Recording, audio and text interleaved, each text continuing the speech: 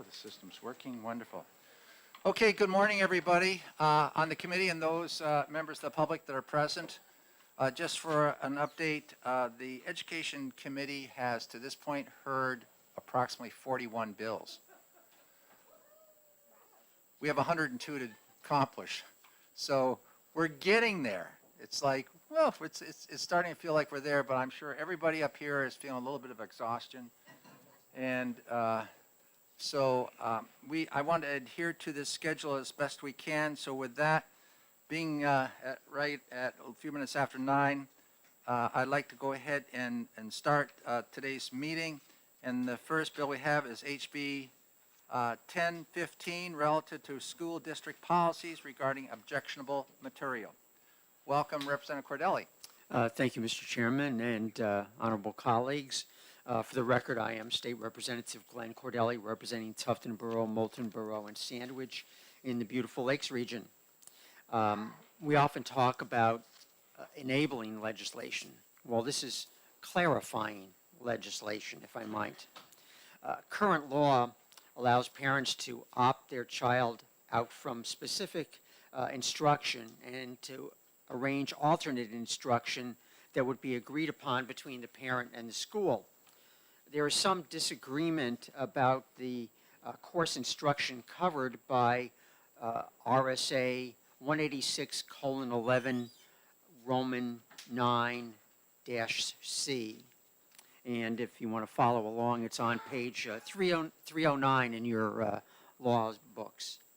It has been read by some to apply only to sex education, but most view the ability to opt out to any instruction. The paragraph prior, 9B, clearly applies to sex education, as indicated in the paragraph heading and the language, and I quote from that, allowing an exception to a particular unit of health or sex education instruction. 9C, however, is headed, requires school districts to adopt a policy allowing an exception to specific course material based upon a parent's or legal guardian's determination that the material is objectionable. The language following simply specifies to notify the school principal or designee in writing of the material to which they object. Parents should have the right to have input as to what is being taught to their children.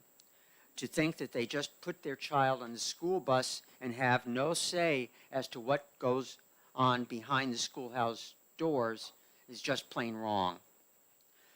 1015 clarifies that 9C applies to any course of instruction and also adds new language that granting of an alternative to a lesson should not apply to an entire course, but just to a specific lesson.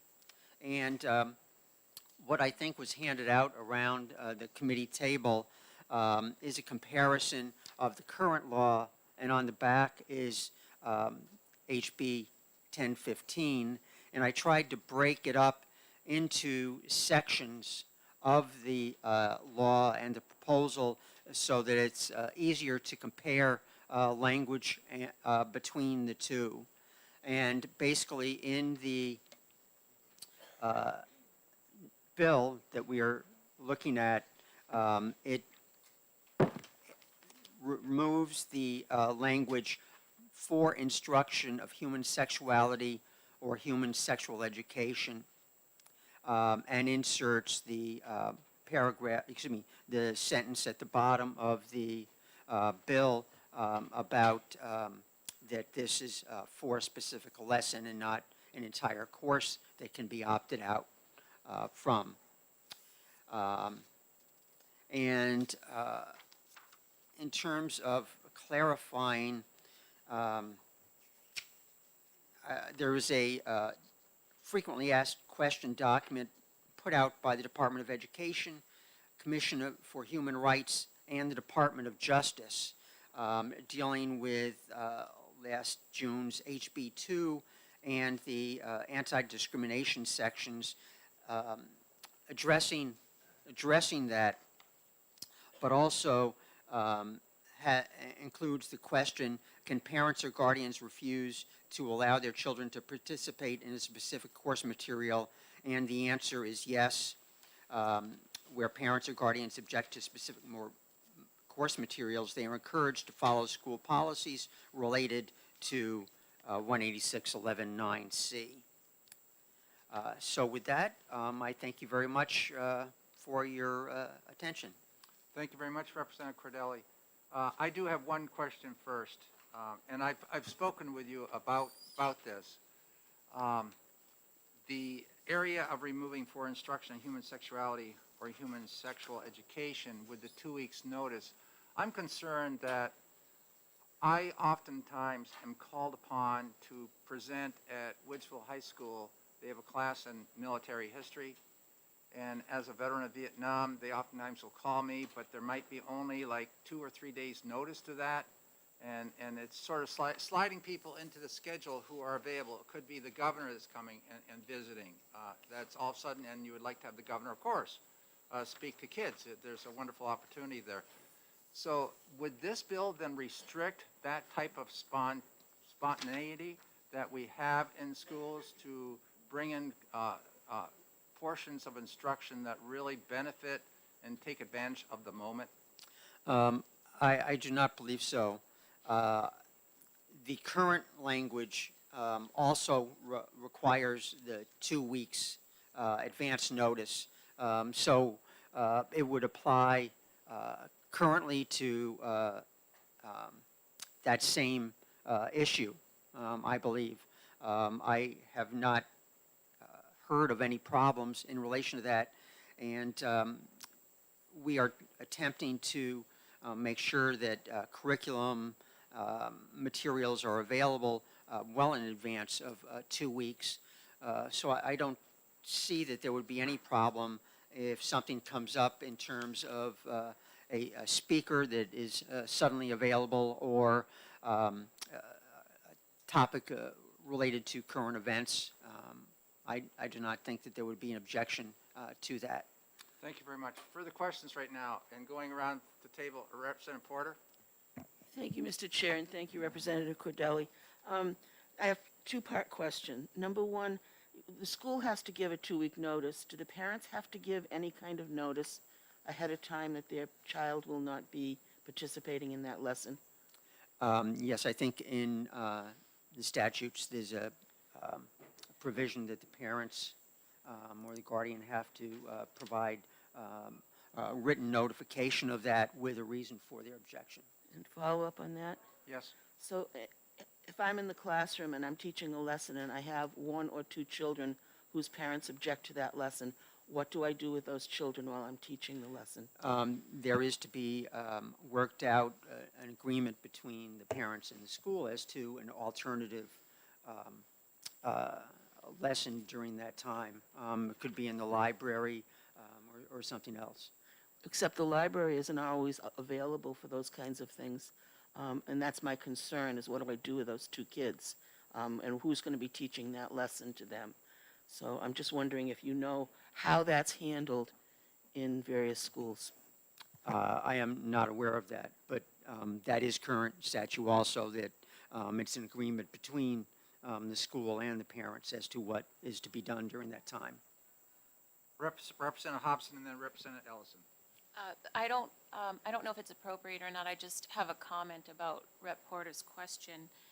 There's a provision on line 9 that answers that. I don't know if you saw it or not, but just the basics of how to handle it. Thank you. Okay, that was not a question for the for the presenter. Representative Ellison. Thank you, Mr. Chair. Thank you for taking my question. Sure. Looking at lines 6 through 8 on the bill, by removing human sexuality and human sexual education and sort of making the bill applicable to anything, are we asking that every single course at any level in a school, all of those curriculum materials must be made available to parents at any given time? We asking the kindergarten teacher to send out her materials on reading and math and so on? I mean, I think, or I ask you, do we open that possibility by removing the specific reference to human sexuality and human sexual education? I believe that the current law applies more broadly than that, and my attempt here is to clarify that that is the intent of the law.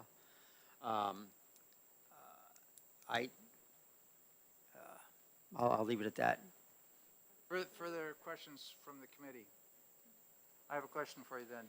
Representative Cardelli, do you recall that when we've had discussion on this particular statute in the past, we've had questions asked, do I have to have a 2-week? You can have this all curriculum delivered to parents online at the beginning of the school year. Is that correct? That is correct, and I think that we've seen or are in the process of seeing several bills clarifying that curriculum needs to be made available to parents. Thank you. Further questions of Representative Court? Yes, Representative Tanner. Didn't see your hands down there. Okay. Thank you, and thank you for taking my question. I want to speak to your statement that parents send their kids off to school and they have no say in what happens behind closed doors, was the quote, I believe. And I would like you to know, from my point of view, that that did not happen. Any parent that came in that asked for things got it, but I was wondering if you had an idea of how often that happens in New Hampshire. Thank you for the question. I believe my comment was that they should have the right. I do not know how many times that occurs, but certainly there have been times when parents have requested materials and have received not all the information that's requested or objections to providing the materials that are available. And I think that that is an issue. Yes, you may. Do you believe that most schools have a policy in place for parents coming in or parents requesting or objecting to materials, particularly after this law was first written? I would hope they do. I think that when a new statute is passed and signed, there should be a local policy developed. Thank you. Representative Mullen. Thank you, Mr. Chair, and thank you, Representative, for taking my question. The way I read 1015 is not that the curriculum needs to be put online at the beginning of the year. What I'm reading is shall require the school district or classroom teacher to provide parents and legal guardians not less than 2 weeks advance notice of curriculum course material. And to me, that speaks to readings, written assignments, the worksheet that's going to be handed out. So are you concerned at all that you're sort of hobbling classroom teachers to making a decision, and then what happens if within 10 days of the lesson they discover materials that they consider are better? Thank you for the question, but that is current law. So I would expect that they are dealing with that now, and I don't think that if they alter a lesson plan or change the sequence of a lesson, I do not think that there would be a huge problem in that. Yes, follow up. The current law specifies human sexuality and reproduction, and are you saying that we already have in place a statute that requires all materials that are being used by all classroom teachers to be available 2 weeks in advance? I think that the current 186.11.9C does provide for that, in that looking at the title of the section as well as the detailed language, and it further down in the paragraph says that it would also cover sexual education materials. The word "also" is in there. Thank you. Representative Tanner? And then Representative Lakis. Thank you. As a teacher, what do you think, what do you think a teacher does in order to prepare for usually just the next week? There's usually a unit plan where you, similar to what Representative Ullery gave us for the civics, the civil rights thing. But then lesson plans are usually drawn up a week in advance, I would say is probably normal. What do you expect to see in a teacher's lesson plans, and how can they, how do they then extend them to 2 weeks out? Because if you don't cover some of the material one day, or if the student doesn't understand the material one day, bulk of the students, then oftentimes your lesson plans are junked in the paper, and you start out again revising what you did. So what do you expect would be, let's say you went in and objected to something other than human sexuality, which, again, I taught, and we had numerous times when people came in. But let's say you objected to, in high school literature class, the discussion of maybe a movie they saw like Schindler's List. Okay, what would you expect the 2 week in your 2 weeks of lesson plans? I would think that in the curriculum materials that should be available, made available to parents at the beginning of the year, materials such as films, recordings, things like that would be included in that. And I'll go back to an example that I think I mentioned one time here, in that back in Connecticut when I was a school board, they wanted to show the Godfather movie as an illustration of early 20th century America. If that had been passed by the board, I certainly think that should have been notified to the parents in terms of the curriculum that was going to be for that course, so that the parents could see that movie was going to be shown. And I know I would have gone in and objected to that movie being shown. And I think it would be perfectly within my rights and my responsibility as I see it as a parent. Could I have a follow-up to that, please? We have some other questions here, and we're running a little tight here, so I'll come back to you if we have that time. Representative Hobson? Oh, Representative Lakis, excuse me. Thank you. Mine is sort of a follow-on to Rep. Tanner's. I'm just curious as to how detailed of the material needs to be. Is it just like when I was teaching math, was it just the math book? Or I, for instance, based on what my students were having trouble with, wrote up my own problem sets and everything to address the particular things they were having trouble with. And I would often do that the night before based on what happened that day in class. And I'm wondering how detailed, this actually is expected to be. I think that the current language in the bill now discusses curriculum course material. I don't think that it has to be every worksheet, as you mentioned, would have to be included in that in terms of the material that is made available to parents. Thank you. Thank you. Further questions? Representative Tanner, you have one now? Yes, I do.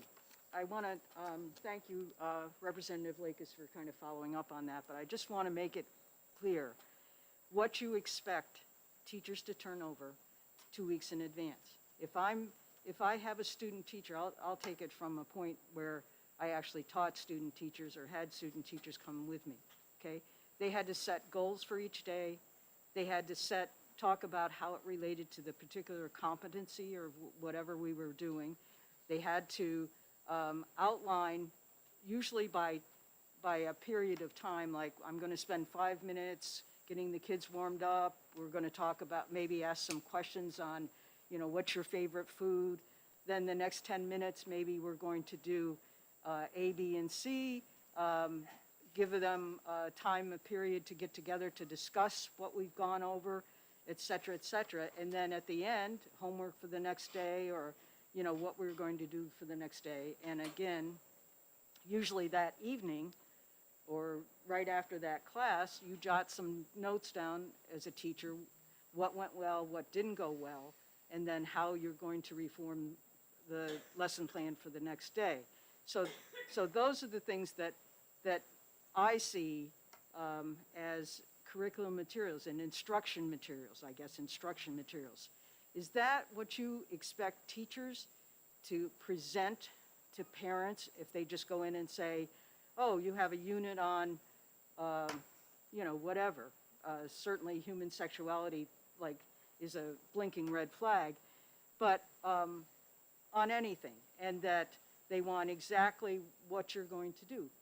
I really think you need to know what you're asking for. Again, that is part of current law. In terms of some of the things you mentioned, I think that goes beyond what would be expected.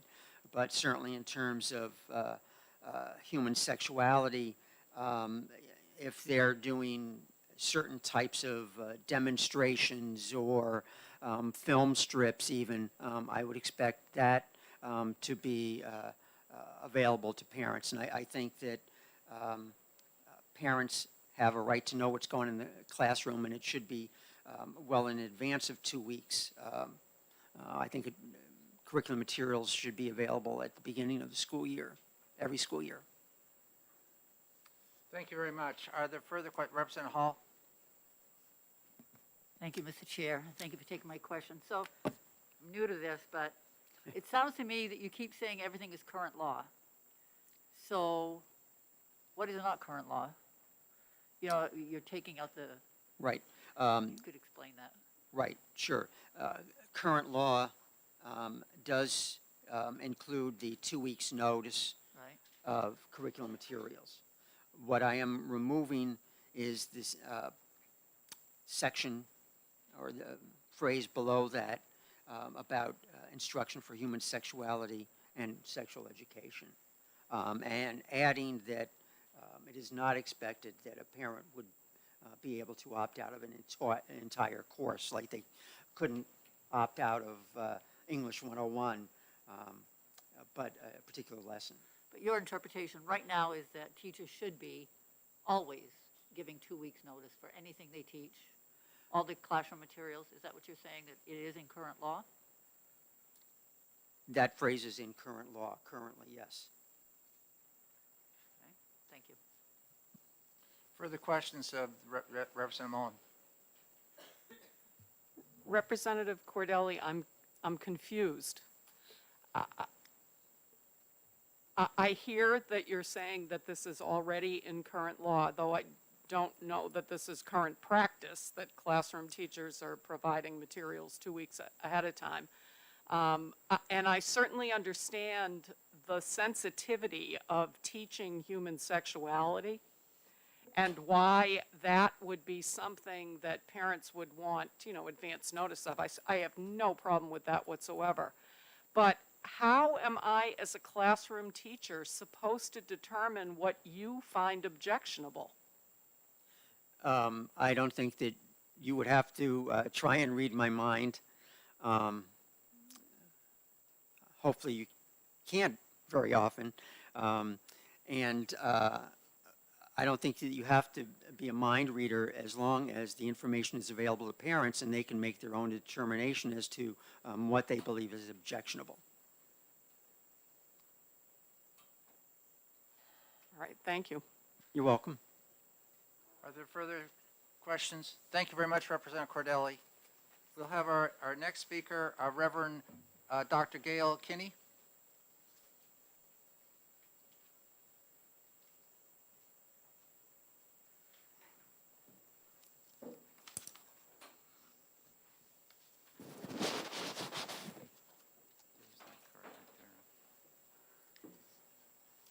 Thank you, Mr. Chair and members of the committee. For the record, my name is Gail Kinney. I'm a resident of Canaan. I am a pastor with the United Church of Christ, which is the old congregational churches that people are probably more familiar with that term. It's the United Church of Christ is the largest Protestant denomination in the state of New Hampshire. I am also a former school counselor, former school board member, and former school board chair, and also former chair of a school administrative unit board. So I just want to say generally that this particular bill is completely, from my multiple perspectives, including my faith perspective, but also my educator perspective, completely unworkable and chaos-inducing. And I want to first start by saying that after I saw this bill, I went back and looked at current law. I printed it out, I read it, and I reread it, and I reread it to try to understand what it was doing versus what this bill is doing. And despite what has been said, the particular provision that is being, for which this bill is going to substitute what's currently in law, that particular piece of statute starts off with just some general verbiage about that school districts need to have policies about how students can object to material.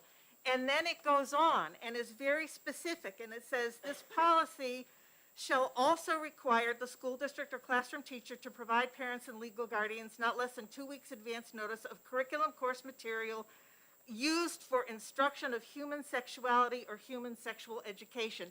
That is specific. The beginning is general. This particular current statute says 2 weeks notice only for teaching of human sexuality or sex education. It does not cover anything else in the curriculum in terms of a 2 weeks notice. But the current bill before you, 1015, does in fact require 2 weeks notice of everything. And it's not clear what that means. It's not clear at all. That's a part of why this is chaos-inducing in my perspective. But think about that for a minute. Beyond the first 2 weeks of school in any given school year, the 2 week clock starts ticking.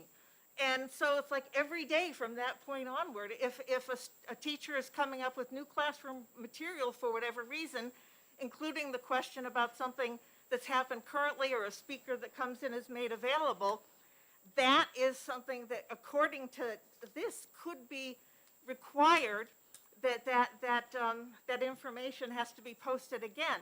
And if it's every class, think about the chaos of every teacher having to post new things to meet the 2 week requirement, because that is not what the current law says, but that's what 1015 says. The other things I think very specifically that this committee needs to ask itself is, what does objectionable mean and who decides? And also, the House Bill 1015 ends with the words of that there can be, you can require an alternative course for any lesson that violates a student's convictions. And I just said, what does that mean? And I just think back, I was a feisty student in my day, and frankly, I had a very strong conviction that I shouldn't have to be part of a biology class if I had to dissect a frog. You know, that violated my conviction. My conviction that I should not do that. But there's such a lacking of specificity here, number one. But number two, just it makes no sense. It is completely unworkable. And if there's this ongoing thing of 2 weeks notice for classroom material, meaning things that are introduced in the classroom, who's going to do that? How much time is it going to take for every class? And then how much is it going to cost the school district to comply with the way this particular bill is written?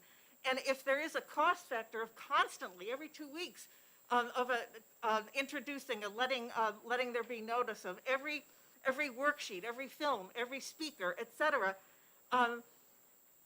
that cost, it strikes me, is also an unfunded mandate. But again, I would say, I implore you, from my multiple perspectives, this is a bill in search of a problem that doesn't exist. Number one, this is a bill that's completely unworkable. This is a bill that would create chaos for teachers. And it screams, despite its perhaps well intent, it screams inexpedient to legislate. So I implore you, please do just that with this particular bill. Thank you so much. Thank you very much for your testimony. Are there questions of the Reverend? Not seeing it. Thank you very much. And I will leave the current law Do to be do you have passed written, forward. do you have written comment, or were you speaking spontaneously about the bill? If you have written comment, it would help the clerk and for. Okay, I just wondered if you wanted a copy of the bill that the statute. No, that we I'm we reading have from. that. We Okay. have the RSAs. Thank you Okay, very thank much. you so much. You're welcome. Megan Tuttle?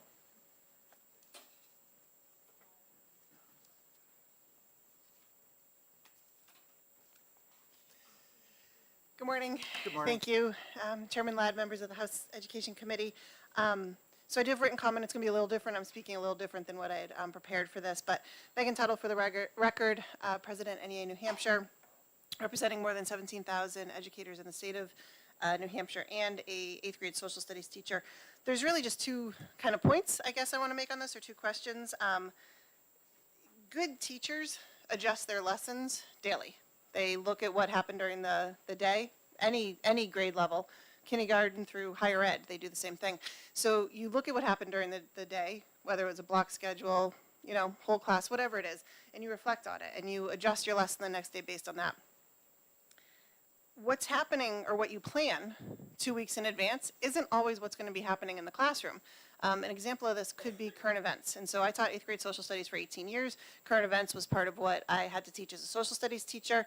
And those you can't plan 2 weeks in advance. If something is going to be objectionable to a parent and you have to let them know 2 weeks ahead of time, just for example, an article that comes out in the Boston Globe or the Monitor or any newspaper you want to pick, or CNN has, I apologize, I can't remember what it's called, but it's a 10-minute news segment that's made just for students. Other stations might have the same thing. I did use that in the classroom. We watched the 10 minutes of what was going on, and then we talked about what the current events were. The kids would pick something, and they would write a reflection on it. They had to write, at that point, it was 5 sentences on what they thought, and then we picked one of the current events to talk about. That was something I had to do as part of being a social studies teacher. That you can't plan 2 weeks in advance. And that's kind of a problem. It's a big problem. You can plan out your units. And I always had a curriculum map in the beginning of the year saying these are the units that I'm teaching or the themes that I'm going to be teaching. But the specific course material, to have it for 2 weeks in advance is really hard to do because it's just not reasonable. It's not natural for what good teachers do. They reflect daily and they adjust their plans based on that. That's it. I'll take questions. Thank you very much, Ms. Tuttle. I got a question for you. Sure. When I was a school administrator, elementary grades K through 8, we had every morning after our morning exercises, a student would come down and we'd do our daily oral geography. We'd talk about a place or an event in geography. It could have been human movement, it could have been physical geography, etc. Very simple. We also had daily current event. Is there a difference between curriculum describing this area that we were doing, daily oral geography, and specific instruction which follows and supports those objectives, but can be changing at the moment? Thank you for the question. I think the curriculum, I see it as what the kind of broad things you're going to be teaching. The instruction could change daily, as you're saying. The way I read this is you have to have the materials, which to me, if it says the curriculum course material to be used, to me, that says you have to give the parents 2 weeks notice of everything you're using in your class. So it could be part of instruction, is how I'm reading this, which I just don't think is realistic. So follow up. So if I were talking today about daily current events and talking about the Ukraine, what may happen? Could I be, in your interpretation, could that be done? According to this, you could I think you could talk about it, but I don't think you could give 2 weeks. Well, no, actually, the way I'm interpreting this is you don't know 2 weeks ahead of time that there's going to be a story on the Ukraine today. So you might not be able to be talking about it, depending on where you got the story from or something like that, if I'm understanding your question Well, correctly. I'm trying to get, there's really pillars in getting everything aligned in school: curriculum, instruction, Right. accountability. And instruction and curriculum are two separate components of that stool. And we could have written in at the beginning of the year, parents know we're going to be doing daily oral current events and geography. That's the curriculum with objectives of why we're doing it, and we could go down to some of those broad themes within those two areas. They don't have to know that we're doing an event today on the Ukraine. Is that how you might interpret it? Thank you, sort of, the way, I know, I'm trying I'm to sorry. get to where we are in this. I know. The way I'm interpreting this is that a parent can opt out or have their child not be part of the lesson because the material is objectionable. And I think I'm interpreting that correctly for this. My point is that we don't always know what the material is going to be if it's a current event. So would the parent then opt out of every time you do a current event? Because in the beginning of the year, you're saying you're doing current events. I think that's where I'm getting, my interpretation is that there's a lot of, I think, parents that could object to a lot of current events today. I don't think anybody could disagree with that. There are so many topics coming up daily that are so divisive. Everybody's split on it. And 2 weeks ahead of time, we don't know what the daily news is going to be. So I think, the way we're reading this is it's specific course material and it has curriculum course material. I don't think that this is doable or workable or reasonable for any educator in New Hampshire right now to give 2 weeks notice of everything that's going to be used. There are certain, so when I taught, I did, I am completely blanking it. We did, I'm so sorry.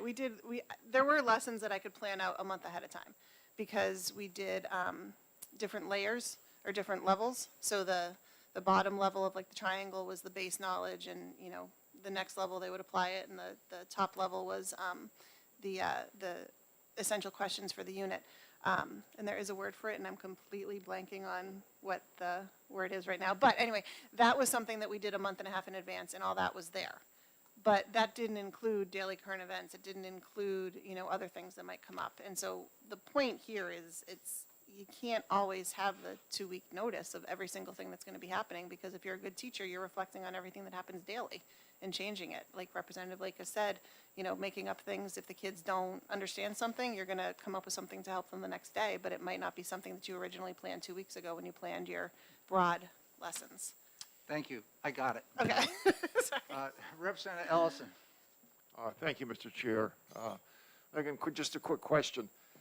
Looking at the bill as presented, would you agree with me that it requires every third grade teacher in the state to put out their curriculum materials 2 weeks in advance for anything that they would be teaching in the next 2 weeks?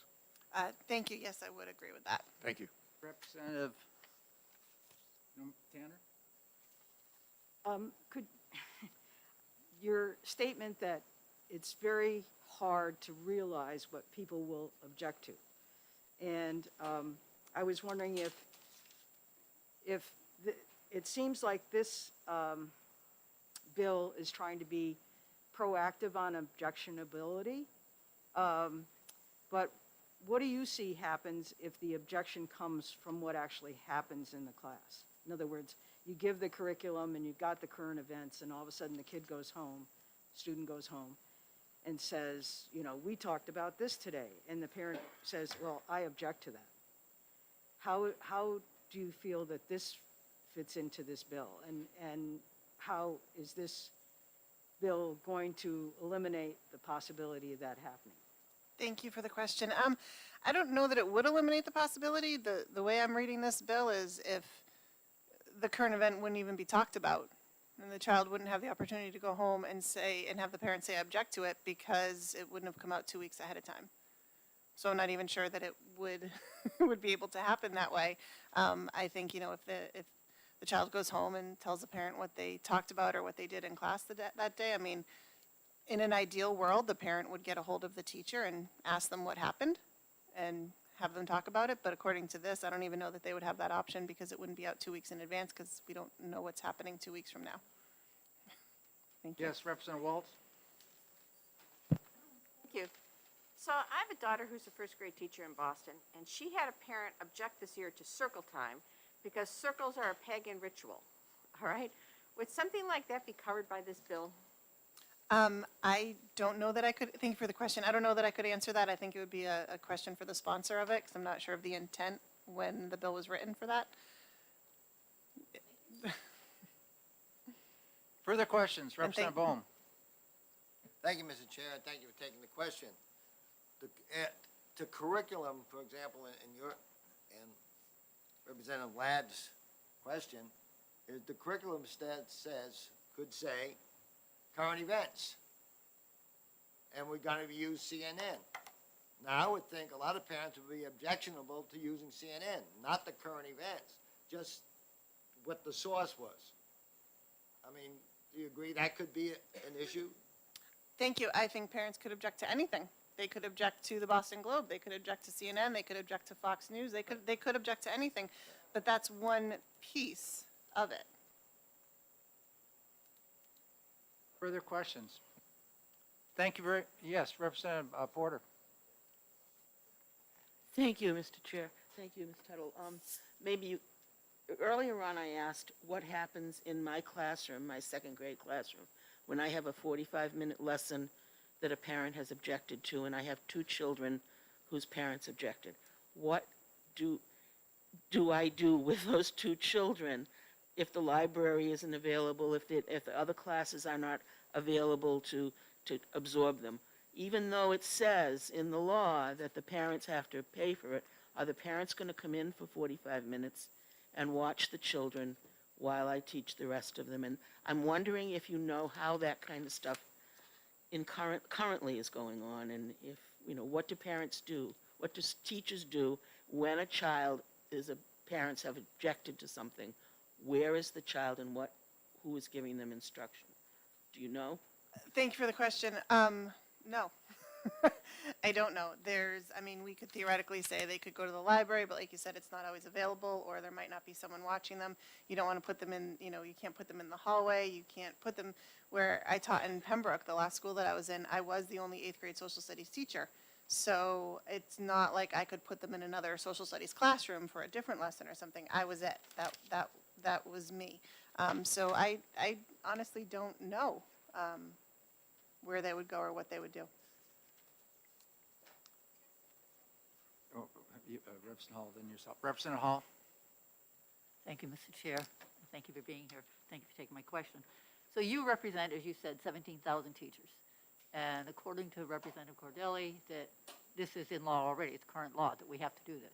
Have you heard, I know from 40 years in the classroom that if people are really up in arms about something, you're going to hear about it. Is this something you've heard from all your educators, that they are wild, that this is current law, fact?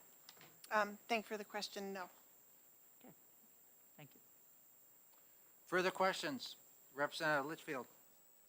Thank you. Thank you for taking the question. I know that it's been mentioned that this bill probably has very good intent. And I know when I first heard about this bill, I envisioned it a little bit different, although I'm not in the classroom every day. And I had looked at it more as though, let's say that year for the English curriculum, we plan on reading these particular books, or we plan on having these particular speakers, which granted they could be last minute. So me interpreting in that way, I'm just wondering, is there a way do you have thoughts on how we could make this better that would satisfy most parties? So, maybe it would be fair to say that the parents have to seek out the information in some cases where if we're going to have a speaker, we post it online, taking some of this pressure off of the teachers. But my question to you is also, could it be less than 2 weeks notice, or what could we do to make this, you look puzzled, so hopefully you're allowed to ask me a question. I'm just listening. No, I'm just wondering, because I understand the intent, and as a parent, I completely appreciate it because there are times when I've held a child back and said, you know what, that's really not something. That's something that we discuss in the home. So I can appreciate that. So I'm just wondering if you have ideas, having been in the classroom, what could we do to make this better? Thank you. I think, and I'm a parent too. I have 3 kids in the public school system, grades 3, 5, and 9. The way I'm interpreting this isn't what you're suggesting. I think putting out in the beginning of the year, as you said, as an English teacher, these are the books we're going to be reading. I think that's completely reasonable to do. And I know that every open house that I ever did for any school I was in, Keene, Pembroke, whatever, I did all that. And we all had to do that. We had to put out our list of either, books we were going to read, or we had to put out what units we were going to be teaching. For me, it was usually 1800 to Reconstruction. And so we put that out for parents to come in and take. I don't know that that's what this says, though. And I think it's 2 different things. So to make this better would be not to have the 2 weeks. It wouldn't be to have all the curriculum material in there. I think it's a different bill or a different topic to just say, and I believe there is a bill later this afternoon about putting out by November 1st, I think, your curriculum for the year. I think there's one coming up on that unless I'm mistaken. So I don't know if that's going more towards what you're asking for. But again, our interpretation of this is that the 2 weeks is just not reasonable for everything that could happen in a classroom if you're a good teacher and you're doing that reflection. Nothing wrong with putting out your topics for the year. I think you should be doing that. I think that's a very positive thing to do, and it lets everybody know what's happening. And and the other piece of that too is, as a parent, I welcome them in my classroom anytime. The principals, other teachers, you want to come in and see what we're doing? Come on in, more the merrier. It's hard to do that now with getting into the classroom, but so hopefully that answered a little bit. Thank you. Further questions? We have several more speakers here coming up. Representative Tanner. Thank you for letting me have the question. I just wondered, Megan, what role the building principal or the principal plays in checking that, someone doesn't go off the deep end. I know I always went to my principal because they have your back, but I'm just wondering what you see as the role of the principal, the administrator in the building. According to this, thank you for the question, I do see the administrator as having a big role in it because they should be checking that this is done. I know that for my own personal experience when I was in the classroom, we had 10-minute walkthroughs. So my principal would be in the classroom a lot, just walking through, checking in. I think it also depends on the size of the school. I think it's going to be almost a burden on a lot of administrators if you have a large school and a lot of staff to make sure that they're doing this constantly. I think would be a burden on them, but. Further, yes, Representative Likas. Thank you. I was just wondering if there was a definition of course material put in, do you think that would help? Thank you for the question. I would have to see it to see No, what. but I mean, just defining think it it would would help clear it up what was intended. Right, I think it could help clarify it, yes. Thank you. Yes. Okay, further questions? Not seeing any. Thank you very much. Thank you. Sorry this was longer than yesterday's. No, it's an important topic. And I do have written material that's a little different. I'll pass it. Thank you. Thank you. The next individual with a pink card here is Rusanne Chester. I always know when someone's calling on me for the first time because they're not sure how to pronounce the name, so there's a pause. Well, I hope I got the last part right. You got both right. It's very, very close. It's Rusanne Chester for the record. It's spelled R-U-S-S-A-N. Thank you for allowing me to come here and speak today on this very important bill. I will be completely upfront and say that I am in support of this bill as it is written for a couple of reasons. I've had a lot of experience both as a parent, an educator, and a grandparent regarding some of the problems that have come up over the years with students and classroom curriculum. This bill speaks, it's the only thing we're really taking out of this bill is specific to sexual education. As some of the previous speakers spoke earlier, they said that a lot of things are controversial right now. Well, when this bill was written, it was sexual education that was controversial. Now, everything is controversial. The bottom line is that I look at this bill as an opportunity for teachers to engage closer with parents, because parents now have the responsibility of saying, no, I don't want it, and why. That they're more engaged. That's something that teachers have been complaining about for years and years and years, that there is absolutely no engagement from the parents. They should be welcoming the parents involvement in their students' education. There is more transparency. If you provide a lot of schools do now. They provide the curriculum at the usually before the start of the school year. Back in my day, my parents knew that I was reading Dick and Jane long before I ever started going to school, because that was, the school identified that for the parents. It also allows the student to process with the parents what happened during the day.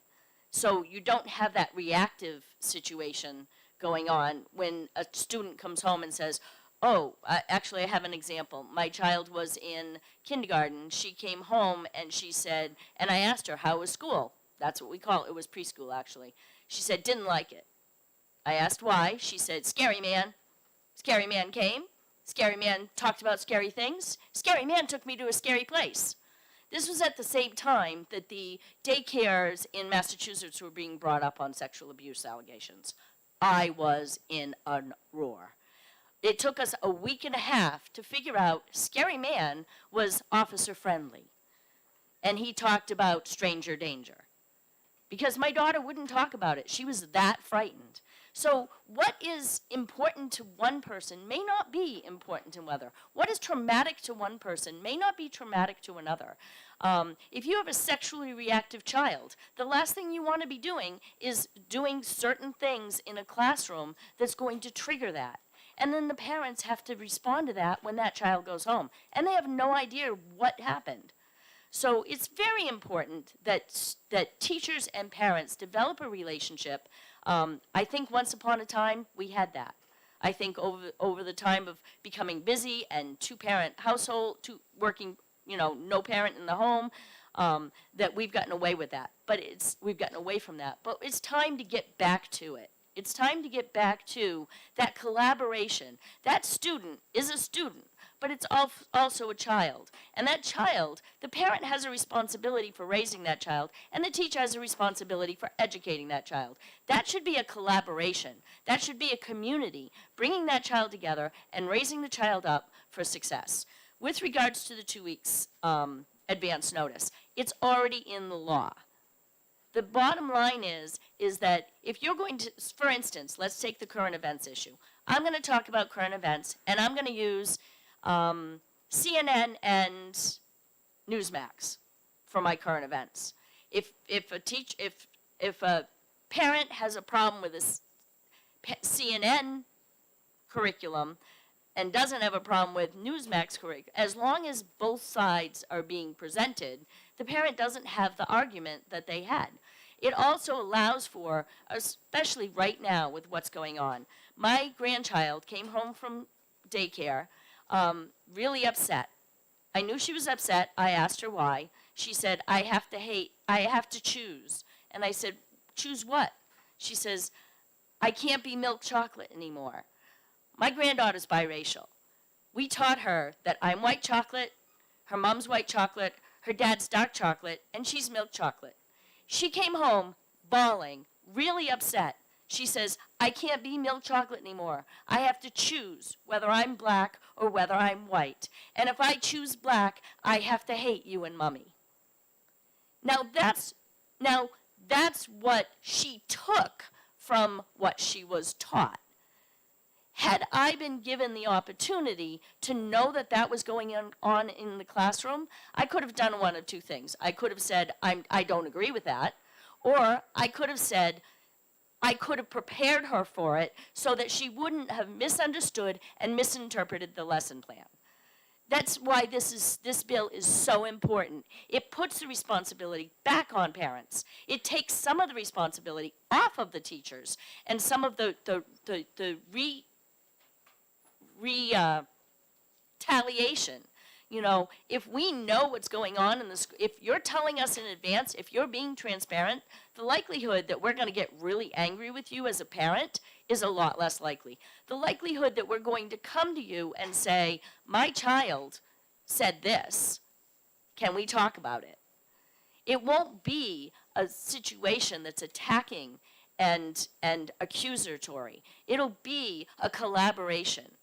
It'll be a true rearing and appropriate upbringing of the child in the whole child, not just the student, not just the good human being, but the entire child. By having that relationship between a parent and a teacher, you are creating a well-rounded human being. Thank you. Thank you very much. Are there questions from the committee? Not seeing any hands. Thank you very much. The last speaker which we have right now is Claudia Istel.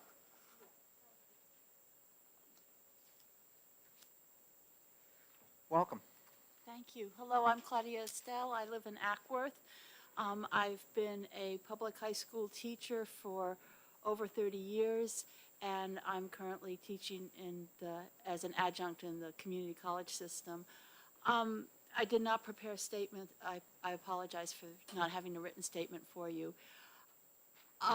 As a longtime educator, I have, and certainly that position has evolved over the decades, as I'm sure that those of you who are educators in this room also know that. So I would provide a syllabus at the beginning of the semester that would outline the topics that were going to be covered in the course. And that was something that both, and also general outline of how the grading was going to happen and other details about the course. And that would be signed by the students and by their parents. So there was a general understanding of that.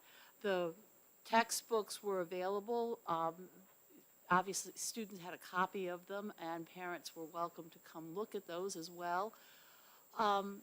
But specific materials, as we've discussed, were planned sometimes in advance. Sometimes I used materials that I had used previously. Other times I was revising them. As we've spoken about, other speakers have said, you adjust to your students.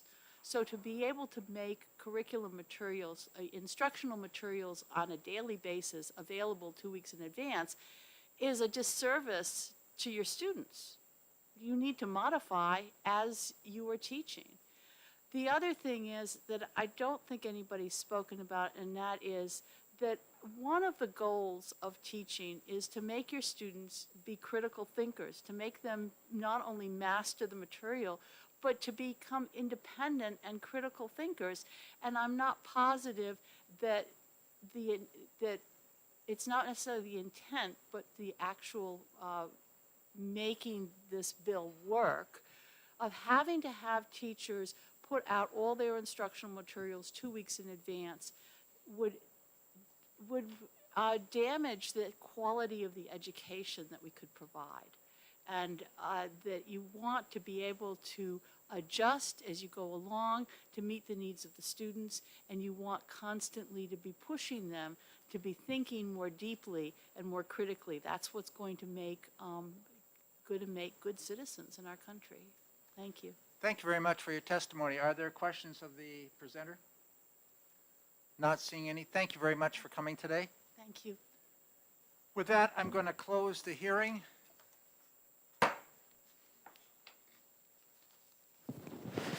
And we will prepare for the next. Yes. Pardon me? Yes. Thank you, Mr. Chair. Yesterday, Jen was kind enough to teach me how to find out who has signed in support or opposition to the different bills that we're doing. We do have, for right here, the blue sheet. Yes, but what's come in online, And we might want to know There's a about. process that's just been put up on the web for that. Yes. I don't have access to that I right do, here. it's in front of me. Jen showed me. Well, would you So- please then announce the number going one way or That's the what, other? Would you that's what please? I was going to do, Mr. Chair. So on this bill, 20 people have signed in support, 194 people have signed in opposition, and 0 have been neutral. Thank you. Thank you very much.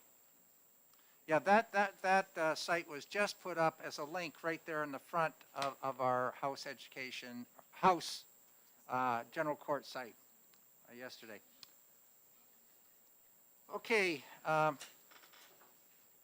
we will prepare to go here into the next bill for today, which is scheduled to occur here at 10 o'clock. Relatives to State Board of Education rules for the credit for alternative, extended learning, and work-based programs.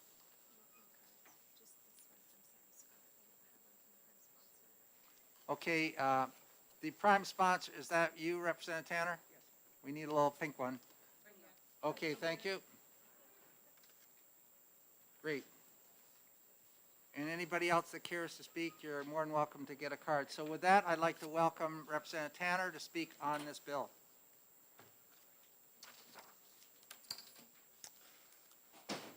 Thank you, Mr. Chair. For the record, I'm Linda Tanner, representative for Sullivan District 9, the towns of Plainfield, Cornish, Grantham, Croydon, Newport, Sunapee, Springfield, and Unity.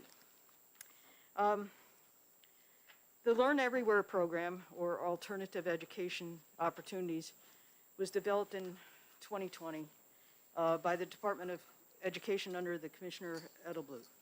And at that time, I had considerable concerns about student safety, consumer protection, and information for parents, because it was taking the program currently in schools as a work-study program or an alternative education program, where many schools had directors, had hired people to oversee the program.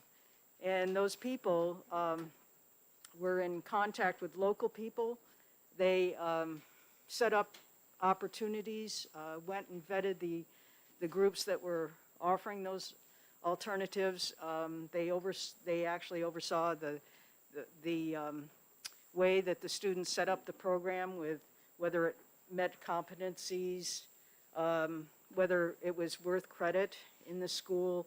They were troubleshooters for anything that happened while the student was in those alternative situations. If there happened to be a problem with the instructor or problem with transportation, anything like that. And that was my major concern, was that, not that I don't think alternative situations are not helpful or needed for many high school or many even middle school students, to go out and see the world, to get outside the walls of the classroom and experience the relevancy of what you're teaching in the classroom. And I thought just opening this program, to the world, and allowing parents the responsibility of taking over all the duties that this person in the school, that I was well aware of what they had been doing, that now the parents had that responsibility totally put on them. I was concerned about that. And at the time, the program was fairly, wouldn't say controversial, but it certainly had, people had issues with the program. But the program passed. It passed the state school board by a 4-3 vote.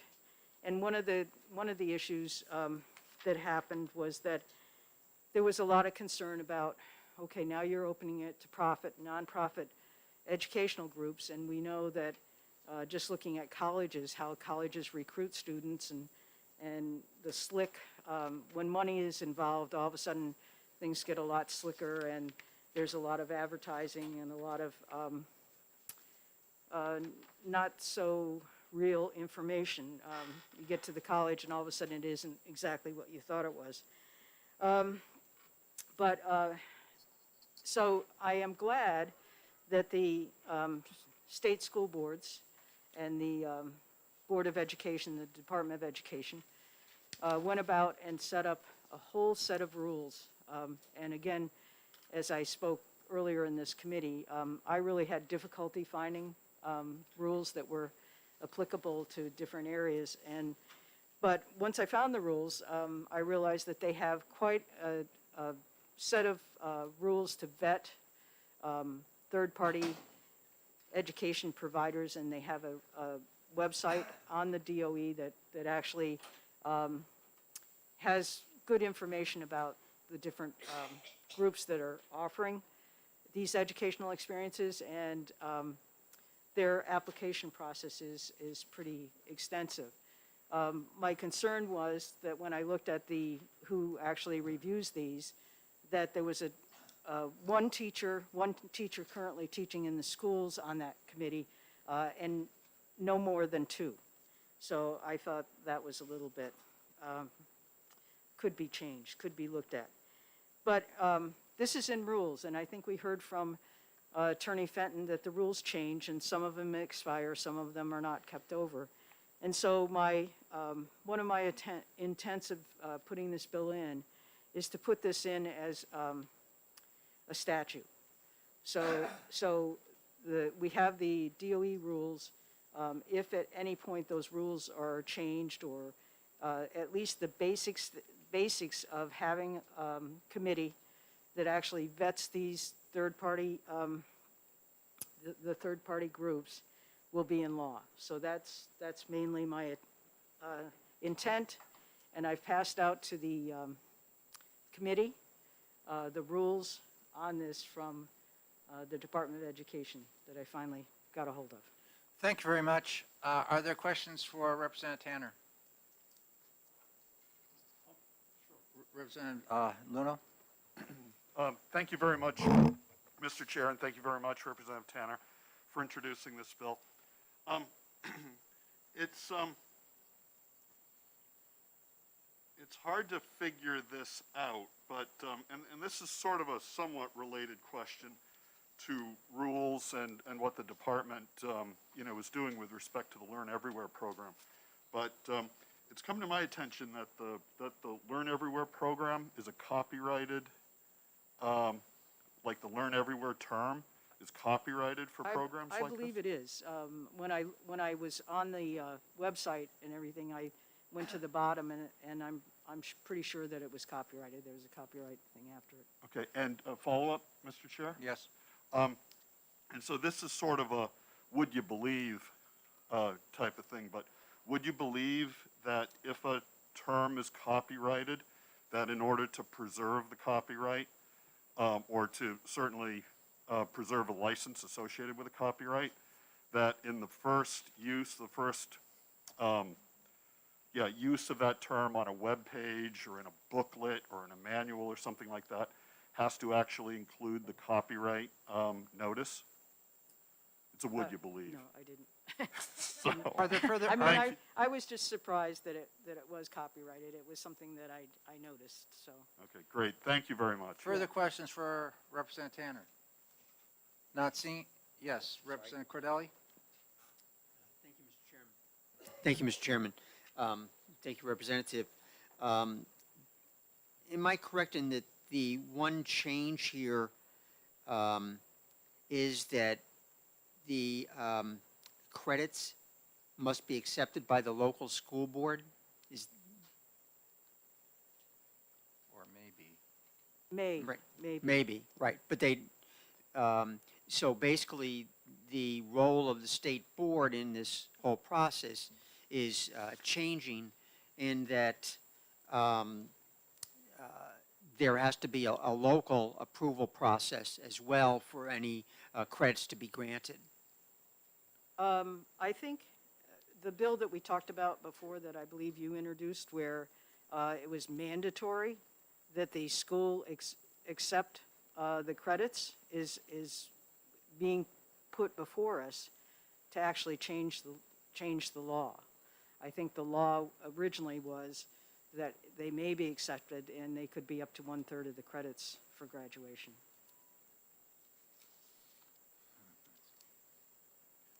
Any follow-up, or you're good? Further questions? Representative Porter? Thank you, Mr. Chair, and thank you, Representative Tanner. So my understanding is this: the State Board of Education does have rules of how these organizations are vetted, and you want to make sure that that gets put into statute so those rules continue. Are you at all concerned with the language of this bill that those rules could change anyway, because it says, shall adopt rules that establish a process? So the rules are already there. This goes in. Can the department then go in and change their rules? So that still there's an application process and vetting, but they're different than what you see here, what we see here? I think that's a good question. I mean, I think one of my intents was also to bring this up for discussion, and the fact that a lot of the issues in the rules section, perhaps like the panel that reviews the third party, perhaps that's something in future, once this is in law, can be amended or put into statute.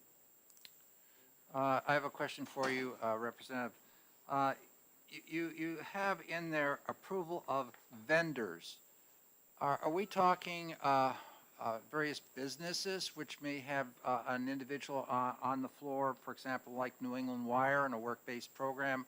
Or are we talking about other public schools or career technical education centers or other nonprofits? Exactly what is the definition of vendor here? Well, I think it's a third-party group that's offering educational services.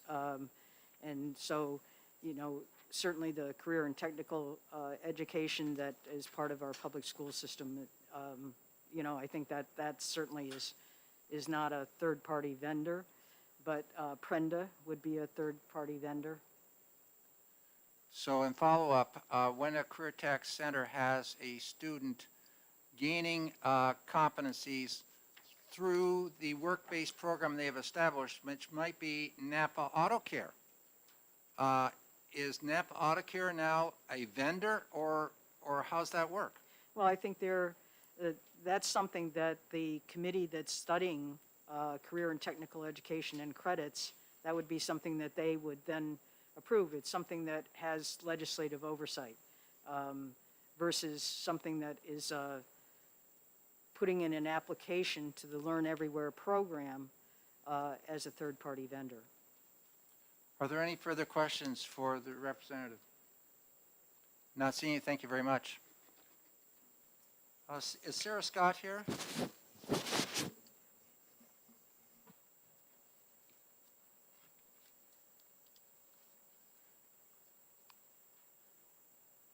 Welcome back, Sarah. All right, good to see you guys all again today. Thank you, Mr. Chairman, and members of the committee for the opportunity to testify here today. My name is Sarah Scott, and I'm the Director of Grassroots Operations with Americans for Prosperity New Hampshire. And on behalf of AFP New Hampshire and our activists all across the state, I urge you to oppose House Bill 1051, which would change the rulemaking authority for the State Board of Education to implement the Learn Everywhere program. As we talked about yesterday, since launching at the end of 2020, over 10 providers have been approved, and the majority of those were in the last 6 months, which has given thousands of New Hampshire students access to high school credit for the learning that they're already participating in.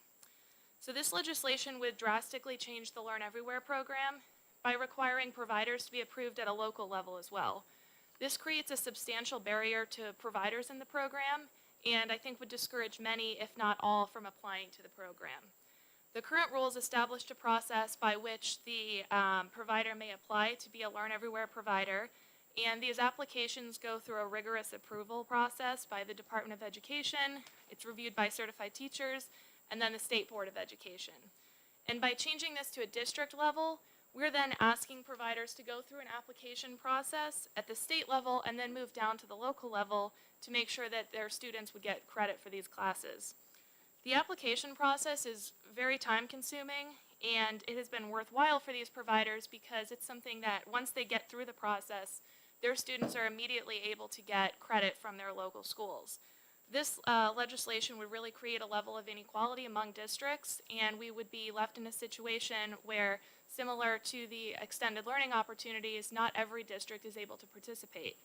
The current process is really the ultimate level of local control because we're giving parents the option to choose which classes their children attend.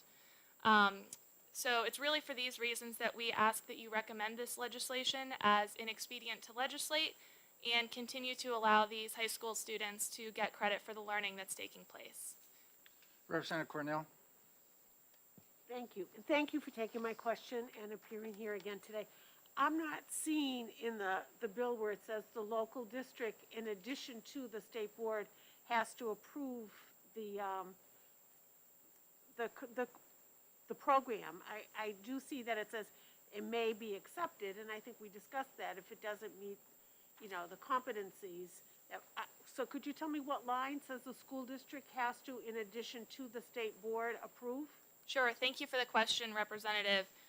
So we're looking at a situation now in which these providers would then have to go to the local school to explain the program and explain how their course meets the competencies.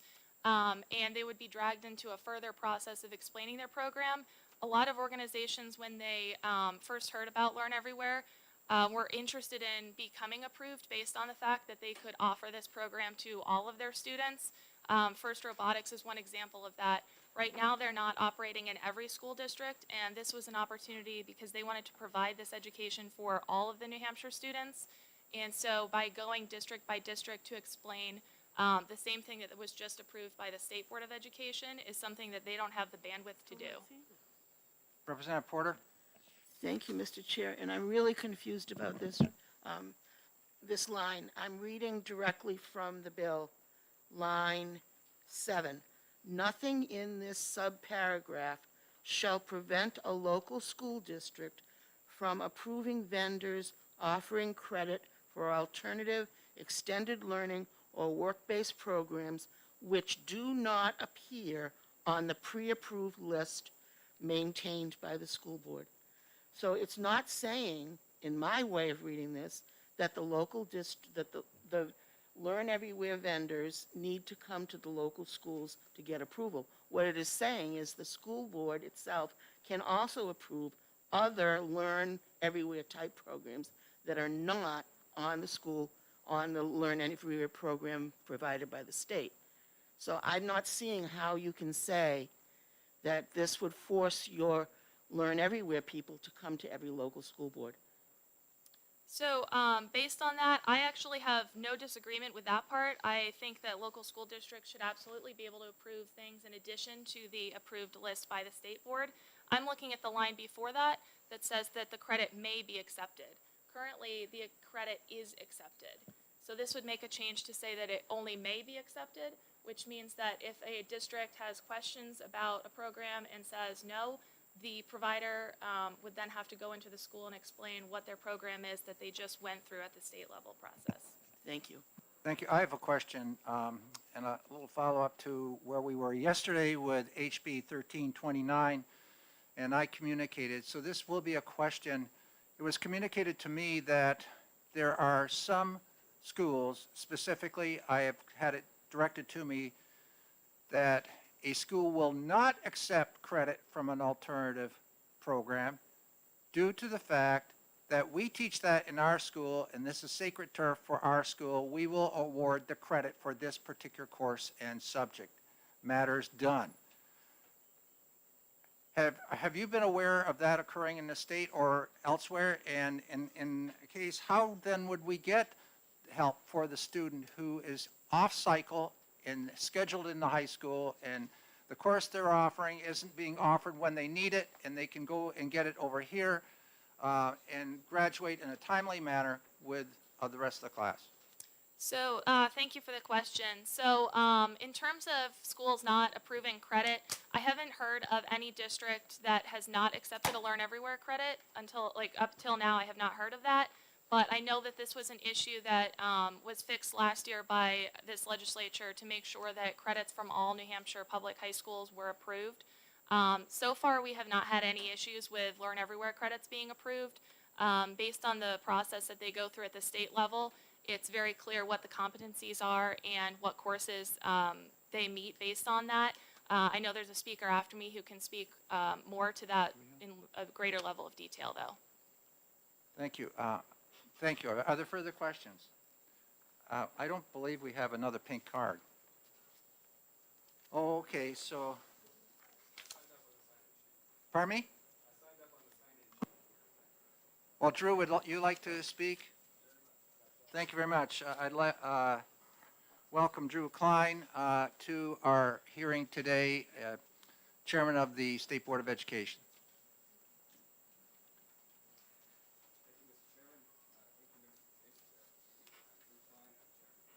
Is your mic on, Drew? There you go. Is that it? All right. Oh, there we go. So I'm Drew Klein. I'm chairman of the State Board of Education. Thank you for the opportunity. I wanted to give you a little bit of background on Learn Everywhere and how it works, but first say that I'm strongly opposed to this bill. It would destroy the Learn Everywhere program. The way the Learn Everywhere program works is programs apply. So if somebody, private program, nonprofit or profit, wants to become part of the Learn Everywhere program, they submit an application to the Department of Education. The department then has staff that review that application very thoroughly. They go back and forth. They create a team that evaluates the application. Once it is vetted by the Department of Education, and they have to go through a checklist to make sure it aligns with state standards, that it meets state competencies, that everybody who has contact with, not just instructors, everybody in the program who has contact with a student has to pass a criminal background check. There's a long list of hurdles they have to get over. Then it comes before the State Board of Education.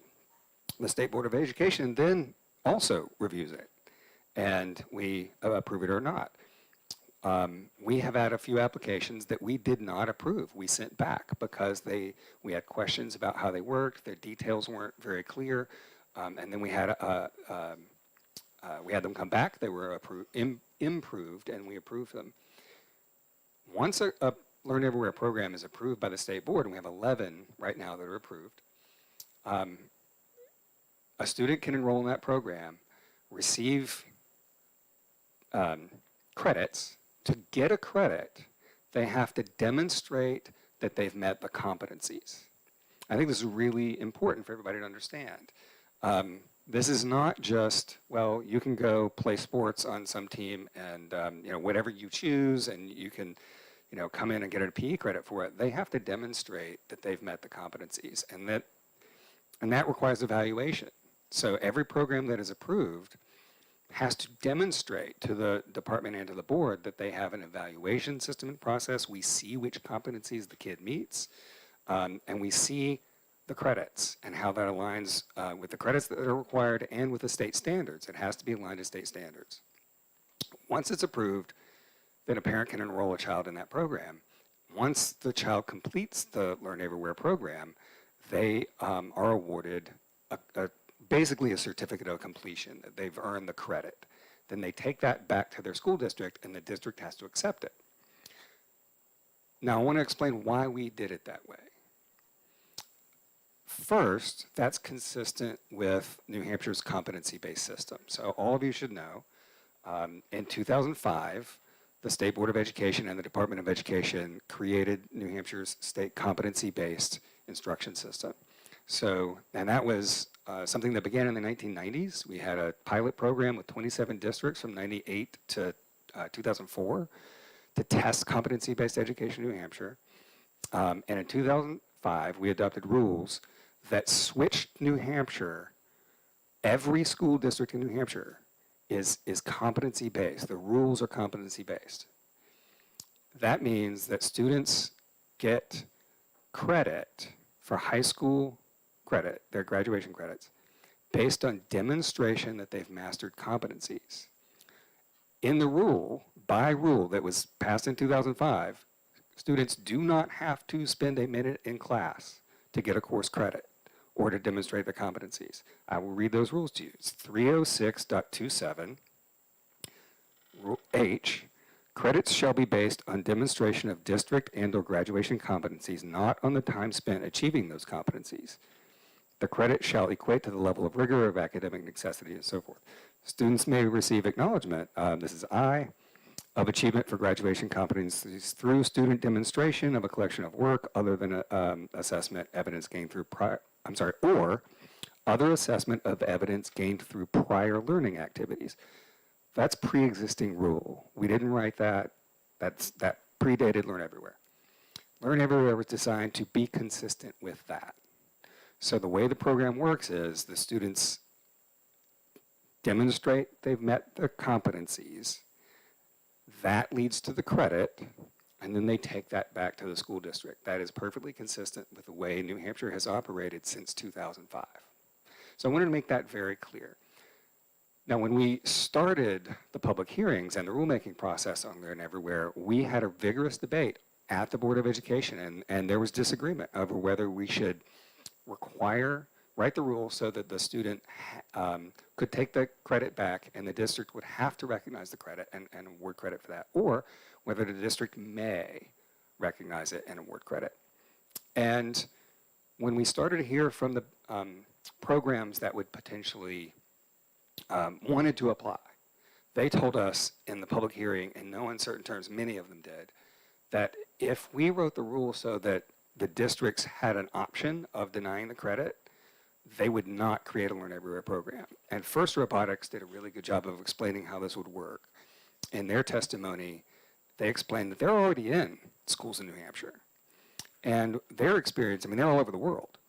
And I think this testifies to the need for Learn Everywhere. First Robotics has been in New Hampshire schools for years, and none of the kids was able to get a credit for science, math, or business by doing the First Robotics program.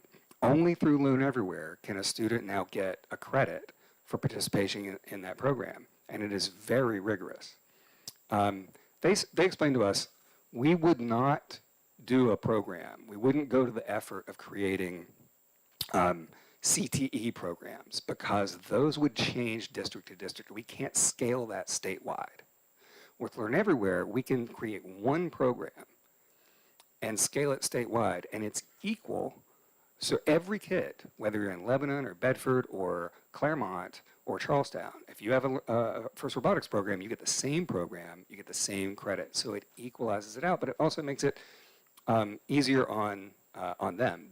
Because if we didn't have that, they would have to go to each individual district and tailor the program to that district's needs. That's not workable for a group like First Robotics. So that's why we did it this way.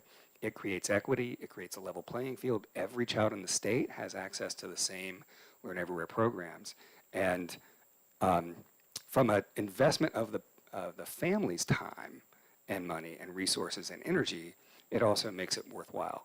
So this way we prevented, and we heard this concern too, that we prevented a situation where a parent would enroll in a Learn Everywhere program and then find out that their district had a problem with it and wouldn't accept the credit. So this guarantees that kids will get the credits if they go through the program, and it is very thoroughly vetted. And I can share with you, if you'd like, I don't want to take up too much time, the examples of some of the programs that we have authorized. They're fabulous programs.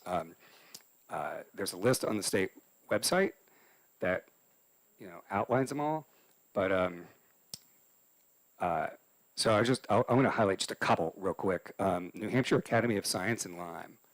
So prior to Learn Everywhere, kids were going to the New Hampshire Academy of Science in Lyme, where science is taught by Dartmouth professors. And it is rigorous lab-based science program. And they were not allowed to get academic credit for that. They had to go back to school in their high school, wherever it was, and take that same science class over again. Now they get credit for that. Seacoast Science Center, we approved. So I don't know how many of you are familiar with that. It is a fabulous program. They have a marine biology program kids can get credit for now. It's fantastic. First Robotics. The Boys and Girls Club of Sauhegan Valley has a theater program. They created a Learn Everywhere theater program. So you can now get academic credit for participating in their theater. But it is not just for showing up and acting in a play. They had to create a structure that showed that the kids got competencies. they have instructors there are volunteers, but they have instructors with bachelor's degrees in arts and one who's got a master's in education. So it's a rigorous program. Seacoast United, the soccer and I think they do baseball too, program, they have a very rigorous program to get PE credits. And I was very skeptical of the PE stuff, I have to say, right off the bat, because my thinking was, right, how are you going to demonstrate that you got a competencies? But they gave us a very thorough, rigorous proposal that outlined how the kids are going to be evaluated. They demonstrate progress on their health and their capabilities and whether they gain skills. And they have a wellness component of the program. It's a very good program. And we vetted it very thoroughly. And so those are the kinds of examples of programs that you can do through Learn Everywhere and get credits statewide. And we approved some online programs. Kumon Academy, for example, has a very rigorous math program. Now, the benefit of this statewide is that you can take this online. So no matter where you are in New Hampshire, you can get access to Kumon Academy and you can take algebra and trigonometry and get credit for that. So that's how it works. And if there are any, and the reason why this bill would destroy the program is because it would give districts ability to not accept that credit, and that was just not workable. Thank you very much, Chairman. Representative Luno. Thank you very much, Mr. Chair, and thank you very much, Chairman Klein, for joining us this morning. Just a couple of questions tied in with your testimony, but you'd mentioned the competencies and alignment with state standards, and I was wondering on where the approved programs are listed, does it also include the competencies and alignment so that out of transparency, so that parents and teachers and students can understand to what level of rigor these were approved by the state board? So on the website, are you asking? Is that on the website? Just anywhere available. I'm not sure how. So we lost at the department a communications person a while back, and then so our website is a little lagging, but it is in the packet and in the program approval itself. If it's not posted online, I agree with you. We should post it online. I'm not sure. I mean, I can click through, but I don't want to spend time doing that. Right. But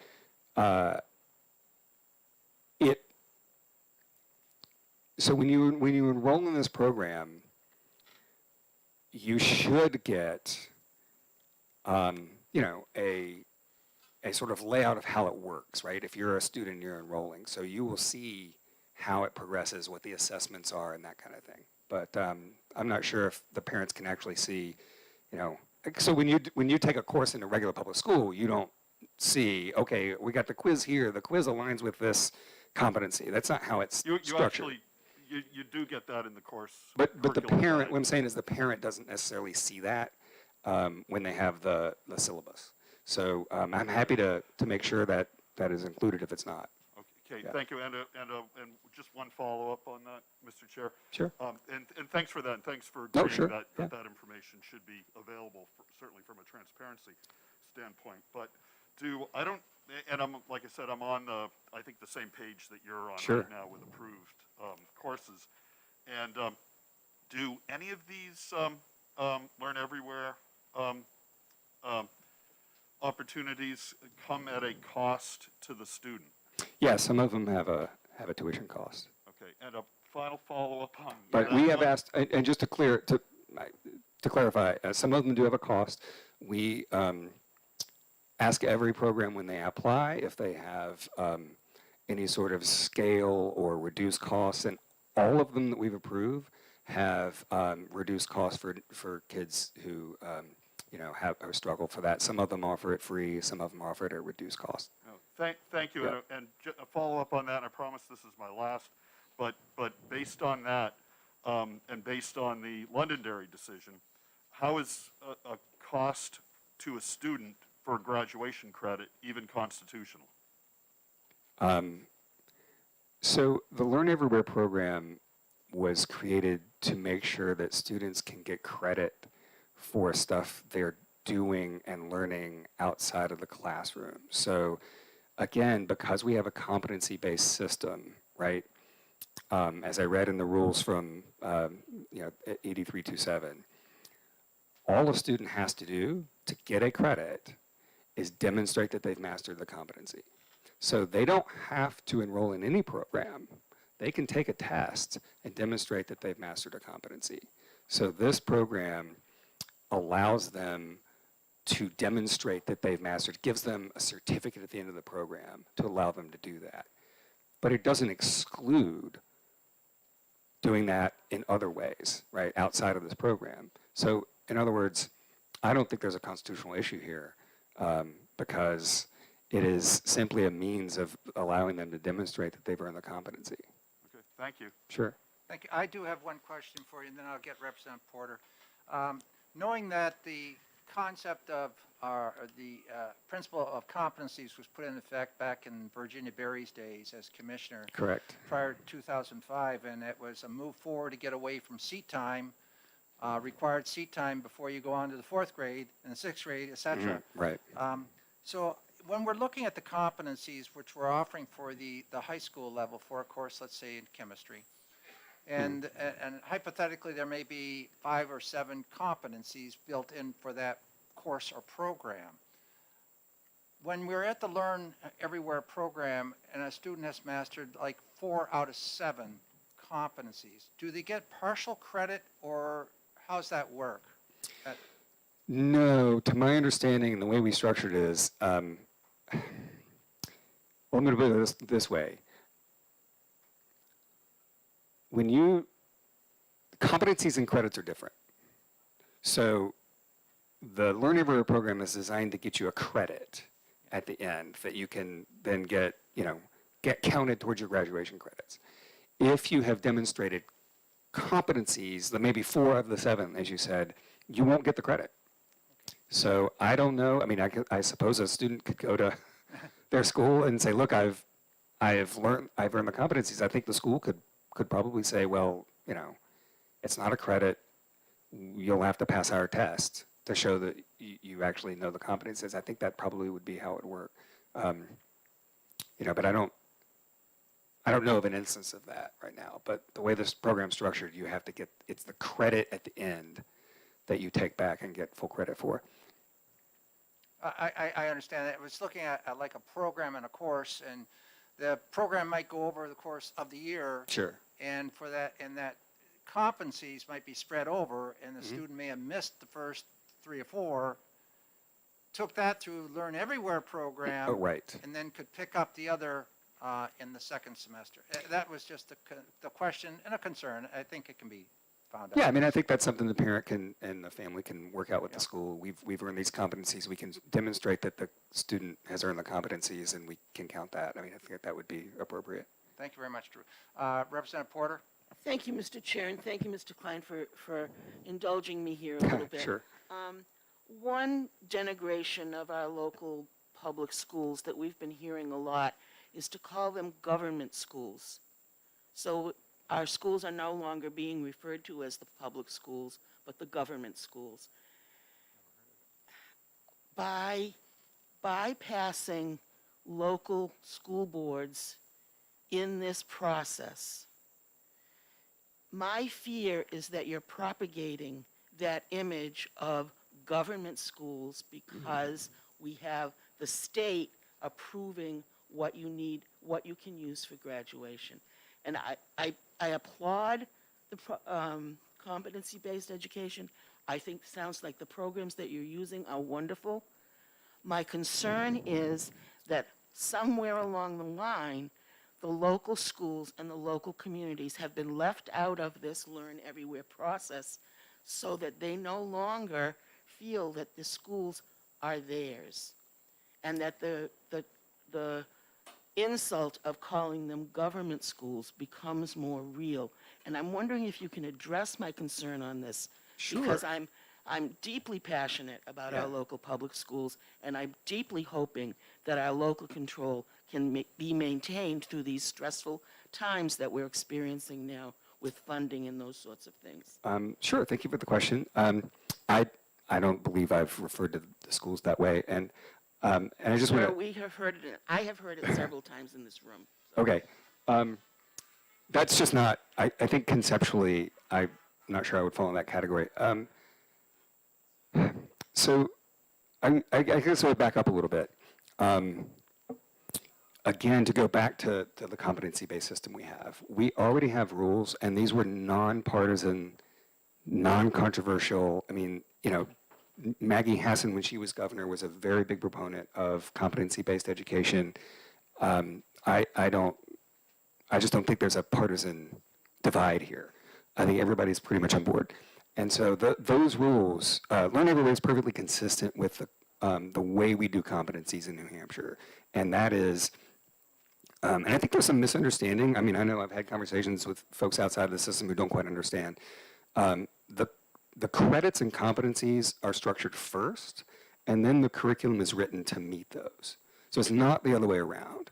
So I think that's just conceptually what some people don't understand. So when we were doing Learn Everywhere, we were told, well, this is, you know, you're bypassing the curriculum, but that's not the way the system works. The system works so that the student demonstrates competency. The curriculum is written to get the student to the competency, but our system is structured before Learn Everywhere in such a way that a student could come in and demonstrate that they know the stuff and not have to sit in the class and go through the curriculum. I mean, that's just the way the system works. So I think thinking of it in conceptually, that Learn Everywhere is taking away local control or bypassing that control over curriculum is not the right way to think of it. Because, again, Learn Everywhere is consistent with the competency-based system where we're just saying students can demonstrate that they have the competency and they get credit for that. Yes, but, okay, so, yes, please. So I'm a kid and I have a competency in the Russian language, and I go in and I meet the competencies for demonstrating that I have enough competency to whatever. I go to my local school board to get that credit. That's how that works outside of this program. Somebody has to approve that and say, yes, indeed, this child has met these competencies. And my understanding has been that in the past, that's the role and the function of the local school board. And I'm just so conflicted because now they're not in it anymore. Anything that you say is okay has to be okay, and anything, but it just feels like they should be in there somewhere so that the local control can be maintained, at least superficially. Well, I guess I would again just address it from the standpoint that the rules, the 300s, I mean, the way the rules are written for public school districts are, I mean, almost everyone starts with shall, right? So superintendent shall, the school board shall, district shall, the teachers, I mean, it's all shall. And just conceptually, again, that's the way our system has been forever. I mean, the CTE programs that were created, read through the rules on those. It's all the district shall, the school shall. You know, there was resistance in the beginning from some districts to do the CTE programs. So the CTE rules are full of districts shall do this, they shall make these available, they shall do, so the idea that the districts have total control outside of the state for deciding these things is just not accurate. The state sets the rules and guides what the districts can do and can't do, and how competencies are to be met. And that's just the way the system has worked for a very long time. And so Learn Everywhere is just a way to say, we're recognizing that students are learning and earning competencies outside of the school itself in this other way. So we're going to create a program that can scale statewide and allow kids the opportunity to demonstrate that they've done that. So again, I don't think it's really that inconsistent with the way we've done things before. Sure. Thank you. Very quick. Thank you for taking my question. Sure. I think going back one question, you did say that if all the competencies weren't met, like if they only met 3 out of the 7, the school district does not have to accept that as a credit. Yeah, because they didn't get the credit. So the school district can say no. Not if they get the credit. but if they don't meet the competencies, the school district can say, no, you did not meet the competencies for this credit. So the way we wrote the rules was all geared towards the credit, right? So the rules are if they earn the credit, then the school has to accept the credit. Now, we have pre-existing rules that govern demonstration of competencies. And again, I wasn't prepared to think of it that way, so I don't want to give you a definitive answer, but my guess is that if you've met some of the competencies but haven't earned the credit, then you would have to show the school district that you've met those competencies, and that would be something you'd work out with the district, I think. That's just the way I kind of understand it, because the way the rules are written, they're all geared towards the credit. But I could go back and check and have somebody get back to you if you'd like. That would be fine. Thank you. Yep. Thank you, Mr. Chair, and welcome to Oh, House thank you. Education. And thank you for taking my creded. I give you My credit. question. Give me credit for the question. Chairman Klein, is there any provision for instructor evaluation in the Learn Everywhere program? Off the top of my head, I'd have to go back through the rules and see how we wrote that. The instructors are not required to be certified teachers, obviously. They are required to pass criminal background checks. And the way we've worked it with these applicants is that we do ask them. We want to see who their instructors are and what their qualifications are. So we get that. I'm not sure off the top of my head how the rules address it. Can I just have one quick follow-up, Mr. Chair? So with regards to instructional materials? Yeah, they give that to us. Are there rules, or is there a process by which you're looking at instructional materials, and does it come within 2 weeks of instruction? Actually, so one of the things that's fun about doing these rules on the state board and having the flexibility to write the rules ourselves and making sure that that's not all written in the law is that we have the flexibility to adjust. And so one of the things we learned from our the application process last year was that we needed to tighten up the rule around materials. So we actually, in November, I think it was, we proposed changes to the Learn Everywhere rules that would clarify that they have to give us their instructional materials and curriculum. We have to see that. We were getting it beforehand, but it wasn't written in the rule, and we just wanted to clarify that was in the rule. So we are getting that, and it is going to be going forward part of the rule that's finalized. And then I don't think the rule spells out specifically that they have to show that to the parent, because they give it to us and we approve it, but I don't see any objection to making sure the parents see all the materials ahead of time. Thank you. Sure. Thank you very much, Representative Luno. Very quick. Thank you very much, Mr. Chair. Yeah. Thanks for taking my question Sure. again, Mr. Chair. Do non-public schools under contract with a school district have to accept these credits? No, under contract with the school district. So you're talking about Pinkerton Academy? Pinkerton would be an example, but I'm sure there are others under contract with public school districts. I'd have to go back and clarify. I believe that would be correct if you are a public academy. I assume you're included, but I'd have to go back and check. Follow up, just to clarify, I'm really not limiting it to a public academy. I'm Right. limiting it to non-public schools, which I believe encompass everything except public schools. Okay, so all non-public schools, whether they have Anything that's not a school district, not a public No, school. we're not regulating non-public schools on this. This is for public schools. So if you had a contract and we were a public academy and you were functioning as a public school, I think you'd be covered. But if you're just a private school, we don't make that. I'm saying a non-public school under contract with a school district. If you could follow up on that. Yeah, I can find that out get for you. back. I can definitely get an Because answer to I that think for that you. has bearing on maybe a lot of other questions that this Okay, committee is. sure, happy to get that Great, for you. Thank you very much. Mr. Chair. Okay, are there any further questions? This is the last question. Representative Ford. Always leave it to a president of a college. Go ahead. Thank you, Mr. Chairman, and thank you, Mr. Chairman, for taking my Sure. question. My question has to do with a different subset of students than we've been talking about so far this morning. There are increasing numbers of students who come from cultures, countries, where they speak languages we don't typically teach.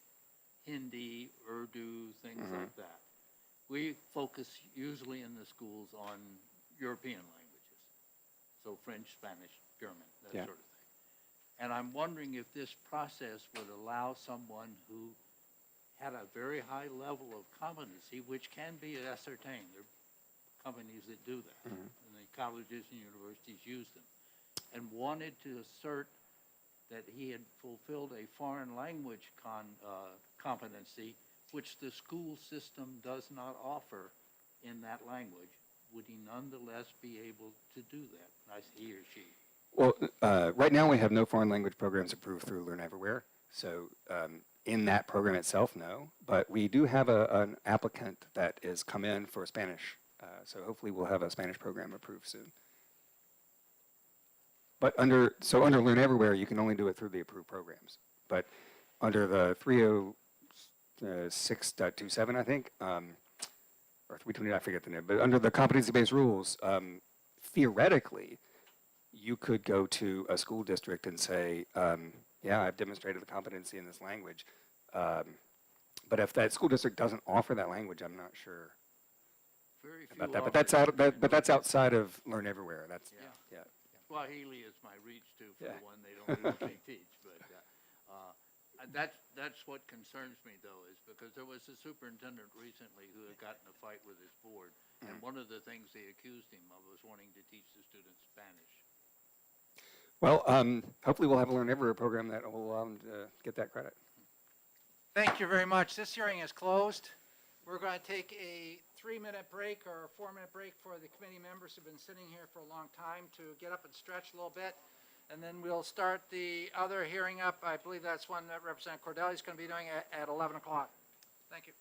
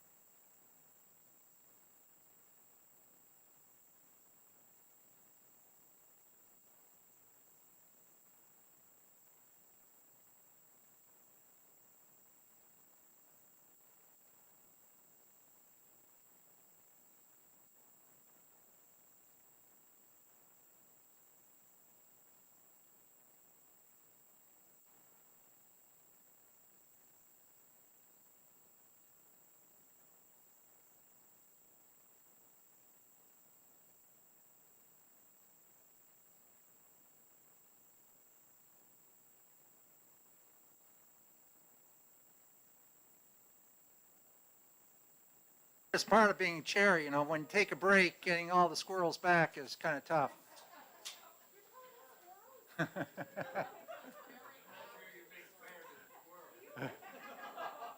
Okay.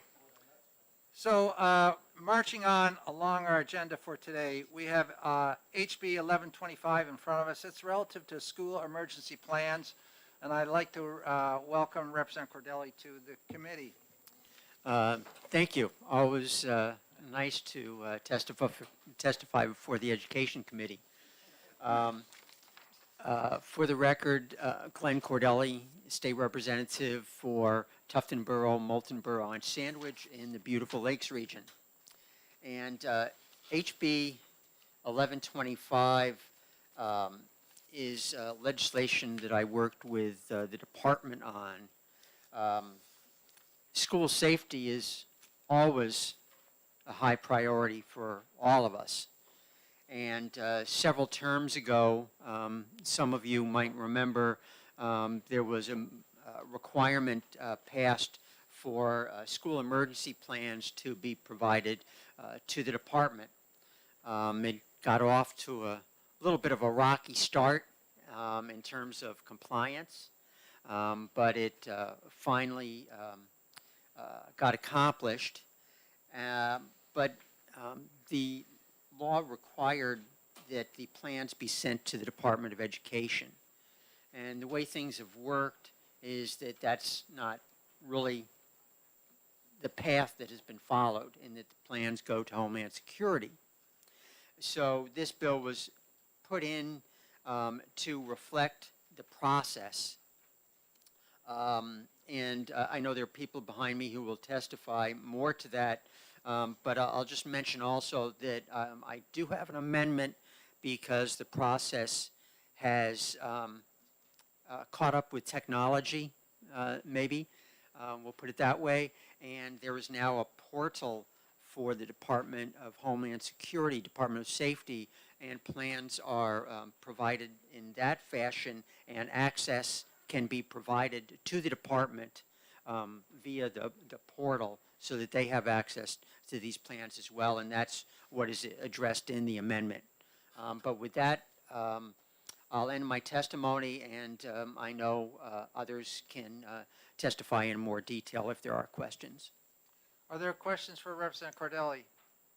Years ago, Representative Cardelli, when Director Plummer, Perry Plummer, and we put this together, and we had that Homeland Security digitizing all our emergency plans, which was wonderful, and we finally did get them together. A little bit of a hammer to do that, but we got them collected. Now with that process occurring and with what you're offering here, is your amendment going to move to the point where the DOE is, the plans don't shoot straight to Homeland Security, there's a way for the department also to have access to that information for various reasons? I won't go into all those. Sure. Yes, the actual addition in the amendment specifies access to all plans shall be provided to the Department of Education. Thank you. Thank you. Any further questions? Not seeing any. Thank you very much. Thank you for the short testimony. I'd like to have Caitlin Davis, please, from the department.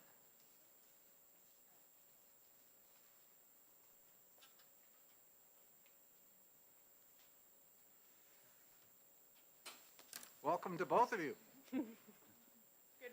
Good morning. For the record, I'm Caitlin Davis. I'm a director at the Department of Education. And for the record, my name's Amy Clark, and I'm with School Safety and Facility Management with the Department of Education. Welcome. Thank you for taking the time to talk to us. I do actually want to point out there's a third person behind us, and I believe she filled out a pink card as well, Director Harper from Homeland Security. So she might be a part of kind of this conversation we're having. So, would you like to have Jennifer up here with you at the same time? We could put a third chair yeah, up there. I think we would. Well, and I can maybe step back and I'll explain it, and then I'll let Amy and It would be good Director if Amy Harper. and Jennifer Yes, went for. yes. Amy's been a part of that for quite a while. Exactly. So, first of all, I would like to thank Representative Cardelli for putting this bill in. as he explained kind of historically, the Department of Homeland Security and Department of Education have worked together to collect and review school emergency operation plans. But there's still a little bit of challenge with the way that the current law reads, and I think a little bit of confusion with the agencies that could be straightened out in the legislation going forward. So in the past, the Department of Education was the person that, or the group that was required to collect the plans. We at the time didn't have a great way of doing it, and Homeland Security took the time to develop this very beautiful portal that I think we would like to use at the Department of Education for other reasons too. And they're currently using that portal to collect the school emergency operations plans. They also have the staff that review the school emergency operations plans. But the weird kind of delineation is the Department of Education collects the information, the contact information with the schools, and a lot of times receives questions back from the Department of from schools and whatnot relative to the work that's being done by Homeland Security. We also, we work with Homeland Security to give them the data and whatnot that they need for contact, or we would if we do what they need and what they request. But there's still just a lot of confusion about what the Department of Education does versus Homeland Security for the external participants. Another kind of challenge is that both agencies, I think, spend an extraordinary amount of time following up to make sure that these plans are collected on time. And neither agency, nor the Department of Education or Homeland Security, have the ability to do anything if we don't receive a plan on time. So the amount of staff personnel time that it takes to follow up and make sure these plans are collected is quite a bit. And we have had meetings with Homeland Security, asking if we had any teeth or if there were anything that we could do at the Department of Education if we didn't have a plan, and there's nothing that we can do right now that we believe either. So as far as the process and whatnot, I'm going to sit back. I'll let Director Harper come up here as well, and Amy can provide any questions or answers to the committee as far as the process or what we're kind of looking forward going forward. And the way that the bill is written right now, I just want to say, is not necessarily what needs to be done in the long term, but there's just areas of clarity that need to go one way or the other as far as what the legislature would like the process to be between the two agencies, just because of kind of where we are right now. Thank you very much, Caitlin. So we'll replace you with Jennifer Harper. I also know there was a hammer that we did have to make sure those plans got in. There was no infrastructure funds provided until those plans were received, and within a couple weeks, all of them came on board. So thank you for helping do that, Amy. And Jennifer and Amy, welcome. Can we have any testimony that you want to present to us on this bill? Sure. Good morning. My name is Jennifer Harper. I'm the Director for Homeland Security and Emergency Management. So Caitlin kind of started out a little bit, but I would just like to say that up front, I had to check whether I oppose or whether I support the bill. I support it, but not as written. So I think that as it's written, it doesn't address an all hazards approach to planning that meets an established criteria used in the field of emergency management. So we weren't asked for any fiscal impact statement on this change, and we feel there is an impact to taking on this additional responsibility contemplated in the bill. So according to 18964, HSEM, it says, shall assist school districts in conducting training for and providing support to school districts in the development, implementation, review of emergency response plan as may be needed. So one of the things that we need to correct is that term emergency response plan. It's not an emergency response plan, it's the emergency operations plan, so a little bit there. Anything outside of that piece in 18964 is above and beyond what HSEM is authorized or funded to do by statute. So, for example, the current repository for submissions, like Caitlin said, is at HSEM. We host that platform, the plans come in, we share them with DOE. Then DOE goes back to the schools, says, hey, you haven't submitted. They come in to us, we report back to them, so it's a lot of back and forth. As Caitlin said, they get a lot of questions that come in to them about school plans, and looking for guidance, those questions come to my staff to answer them. So there's a increased burden to ensuring that I have the staff available to make sure that when the submissions come in, they get the technical assistance on how to develop their plan that meets the statute. And so we're looking to clarify the legislation a little bit so that it's not just a check mark, right? We want to make sure that schools are safe, that teachers, administrators, SAU, all the people there and the leadership responsibilities know what to do if something were to happen within their school, which their emergency operations plan outlines. As Caitlin said, the back and forth is a little much. The date in the RSA currently says September 1st. We might suggest moving that date a little bit. In 2020 and 2021, I have some statistics that not so many plans were submitted by September 1st, but by the middle of October, that number almost doubled.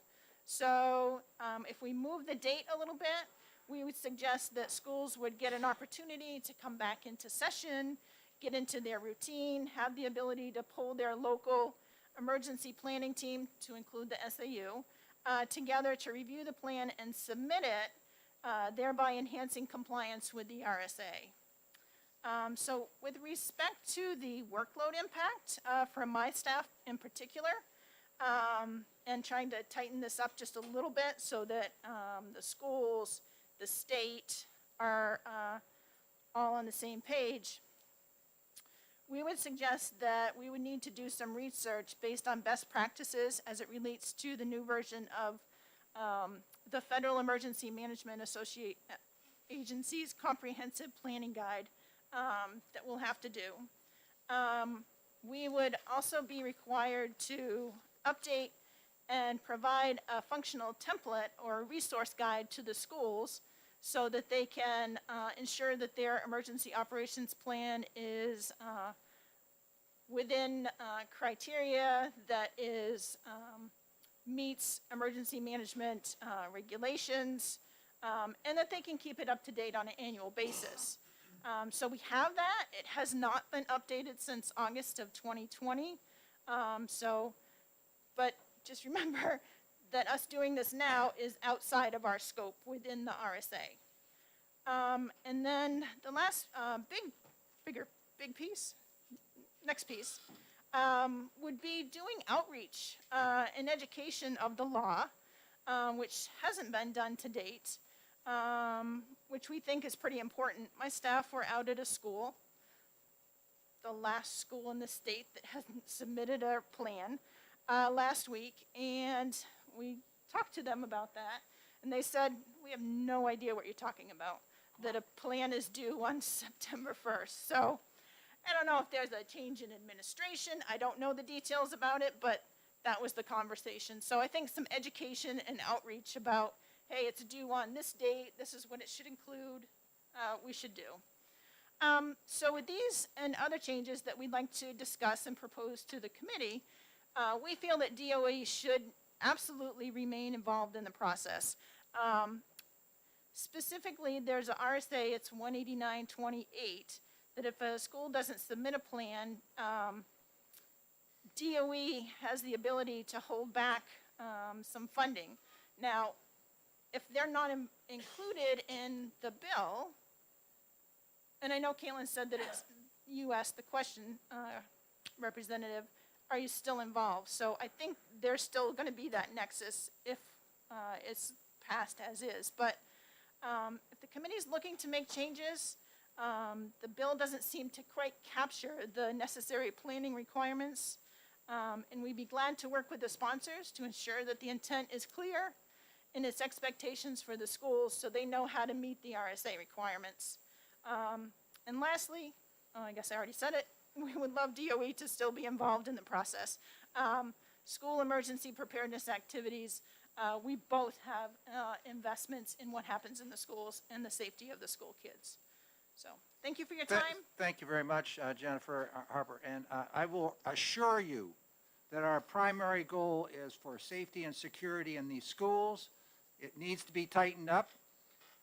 And as chair of that commission, which had that $30+ million, we will make sure if they want to get anything out of that pot, they better get these plans in. It's imperative. It's every child in this state counts. And we want that to be safe and So secure correct me if I'm wrong, Amy, but there is no more money in that pot. We have some money in that pot. Okay, then you know something I And don't. so we'll put the word out that, and, you know, if statute says something should be in by a certain date, we understand there's going to be a little give and take on that. However, we don't want these to be late. There, you know, it's, Yeah. So maybe a little slide in the date to allow them to come back and. well, you know, you come out of breaks or you have Right. COVID and all that, but, you know, it's not really an excuse to default on safety and security. That we need to be on top of. Right, but I think there's also the problem, there's no, I think Caitlin said it, there's not a way to enforce that. I think it's 189, whatever it is that I just said. Yes, I 28 understand that, so is we got to just do it through other non-public, means, yeah. and there are other ways Okay. the word can be gotten out. Great. So thank you. Now, Amy, do you have anything from the department? Amy Clark. So I would just, as one of the people that gets the plans, we do consider them confidential pieces of information. So for me, it's just really just talking about process-wise, simply process-wise. When the school district currently has to submit them both to Department of Education and Homeland Security, it just makes a process problem for me because right now, Homeland Security has the secure portal, and they have granted me access to it, so we have no problems behind the scenes. Homeland Security, Department of Education working well together. It's just the law currently says they have to submit them to me, so which means I have to receive this set of plans that I don't have anywhere to store, then I have to shred it. I have 600 schools, so just think about 600 plans coming at me that I have to shred because I already have them in a secure portal. So it's really just a process piece that for me, that's important. Just providing access is great, which I already have, but if you want to confirm that in law, that's great. So I guess that's the only thing I would add. Okay, are there any questions from the committee regarding this issue? Confidentiality was a major issue when these first came in, and when I went over to the operational center, it's like walking into NASA, you know, what you have over there on the other side of town. But that was, and initially our site floor plans and all that weren't being submitted due to confidentiality and issues. However, I think we've overcome that now. There is a need to collaborate between the two departments. Absolutely, we have training, various policies on how these plans work, operational plans work or don't work. It's got to be a collaborative effort. So we encourage you to work together. Representative Cardelli will be in touch, and if you have some amending language that you perceive needs to be put in there, let us know that. We'd like to have it. Representative Cardelli will contact you immediately, and we'll get something together. Thank you. Thank you. Any further discussion? Well, thank you very much. Thanks. Do we have any other pink cards on this? So we don't have any other pink cards on this, so we will go into the next bill. Thank you very much, ladies. Okay.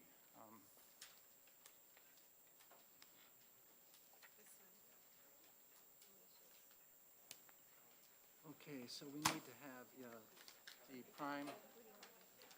Well, we'll have all reps first. So here's a rep right here too, Moffett. Is Leon speaking on it? Okay, there. Yeah, Leon's right down there.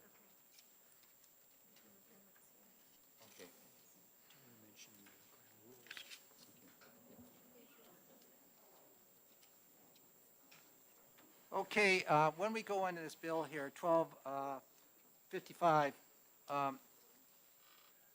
we are aware that this bill has attracted a lot of attention, and we're also aware that we're trying to operate within the facility where we're having room for people to spread out a little bit. And if we have folks that would like to testify, that we're going to try to get everybody up here. We may have to, you know, depending upon the number of cards, maybe cut it to like a 3 minutes limit for each. We're going to ask that people don't replicate what the person just before you said, try to add additional information and speak directly to the bill, that would be appreciated. So with that, I'd like to welcome, pardon me?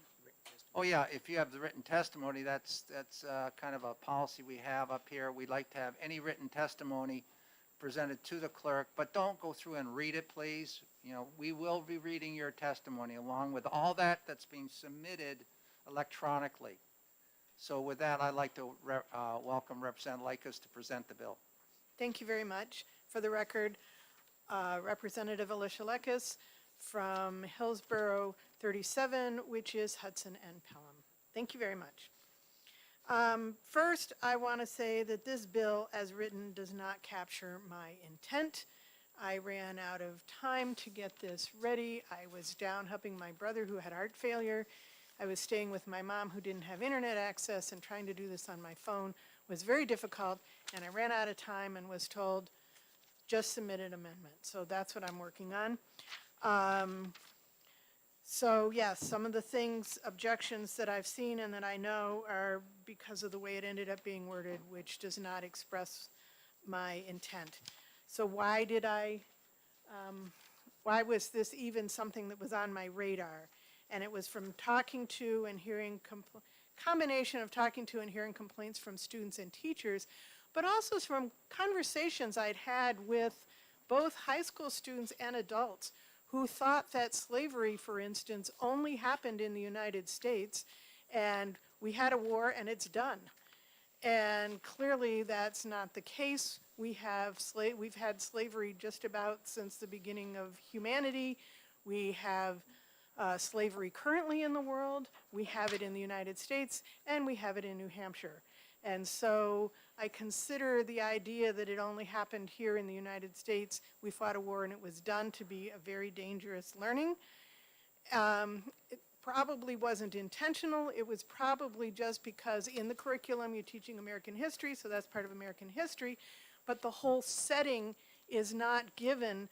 And if we don't realize that just fighting the Civil War ended some slavery, but it did not end all slavery in the United States. Just making it illegal didn't end it. Slavery is a horrible, despicable thing, always was, always will be. And unless we are alert to what is happening, what has happened in the world and what is happening now, we will not be on the lookout for it, and it could be our neighbor. And we wouldn't even know. And yes, I have spoken to a woman who was a slave, a sex slave, throughout her junior high and high school, and nobody knew because nobody was looking for it. It's a horrible thing, and we need to be on the lookout. So my intent was to expand when I put in not limited to teaching, well, no. When I put in worldwide context, that was my goal, was to get it out there so that we weren't limited to, oh, the U.S. did this, this happened, this was horrible, and now it's over. But, you know, it's ongoing. We need to be always vigilant to make sure it doesn't happen again, to make sure it doesn't happen to our neighbor. Another thing that really got me was that a lot of times under the idea of teaching, there are, hopefully it's rare, but it definitely is happening in our state, teachers who are not educating but indoctrinating. And I see that as very harmful to students and to thought processes and all of that. There's a big difference between education and indoctrination. And so just to clarify that, I'll talk about education of religion. So if you're educating religion, you might come up with a list of the various world religions. You might ask your students to each pick one, go away, do research, come back, report to the rest of the class on it. You might have your class look at all of the various religions you've looked at and find similarities across them, differences across them. Depending upon the age group you're working in, you might go into wars that were fought in the name of religion. talk about whether that actually was legitimate according to those people who professed that religion.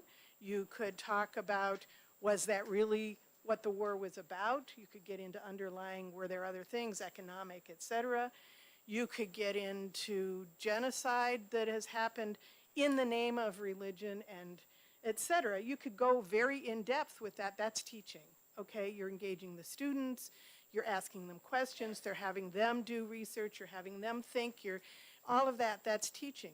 On the other hand, if I were to try to persuade you that my religion is the right religion, if I were to ask questions on a test that if you didn't go along with that, then, then you got a bad grade, that's indoctrination. And I think pretty much everybody in this room would agree that that's wrong when I talk about religion.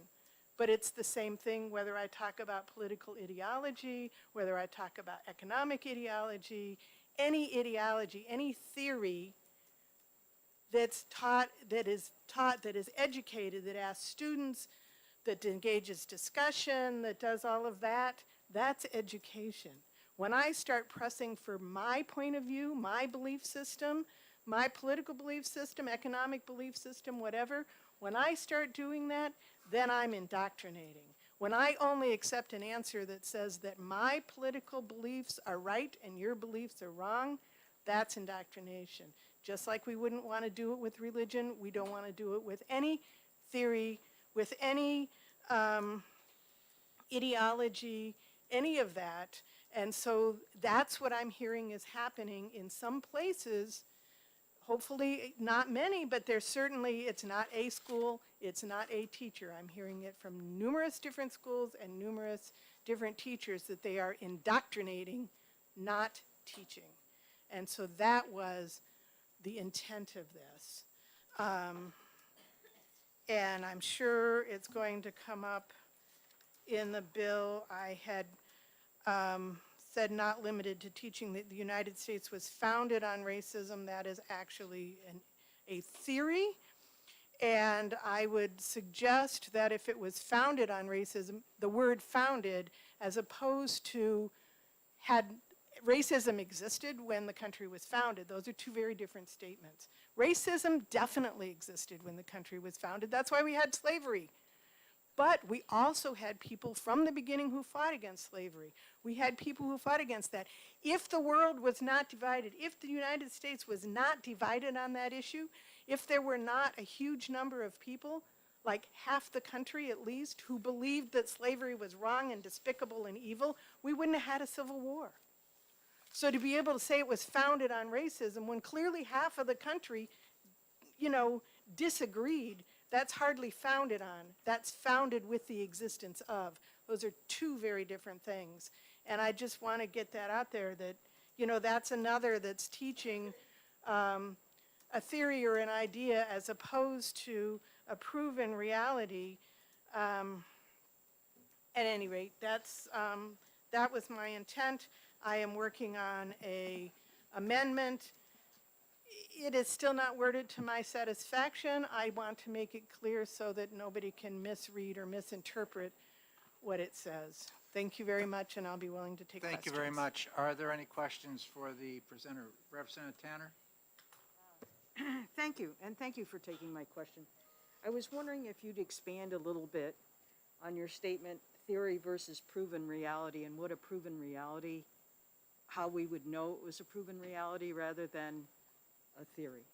Well, I have to say, as a physicist and a mathematician, it's very difficult to have a proven fact. And that's why it's very important to introduce things as a theory and not a fact. Now, if I had an apple and I said that 1 apple plus 1 apple is 2 apples, I think most of us would agree that that was a fact, but there's an awful lot of stuff. Even somebody said to me the other day, what about the theory of relativity? And I said, there's a reason it's called that. There are still physicists who disagree with that, who don't think that's true and are still trying to find exceptions. If you can find an exception, that disproves the rule. So if I can find an exception to your theory, then it's still just a theory. It is not a fact. Any other questions, Representative Cardelli? Thank you, Mr. Chairman. Thank you, Representative. It is my understanding that this statute dates back to the Cold War. And from your testimony, am I correct to understand that you're in the midst of ongoing attempts to find language to update this statute? That is exactly right. In fact, it was originally from the 1940s. And there was involved a teacher oath of loyalty, which swore loyalty to the Constitution of the United States and New Hampshire. That part's been taken out. It's been updated a number of times, and yes, I'm working to further update it and try to make it clear but current. Thank you. Thank you. Further questions? Representative Ellison? Thank you, Mr. Chair.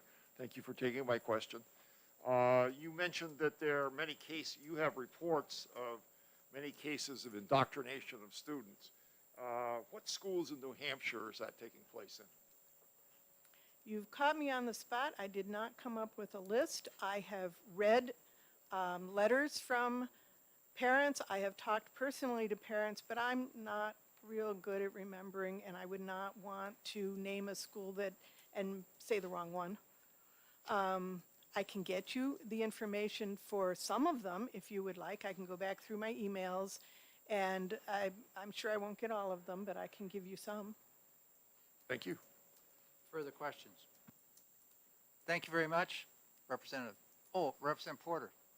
Thank you, Mr. Chair. Just one quick one, Representative, and thank you for taking my question. In the list at the beginning, and I know this comes from that earlier law, you have no teacher shall advocate communism, socialism, or Marxism. And those are all philosophies and things that are to the very far, far, far left. I'm wondering why you didn't think to include things like fascism and totalitarianism and authoritarianism and white nationalism on the far, far left, right. Thank you very much. Actually, those are in my amendment, some of them, and if you would like to give me the rest of that list, I'll be glad to add it. Yes, that was just a first draft. Like I said, those were put in. Somebody else said, well, what about fascism? And I was like, great idea. And so, yes, they should, yes, absolutely. Thank you. Representative Luno. Thank you very much, Mr. Chair, and thank you very much, Representative, for taking my question. Something that we frequently asked 2 years ago in this committee when a bill was being introduced is what is the intent? What is your intent as the prime sponsor? And so I'd like to ask you that question. What is your intent as the prime sponsor? Okay, I thought I had covered that, but I will say it again. My intent is to make sure that teachers are educating and not indoctrinating. That's basically it. Further questions? Thank you very much, Representative. Thank you. The next, we have several reps I know that have to get back out to committee, so I'm going to try to get you through quickly here. Representative Leon, is she here?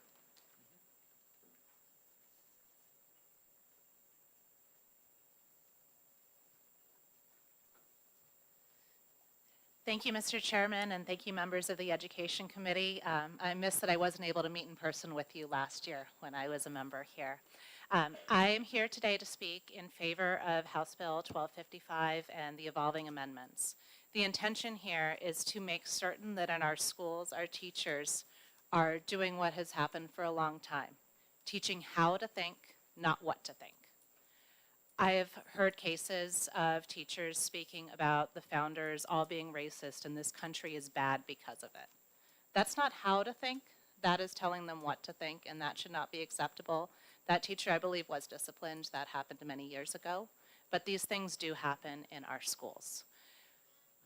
As we address this issue, I like the idea that we're expanding it not just into these economic and social models, but also including it to fascism and these other areas that we need to discuss, but we can't hold the students to follow the teacher's belief or know what the teacher's advocating for so that they answer the test and they start parroting lines that say, this is what I believe because I think it will get a better grade. I come from a time when teachers hid their affiliations and their personal viewpoints so that the students might try and figure out, well, actually, so what does this teacher think? Because they're curious, not having it come at them all the time. I believe very much in free discussion, and I believe that the more that we can make sure that the teachers' opinions are not coloring the lesson plan, the more that we can have honest discussions and truly understand why some of these things are so truly awful if they can discuss and play around with the ideas instead of just hearing that it's bad. If we can discuss the context and the way that these atrocities have happened in our world, we can better see them if they're coming down again in history, because history repeats.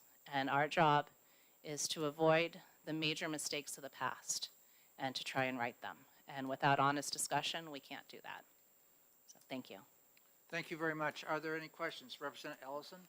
Thank you, Mr. Chair. Thanks for taking my question.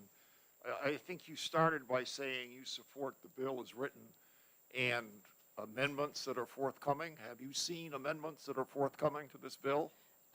Thank you for the question. I said that I support the bill and the evolving amendment process. In the presentation from the prime sponsor, an amendment was discussed in order to try and address these issues. And I agree that the intent, I'm a co-sponsor, we worked on this, but we were up against serious family issues as we were trying to get this out the door. So I do expect that something that takes all of the insight that we've had ever since people started talking specifically about this bill. We had wonderful insight. There was some great discussion from a Board of Education member, and incorporating that will make this a much stronger bill that does what we want it to do. Make sure the teachers are teaching what to think, not how to think. Thank you. Sorry. You reversed. I'm sorry. I did June and July as an option trading, and that cost me a lot of money when I mixed up my words. So yes, teach how to think, not what to think. Thank you very much. Are there further questions? Not seeing any. Thank you very much. Thank you. Representative Horgan?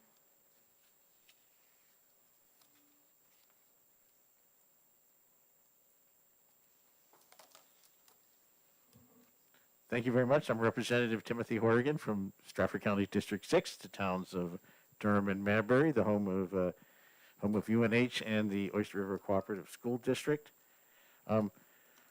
First of all, there seems to be,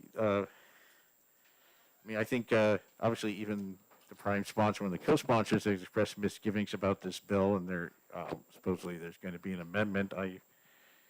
From what I've heard, I don't know.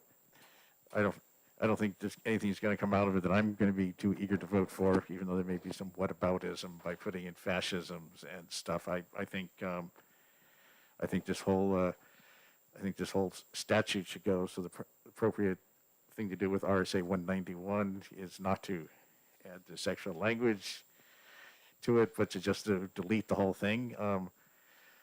Actually, I went to a private religious high school in Massachusetts, Northfield Mount Hermon School, and actually my favorite teacher when I was there in 11th and 12th grade was Senor Shepard, who was the ice hockey coach and also I think he actually really was a communist. He did go to Cuba in the early 1970s with the, he was, and he didn't indoctrinate us. I'm not sure what the term indoctrination means other than teaching students something that you don't approve of. He certainly didn't indoctrinate us. He was a fine teacher, but I will say he didn't do that much harm because I'm not a communist. I can't skate, and my Spanish is still atrocious. So the amount of harm that was done by having a communist teaching me Spanish in 11th, 12th grade at least is pretty minimal. So we have this the 1949 bill passed at the height of the Cold War, as others have correctly noted. Just mentioned communism, now they're adding socialism and Marxism, and being an adherent to any of those philosophies is not illegal. It's not even wrong, especially in the case of socialism and Marxism. A lot of the ideas behind it, insofar as those terms have any meaning at all, are deeply embedded in our society. In fact, I even heard so from Ways and Means a couple of days, and there's a debate about a bill about remote New Hampshire residents who work for Massachusetts companies, and he was the prime sponsor. I'm sure he's getting that at several removes. This wasn't intentional. He actually gave an explanation for why. He actually gave an explanation why his bill's needed. They came right out of Marx's labor theory of value, like as embodied in Das Kapital and a lot of others works. I'm sure he didn't. I'm sure he wasn't getting it directly from Das Kapital, but it was kind of an amusing thing. We talking about the role of labor in creating value. And as for the racism, slavery did exist elsewhere. It still exists in other parts of the world, but it was deeply embedded in the founding of the 13 colonies and the United States. And one of the many factors that led the Revolutionary War was, Great Britain was liberalizing its policies about slavery, and we weren't ready to go. We weren't ready to go along with it. Even here in New England, we financed the plantations. Our entrepreneurs owned the ships that brought the slaves to the South. So our hands aren't. And there were many slaves who lived up here in the North. So our hands aren't clean of that. Aren't clean of that either. And that probably should be taught. And then also like the threat to the teachers that they can be vying for ethics if somebody objects to their political views. That's also very chilling. That's really is out of the Cold War. And I'm and also just for the sake of full disclosure, I'm old enough to remember the Cold War. So I was born in 1956 when the Cold War was still going on, and and there was definitely a great fear of communism. Now we're still afraid of Russia and China, but they're very different from what they are now. Certainly the Soviet Union, in spite of what's going on, the border of Ukraine no longer exists in that form. China has been continuously ruled by the Chinese Communist Party, but it's a very different place than it was in Mao's era. So I'm going. So I just don't know that it should be illegal to teach those things in school because they have had a lot of. So that's so what I urge you to do, probably just use this opportunity to delete the entire obsolete statute from the bill. The fact that you're struggling so much with the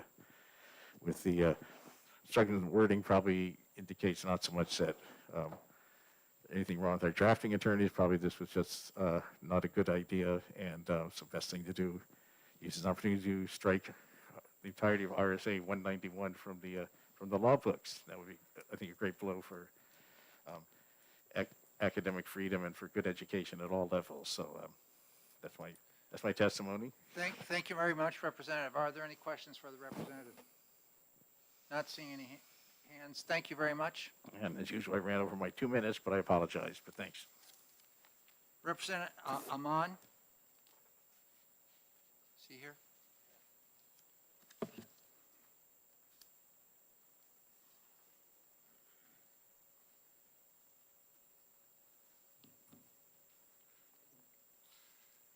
Thank you, Mr. Chair. I'll be very brief. I passed around to the committee the history of this statute. So you should have a copy of that. As it was referenced, it goes back to 1949. On page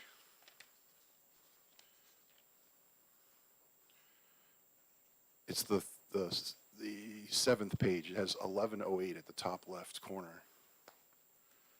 There's a discussion about amending the statute. So originally it had the prohibition. It had an oath that was required for teachers to take. And it had a penalty if you didn't take the oath. And enforcement was to be done by the Attorney General's office. And there was an exception if you weren't a citizen. So that's basically the full statute that existed at the time. What's interesting on that seventh page, there's a discussion, the Senate record, and it talks about leaving in Senator Humphrey, removed the other provisions of the statute, but he left in this idea that we wouldn't want teachers to indoctrinate children with communism. So that was decidedly left in. So I thank the sponsor for updating the statute. And again, it's about indoctrination. That's not something that we'd want teachers to use their position to do. So what's interesting in that discussion also is that it points out that public school teachers are government employees. And originally this was an oath that they took. We all took an oath to our office. We were sworn in by the governor. We had to raise our hand and take an oath. So it's not something that's uncommon to do. So we're not asking for the oath to be brought back, but we are asking for, and as a co-sponsor of this bill, we're asking that the statute be updated to reflect current reality. So with that, I'll take any questions you may have. Thank you very much. Are there any questions? Not seeing it. Thank you very much. Thank you. Representative Moffett?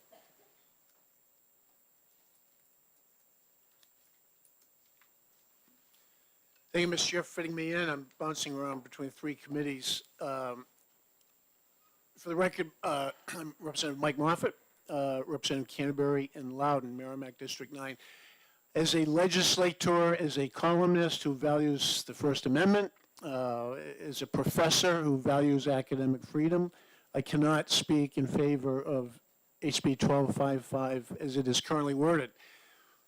And I have sent this testimony electronically to the committee. Words matter, but words matter beyond just the wording of HB 1255.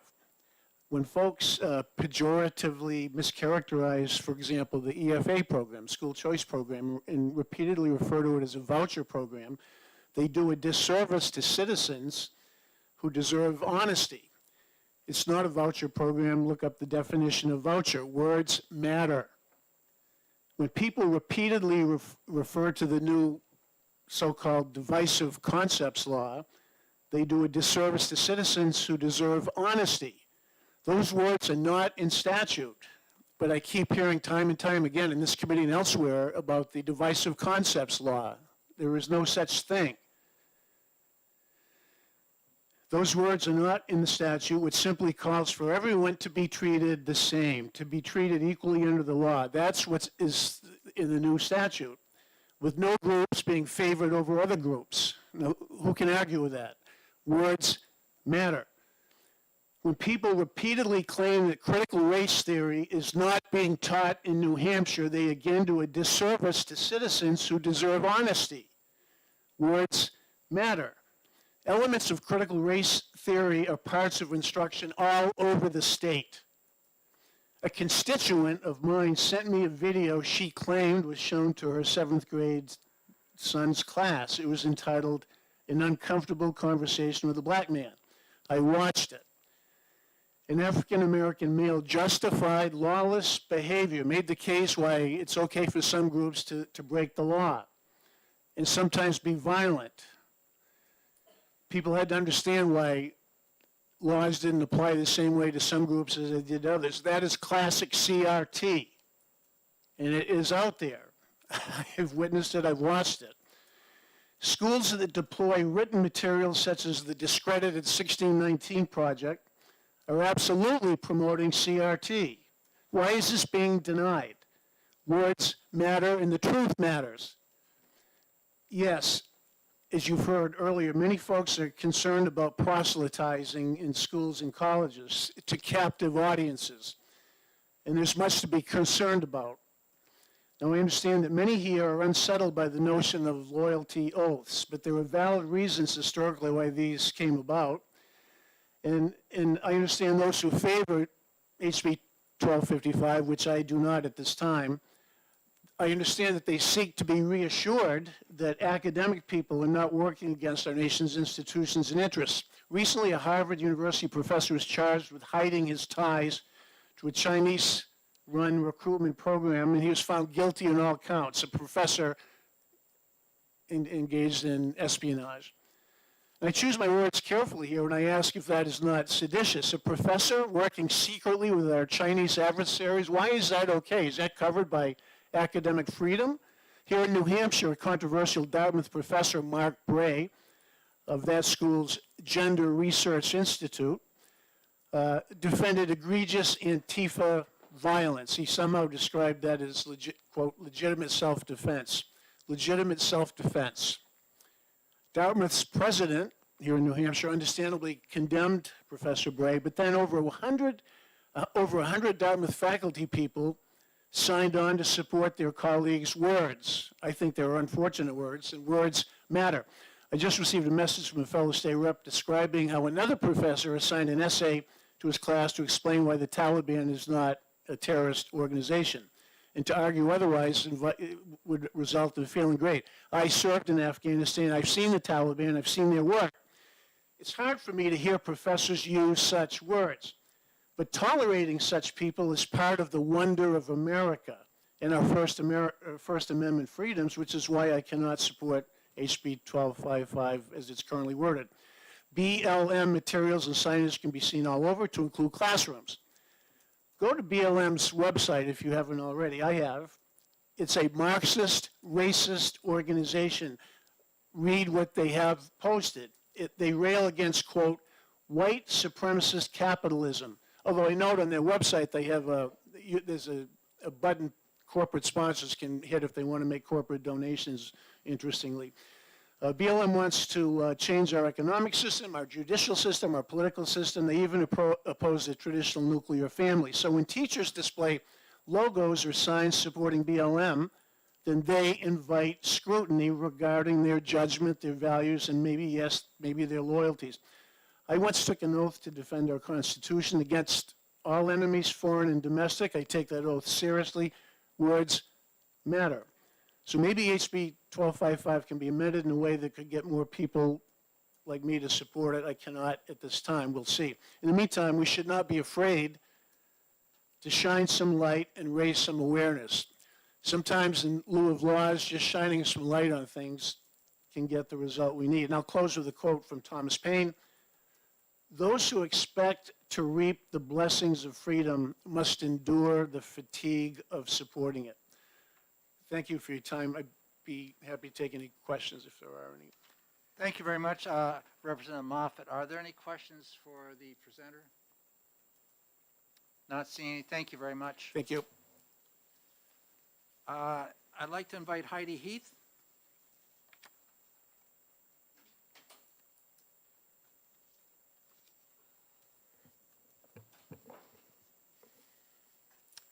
Good afternoon, honorable members of the committee.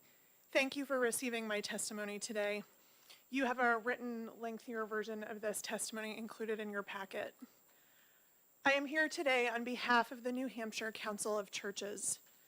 NHCC is an ecumenical Christian organization comprised of 9 denominations of churches and hundreds of clergy across the Granite State. We pride ourselves on working across lines of difference for the common good of all Granite Staters. I rise today in opposition to HB 1255. HB 1255 is dangerous, harmful, and bad policy for New Hampshire. HB 1255 threatens teachers' ability to do important curricular and classroom work robustly and well. There is a grave lack of clarity in the bill as it stands around what constitutes ideology. As currently written, the bill allows teachers to be penalized and targeted for a wide variety of content. Who will decide? Who will decide what constitutes, quote, any doctrine or theory promoting a negative account or representation of the founding and history of the United States of America in New Hampshire public schools? This language is dangerously vague. The New Hampshire Council of Churches has been engaged in a wide variety of difficult conversations on topics like racism across our state. You have examples in our written testimony of that work. We have seen what is possible when we rise to difficult conversations and when we face our discomfort rather than backing away. It is not easy to face the realities of systemic racism in our founding, our state, or our nation. But it is a moral and an ethical imperative that we must do that work. Only then can we grow together toward the more perfect union that our founders sought. I trust our public school teachers to teach this history and this information in a rich and a robust context that helps our students more fully understand themselves and one another. What, after all, is the goal of public education, if not that? As a religious leader, I believe deeply in the power of truth-telling, and I want to empower our teachers to tell the truth, nothing more and nothing less. I fear instead that this bill only seeks to silence, to divide, and to punish some of our most dedicated public servants. On behalf of the New Hampshire Council of Churches, I invite you to vote no on HB 1255. We believe it is the faithful response. Thank you. Thank you very much. Are there questions?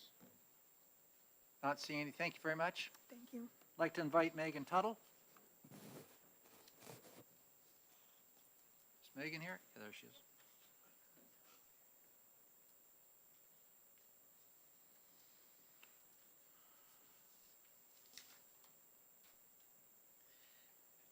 Thank you, Chairman Ladd, members of the House Education Committee. For the record, Megan Tuttle, President for NEA New Hampshire.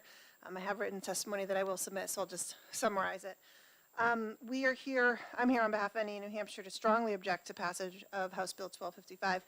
We see it as a doubling down on the banned concepts law enacted in House HB 2, a law that's already subject to 2 federal lawsuits because of the chilling effect it's had on our students receiving an education they deserve, the hate that it's spawned in its wake. For one example, the bounty that was put on the heads of our teachers. Similar to the banned concepts law that precedes this one, this bill raises many, many questions about what it prohibits, particularly in a classroom setting. Where is the line between the teaching and discussion of history versus advocating? I've testified on this before. Educators are contacting me many times, multiple educators from all across the state, about the fact that they're not having discussions in their classroom. They're afraid to have discussions. Critical thinking isn't being allowed because they're afraid that they're going to be reported for something. In addition, the passage of the bill would also not only mean teachers would have to navigate yet another vague classroom censorship law, but they would be doing it with the same threat of punishment using the Educator Code of Conduct, just like in the banned concepts law. Our students deserve an honest and accurate education that enables them to learn from the mistakes of our past to help create a better future. Legislation like House Bill 1255 inhibits this with its language. This seems to indicate that past mistakes were anything other than what wrongs. This should not be repeated and whose effects still haunt our nation today. As educators, if we're going to prepare our children for the future, we need to teach them both the good and the bad of history so that they better understand the lives, cultures, and experiences of different people. House Bill 1255 would inhibit this from happening.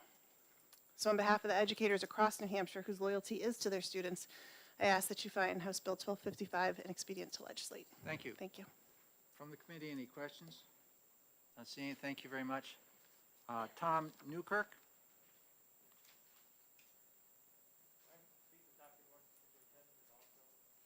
You want to both come up at the same time? That'd be fine. It might expedite things.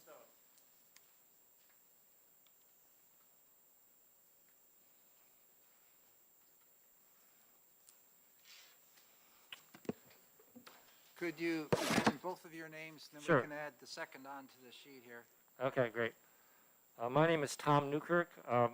I'm served on the Oyster River School Board, and I was previously a university teacher at the University of New Hampshire. I'm Dr. Jim Morse. I'm the superintendent in Oyster River. I have served in that capacity for 10 years. Thank you. Welcome. Okay. I feel a bit at a disadvantage because it seems to me that this text that we're supposed to be discussing today is some evolving text, and there's some future text that we haven't seen. So my comments are about the text that was presented. So there may be some future text that resolves these questions, but We understand that. I have not seen it either. the okay, text, so okay. So I have we're no on the- comment we're in the on same text boat. that's not been written. I'm here to speak against this bill.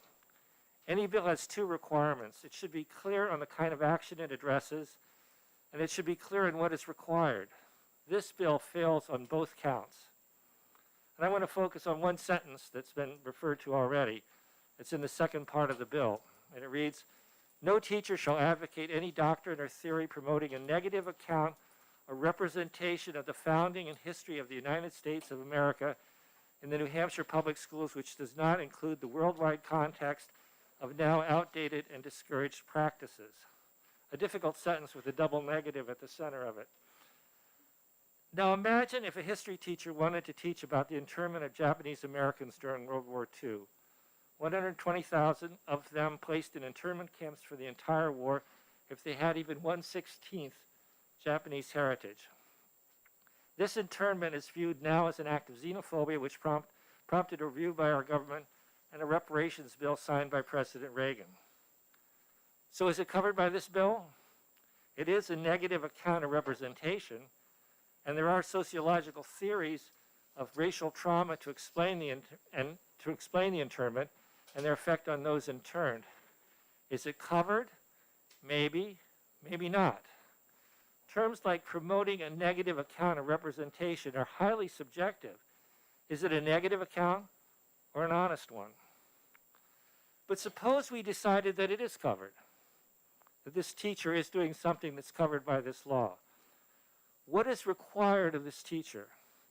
The teacher must, quote, include the worldwide context of now outdated and discouraged practices, unquote. I have no idea what that means. Worldwide, that's a gigantic task. Indonesia, Australia, who would have the time, the knowledge base? What are, quote, now outdated and discouraged practices? Discouraged by whom? Could any of you explain it to this teacher, what's required? The language is impossibly vague, a pileup of undefined terms. There is a particular danger in this vagueness, in the vagueness of this proposed law. Teachers will not know what is prohibited and what is allowed. And with their teaching credentials at stake, who would blame them if they didn't touch topics like Japanese internment? Which would be a disservice to New Hampshire students. These stories need to be told, and they were surely not part of the history I was taught when I was in school. Any attempt to regulate in a few sentences something as complex as the teaching of history is destined to be misinterpreted and contested. I urge you to designate this law as inexpedient, and I would also like to point out that there are policies, coming from the New Hampshire School Board that prohibit the advocacy of personal beliefs, whether not just Marxism and communism, but also republicanism and being Democrat, that prohibit you from using your position as a teacher to advocate for those. Our school board has passed those. The School Boards Association has given us the language there.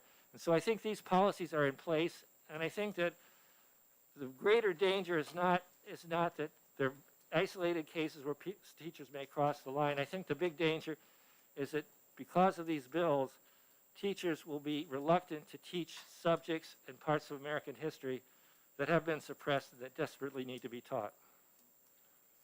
Dr. Morse, just want to add? And I would just add that, the equivalent to what you do here is school board policy. That's our legislative language. And annually, I send out a message to my staff reminding them of this policy, because inevitably somebody will call me and say, XY teacher is doing X, Y, and Z. So I am always preempted with this law. I'm concerned about this policy, but we do it at the local level. I would suggest that legislation should be passed that fits the majority, not anecdotal records, because anecdotes are addressed at the local level. And for you all to try to pass a piece of legislation from Concord that addresses anecdotes, those anecdotes will always be there, and a good superintendent is always going to address them. So I would suggest that the law as it's written, along with Tom, is vague, and quite frankly, I think it's unnecessary because we already have policies that address this at the local level. Thank you very much. I have one question for you, or a request from you, Superintendent. If you're echoing a boilerplate policy coming out of the New Hampshire School Boards Association, or if you've developed your own there, could you provide a copy to the committee, please? I'd be glad to do that. Thank you. Representative Ladd. Any questions from committee members? Thank you very much. Thank you. Jennifer Given?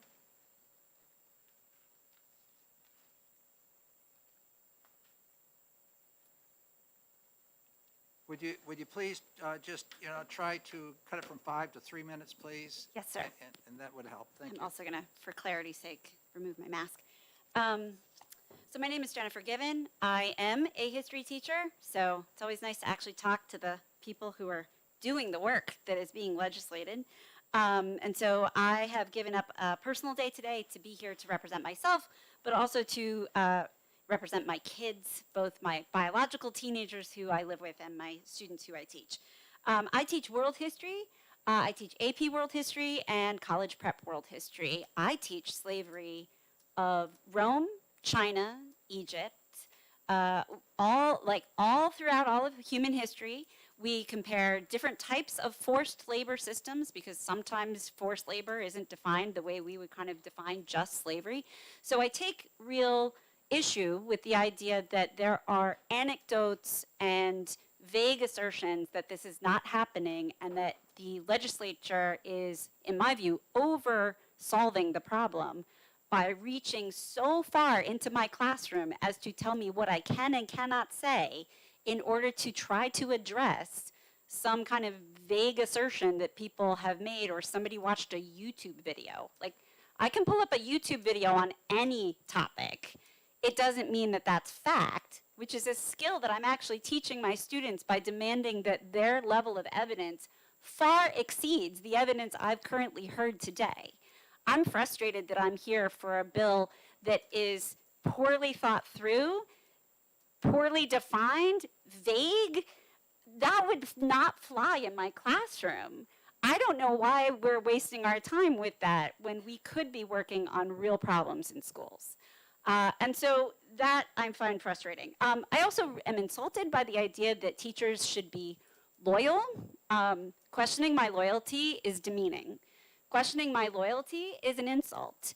The idea that I show up to work every day for low wages and in unsafe conditions and I'm not loyal, I mean, I would love to know what your definition of loyalty is if it's not that, right? In addition, this is a law that is regressive. McCarthy would be very excited about this law, right? This law is overly simplifying complex issues for the sake of chilling teachers' speech. Let's be clear, it has no real effort to try to clarify history. What you are attempting to do is silence discussion, whitewash our curriculum, and tolerate intolerable views. I teach my students that there are lines, that slavery was wrong, that Nazis were wrong, that fascism is wrong. I do not indoctrinate them, but I do tell them that when people lose their lives for expressing their ideas, that's wrong. And that's exactly what this law is attempting to do. Thank you. Thank you very much for your teachable moment. You're welcome. Are there any people on the committee that have a question? Thank you. Devin Chafee?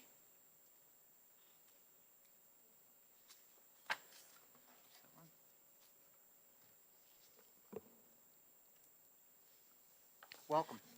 Thank you, Chairman Ladd, and other honorable members of the committee. My name is Devin Chafee, and I am the Executive Director of the ACLU of New Hampshire, a nonprofit, partisan organization that's worked to protect civil liberties in the state of New Hampshire for over 50 years.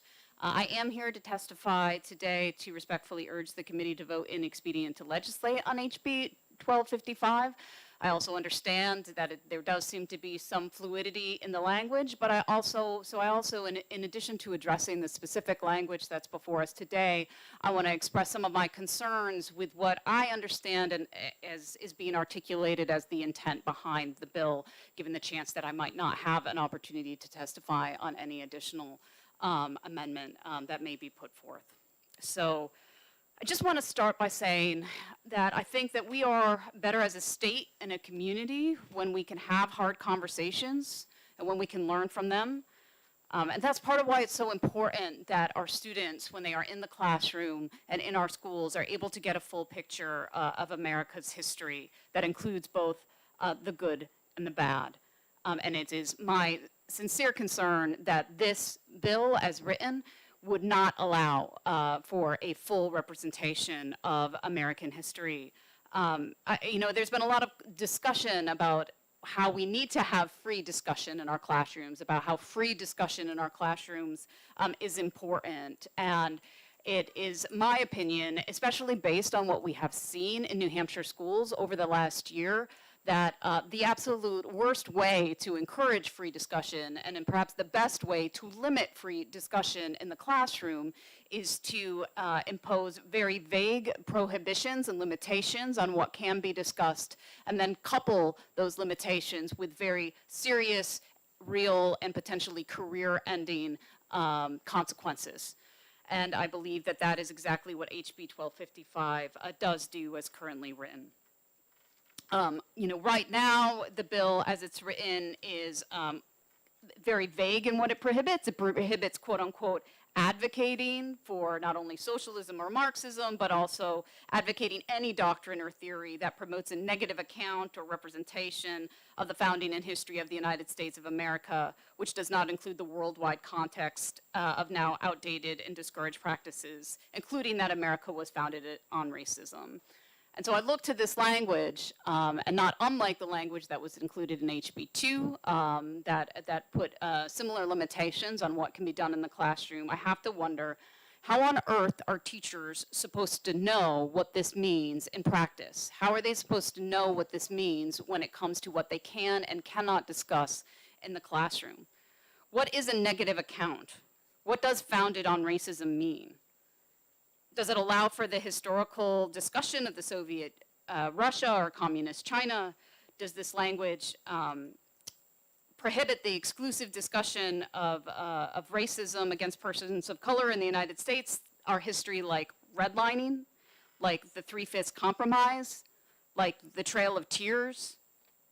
How the United States was in fact late to abolish slavery compared to many other European countries? Is that allowed, or does that violate the bill? It seems to me that this is hardly clear from the bill's language, and I fear, as others have referenced, that that any additional language that's proposed will be equally vague. I also want to highlight that it does seem from some of the testimony that I have heard here that at least some concepts, such as the potential the disparate impact of our criminal legal system on people of color throughout the country, does seem to be something that is intentionally being targeted by the language that is included in HB 1255. So again, I'm concerned not only about the language that is represented in this bill, as well as what exactly it's intending to prohibit. And again, the vagueness and the lack of clarity in what is being prohibited is only made worse by the stiff penalties that are associated with the bill. This bill provides that a violation of this section will be considered a violation of New Hampshire's Code of Ethics and Code of Conduct for educational professionals and shall justify disciplinary sanctions. And what this means is that an educator, it could lead, that a violation could potentially lead to an educator's license to work in the state being revoked, and that's essentially ending a teacher's career. So you have these incredibly vague definitions of what may or may not be prohibited in the classroom, and then you have teachers that are looking at potentially losing their career on the basis of violating these vague prohibitions. And what this bill will do, much as the language that was in HB 2 has done, and as we have seen, it will chill conversation in the classroom. And it will actively discourage accurate instruction about topics in the classroom because they are negative or somehow portray the United States in some type of negative light. Under this bill, it could very well be unlawful for a teacher to exclusively teach the civil rights movement, Jim Crow segregation, the impact of the end of Reconstruction on Black Americans, or the brutal realities of colonization for the indigenous populations. And compelling this instruction to somehow be in a worldwide context really has the potential for diminishing the unique American experiences of those of color in the United States. Students in New Hampshire should be taught their true history and not a history that dilutes the true story of America, including the story of racism in our country. I also want to highlight that it does appear that this bill would apply not only to K through 12, which we have primarily, I think, focused on thus far, but would also apply to public colleges and universities, again, violating the First Amendment and protections of academic freedom. This is longstanding precedent going back over 60 years that the Supreme Court has recognized and made clear that particularly in the university setting, it is unquestionable that viewpoint-based suppression of speech is not permissible. Silencing a particular viewpoint, here we're talking about negative conceptions implicating racism in American history, is a clear violation of the First Amendment under U.S. Supreme Court precedent. So again, it seems to me, in sum, that this bill is about censorship.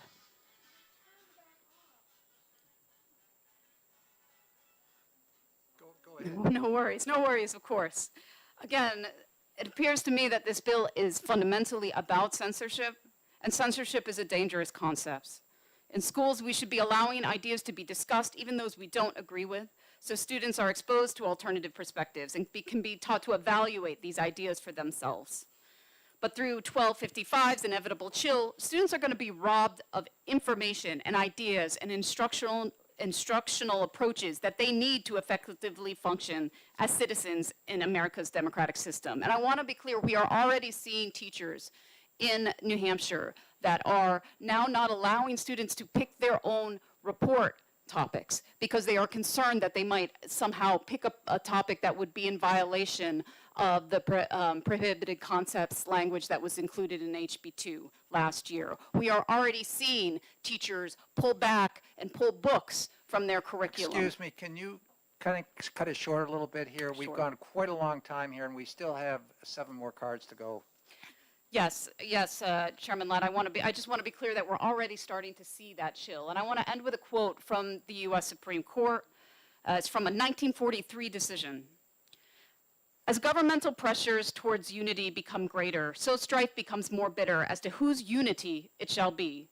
Probably no deeper division of our people could proceed from any provocation than from finding it necessary to choose what doctrine and whose program public educational officials shall compel youth to unite in embracing. Compulsory unification of opinion achieves only the unanimity of the graveyard. And for these reasons, I respectfully urge the committee to recommend that HB 1255 be deemed inexpedient to legislate. Thank you very much. Thank you very much. Are there any questions? Not seeing any. Thank you very much. Is it Jonna Wheeler? Here? Jonah? From Peterborough. Yes. Welcome. Thank you, Chairman Ladd. I come before the committee today to oppose this bill. I've spent my entire time in school here in New Hampshire, and I can attest to being the only black person in an all-white school, having no one to look to, having no mentor to say, oh, hey, I'm feeling a little bit, something's going on. I mean, there's someone calling me a name, there's someone saying I'm wrong for this just because I did nothing wrong. You have no one to turn to, and you isolate those feelings. You say, okay, I'll just put them down, I'll squash them, keep them solid. And there was one time in 3rd grade where I was a little bit of a mischievous, oblivious 3rd grader, so I thought I was in trouble. My 3rd grade teacher sat me down and said, I need to talk to you one-on-one. And this is the first of many of those meetings. And she told me about Martin Luther King, sort of separate from the conversation that we were having in the classroom. Because she knew that the conversation around King, the realities around what he was doing in that time, it's too much for a 3rd grader. But if you're a 3rd grader who has no mentor to look to, a 3rd grader who has no one who he can say, hey, that's me, then you need to know that history, because you need to know who you are. And I had a old white lady teacher who was very nice, and Miss Judkins, and she sat me down and she said, look, you need to know the realities of what Martin Luther King did, what he stood for. And without that meeting, without those meetings, I can say honestly, I probably wouldn't be here with you today, alive. I mean, I probably would have already taken my life. It's really that real for people here in New Hampshire, for black, brown, indigenous people here in New Hampshire.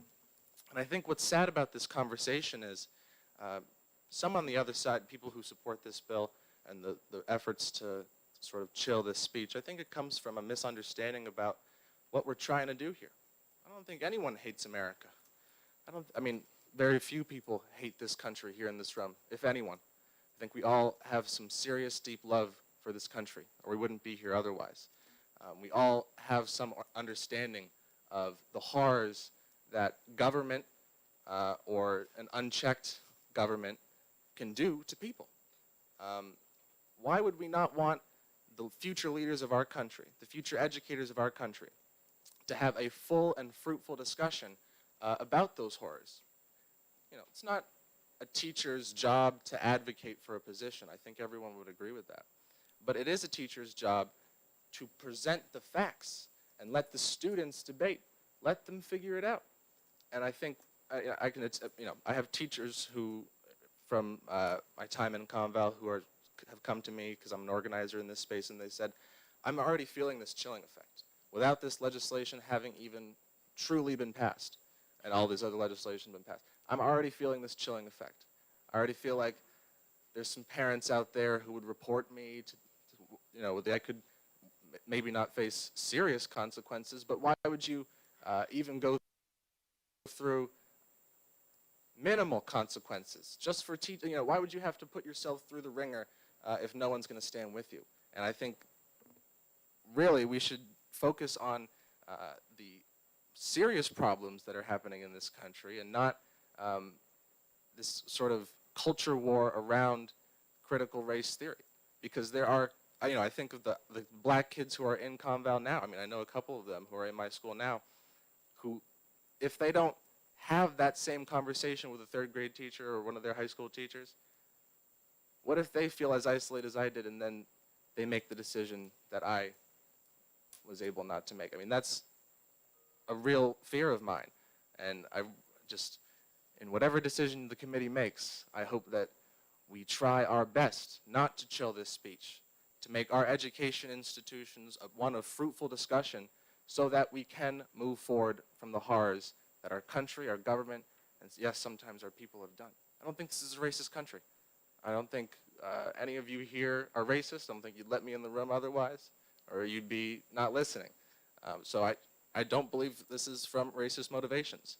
And I think we can all come together and work together to create a different world where we can all talk about the facts and realities of our country. Yes, the horrors and the good things in a fruitful and honest way.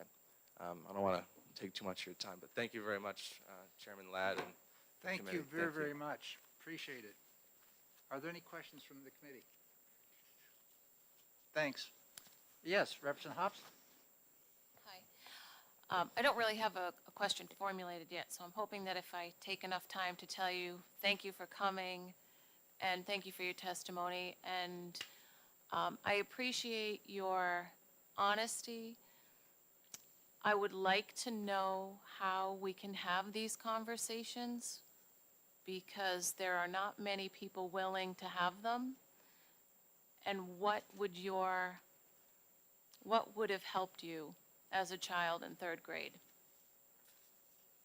I think before you go into an in-depth on that one. I'll make it short. Because I could talk all day about my third grade. I'll make it short, don't worry.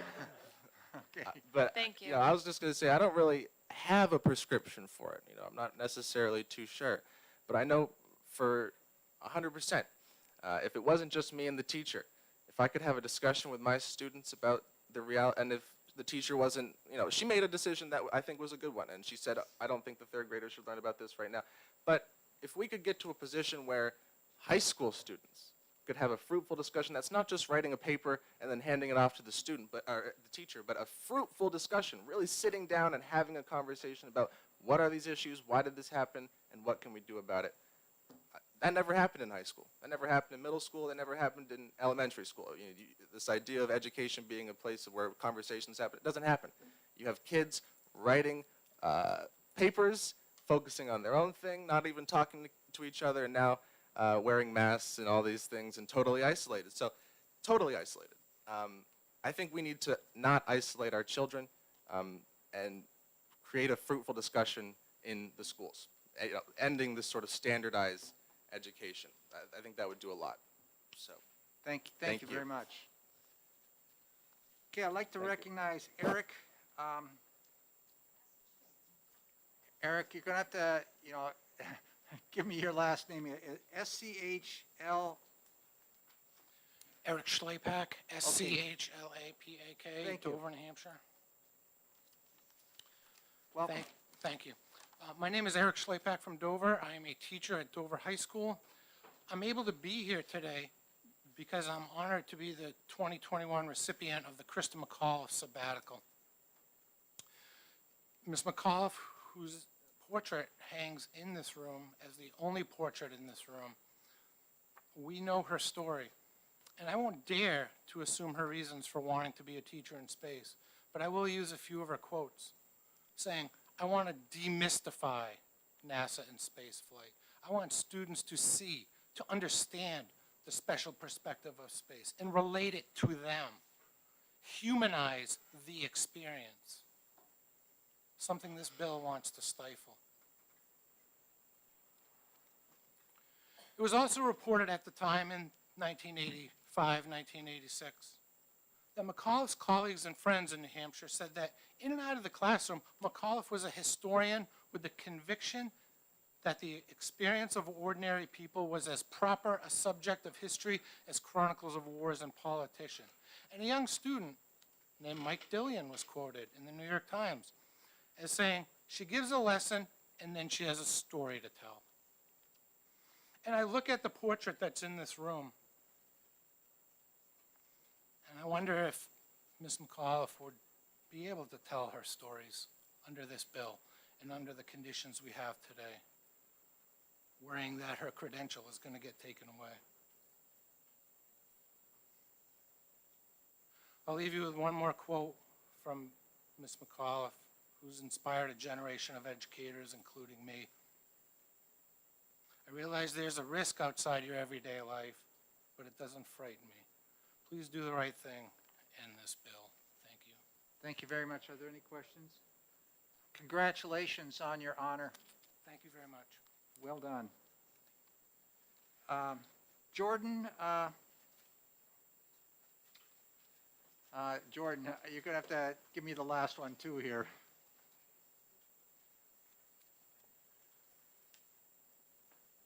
S-T-E. Stenstrom. Okay, thank you.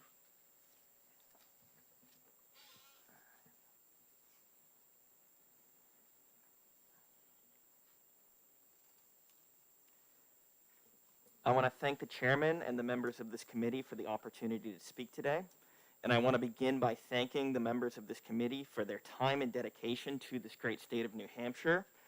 As a proud, lifelong New Hampshire resident, I am aware that this position comes with both a tremendous amount of responsibility as well as a very limited pay grade. You guys only get about $100 a year. So I really want to thank you all for the public service. That's that, a fact. Yeah. That's a fact. Despite my deeply seated disagreement and borderline disgust that I feel towards this bill, it in no way diminishes the tremendous amount of respect that I have for each and every one of you. I come before you today not as someone who is fundamentally anti-American, seeking to destroy this country or tear down the incredible legacy and tremendous bravery that is so deeply intertwined with the founding of our nation, but rather as somebody who is deeply proud of and grateful for our past. Engaged with the maintaining of the present and hopeful towards the future of this country.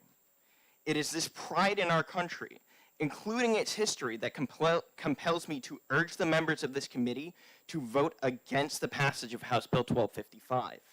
This law, while written with the best of intentions, has an unparalleled capacity to cause irreparable harm to this country through the political precedent that it sets, the restrictions to the fundamental right of free speech that it places on our public educators, and the irreversible impact that this bill would have on our ability to openly and honestly confront our past. Our education system is one of the most important parts of this country, which is another reason that I'm grateful to every single member of this committee. and they're tasked with equipping future generations with the vital skills and knowledge that they need to be productive members of society as well as informed and responsible voters. It is because of this tremendous responsibility that any and all attempts at flagrant partisan tampering foisted upon these institutions by the government, whether state or federal, should never be tolerated. They are beneath the values that underpin the creation of this very nation and betray the principles of free speech, open discussion, and robust, lively national debate. We should strive to pass those values, the values that have had me sitting before you today, on to the future generations. And hopefully, as a citizen of New Hampshire and have been for my entire life, I hope that my kids will one day get to be a part of that robust debate. I understand, especially from Representative Lakis's testimony, that the goal of this bill is to try and stand against indoctrination. And I can understand exactly how important that is. But with the text as it's currently written, I honestly fear that the consequences of this are ultimately going to be ones that obfuscate and stand in the way of the ability to have an honest discussion in this country. Well, ideologically, I think we can all agree that racism was not necessarily the foundation that America was laid on. It's not like people created a nation and said, we're going to be a nation of slave owners. It was founded on the ideas of personal civil liberty. It was founded on the ideas of enlightenment. It was founded on the ideas based on people like Adam Smith. It was founded on the ideas of Alexander Hamilton. It was founded on the ideas of some of the most incredible thinkers that have come out of the world even to this day. But the truth is that at a structural level, not just at an ideological one, there are lots of ideas inside of this country that fundamentally are racist. The 3/5 compromise is not something that is not baked into the center of this country. Inside of the legislation where the 3/5 compromise shows up, it also directly talks about the fact that Indians are not counted inside of representation inside of this country. We can't act like those aren't facts. I understand the purpose of this bill. I understand that it comes from the best of intentions, but ultimately, I have a severe worry that these aren't issues that we can talk about openly and honestly, especially because the language of advocation is so vague. I am not a product of our public education system. I was very lovingly raised by two homeschool parents who were both very conservative. And they gave me the skills necessary to learn how to think, not just what to think. And it's because of that I got obsessed with both public policy and debate, which is something that I spent my entire adolescence studying and learning how to do correctly. But it's also because of that education that I mean, honestly, I'm really concerned. One of the things that was brought up a lot was this idea of indoctrination, and while I can understand why there's a legitimate concern there, especially when we're talking about a public institution, I think that there's something that's really important to recognize about ideology, and it comes from one of my favorite quotes ever. The problem really with ideology is that if you don't see one, it's yours. No matter what we do, there are going to be ideological elements to the way that we teach. There are going to be ideological elements to the way that we speak to our children. And I can understand the desire to curtail that and create a nation that's proud of our history, and one that wants to continue the traditions that we have so far.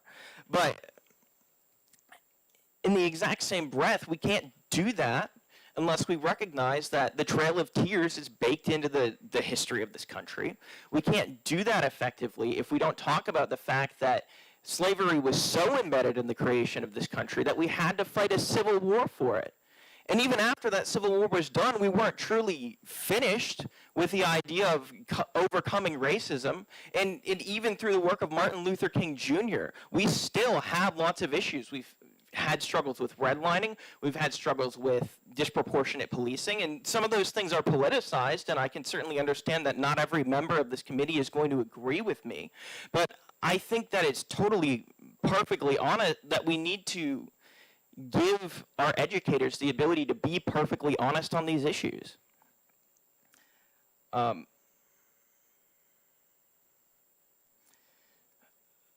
I think that's about all I have to say. I do want to thank you all very much for the ability to speak. I would have had more of a prepared statement, but I kind of had to take off work really fast yesterday and spend about 3 hours writing about 3 paragraphs because, again, I really do take the responsibility you all have here very seriously. With that, I thank the chairman, and I yield the floor back. Thank you very much. You are very articulate and did a great job. Any questions from the committee? Not seeing any hands. Thank you. Really? Would you be willing to work with me to help with the wording, to try to get the concept, the idea behind it without chilling conversation? Yeah, I'd certainly be willing to do my best. Yeah. Thank you. John DeJoy, I think I saw. So it's written testimony we can enter in. Okay, good. We will do that. Is Deborah House here?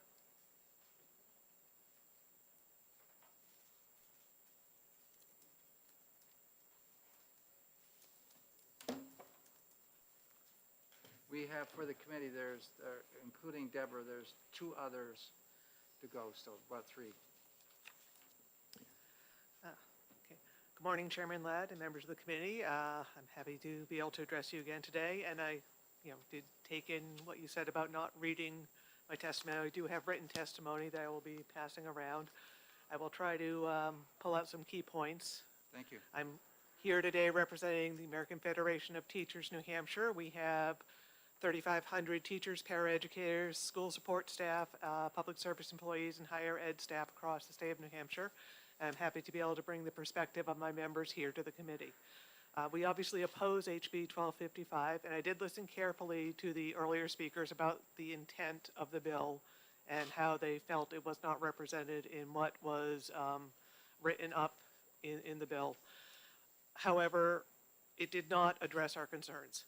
We feel that what was written up and what I heard earlier is so vague, it will still have that chilling effect and make it almost impossible for teachers to understand what they can permissibly teach in the classroom and do their jobs well and faithfully by their students.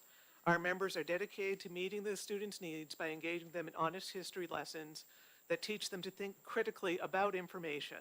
It would be a disservice to our students to limit their class materials or discussions only to the parts of our history that show our nation in a positive light.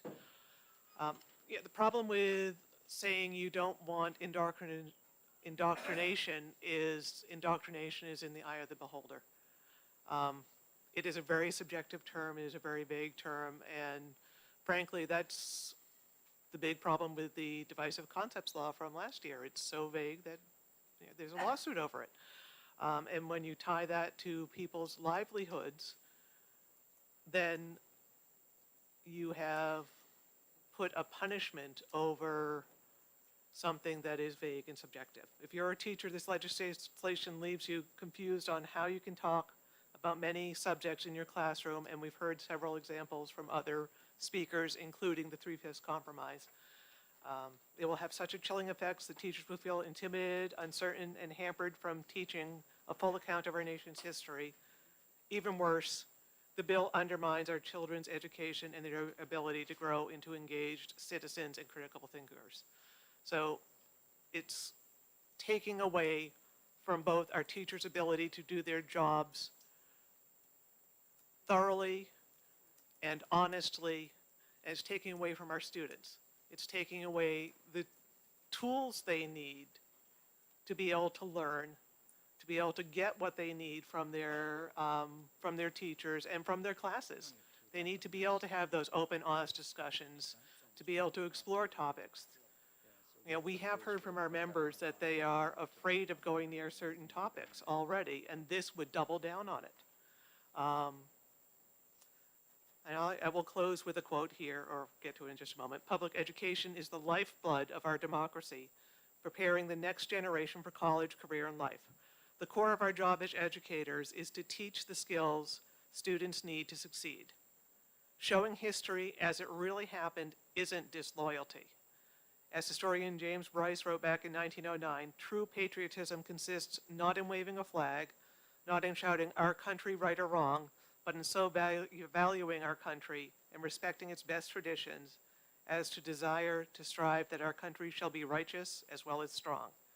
Hiding the truth from our children both wounds their trust in us and dishonors the true meaning of patriotism. We need to be honest with them. We need to teach true, honest, robust history and allow them to have honest and open discussions. No one's indoctrinating. We need to let, it's subjective, yes, you see, and that's the problem with making a law that punishes people for teaching historic facts. These laws don't help kids learn. They don't help teachers teach. What they will do is deprive our children of a quality education by instilling fear in the classroom and pushing a sugar-coated, shallow version of our country's history. I urge you to vote this bill inexpedient to legislate. And I will pass this around. Thank you. We have two left here. I first want to recognize, I think we have some Girl Scouts here today, do we? No? Yes? From a legislative program that you have within, welcome. We have two to go here, and for those that are coming in for a 1 o'clock, I'm going to not start that at 1. We're going to be slipping behind a half hour on all our bills. We're already there, and the committee needs to have a chance to get up and refresh and have a meal. So I'm going to try to get through these last two cards quickly. The next one is from, Asma, I've had a hard time with your name the other day. Welcome back. Is that ASMA? That is correct. Okay. It's ASMA, and it's pronounced like the letter ESMA. ESMA. Yeah. Okay, thank you. Well, welcome, ESMA. Thanks for having me here again today. So again, my name is Asma Ohini. I'm with Rights and Democracy. I speak to you today as not only an employee with Rights and Democracy, but also an immigrant, and as I said yesterday, a global citizen of the world. It seems that a lot of the provisions of yesterday's bill, 1632, was also stuck into this bill, 1255, and so I'm not going to repeat my arguments, but I just wanted to just give a gist, which is it's great that people want to teach about other countries, and I totally agree with that, but that is not what this bill is going to do. And so I am definitely opposed to it.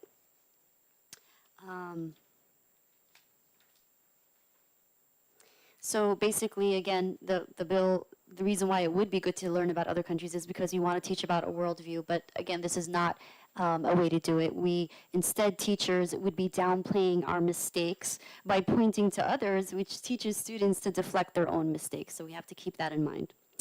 I'm also quite disturbed that this bill has expanded divisive concepts to include other topics, and some of them are socialism and Marxism, and if this passes, there's obviously going to be more topics that are surely going to be added on to divisive concepts. So I'd like to explain why this is egregious, and also the fact that this bill poses consequences, disciplinary consequences, which further puts an already at-edge educational system and teaching force at an even more vulnerable state. So several things I'd like to point out when talking about Marxism. There are things that Marx got right, and there are things that Marx got wrong. There are theories in Marxism and socialism that many of us here will agree with.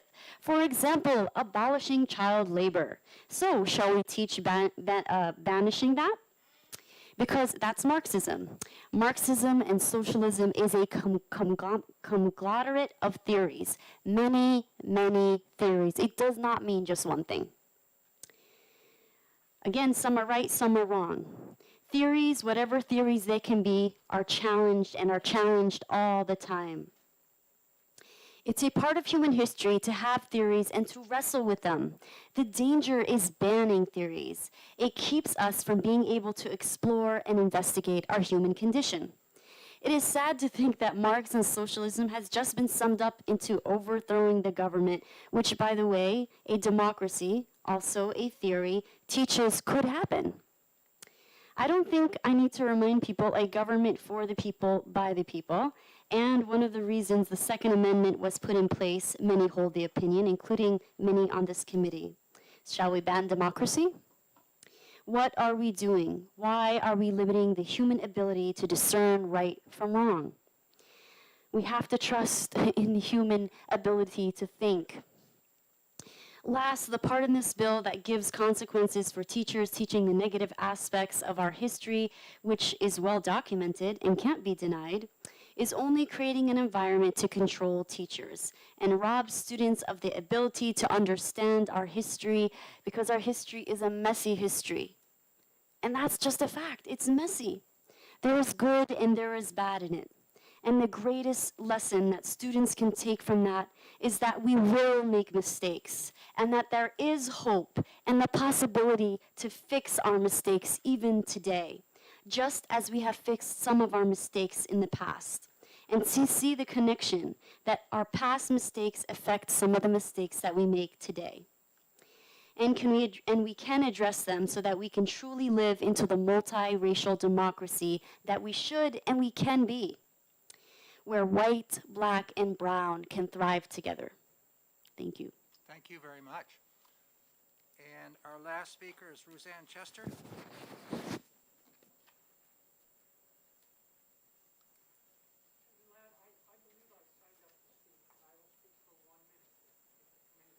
Do you have a pink card up here?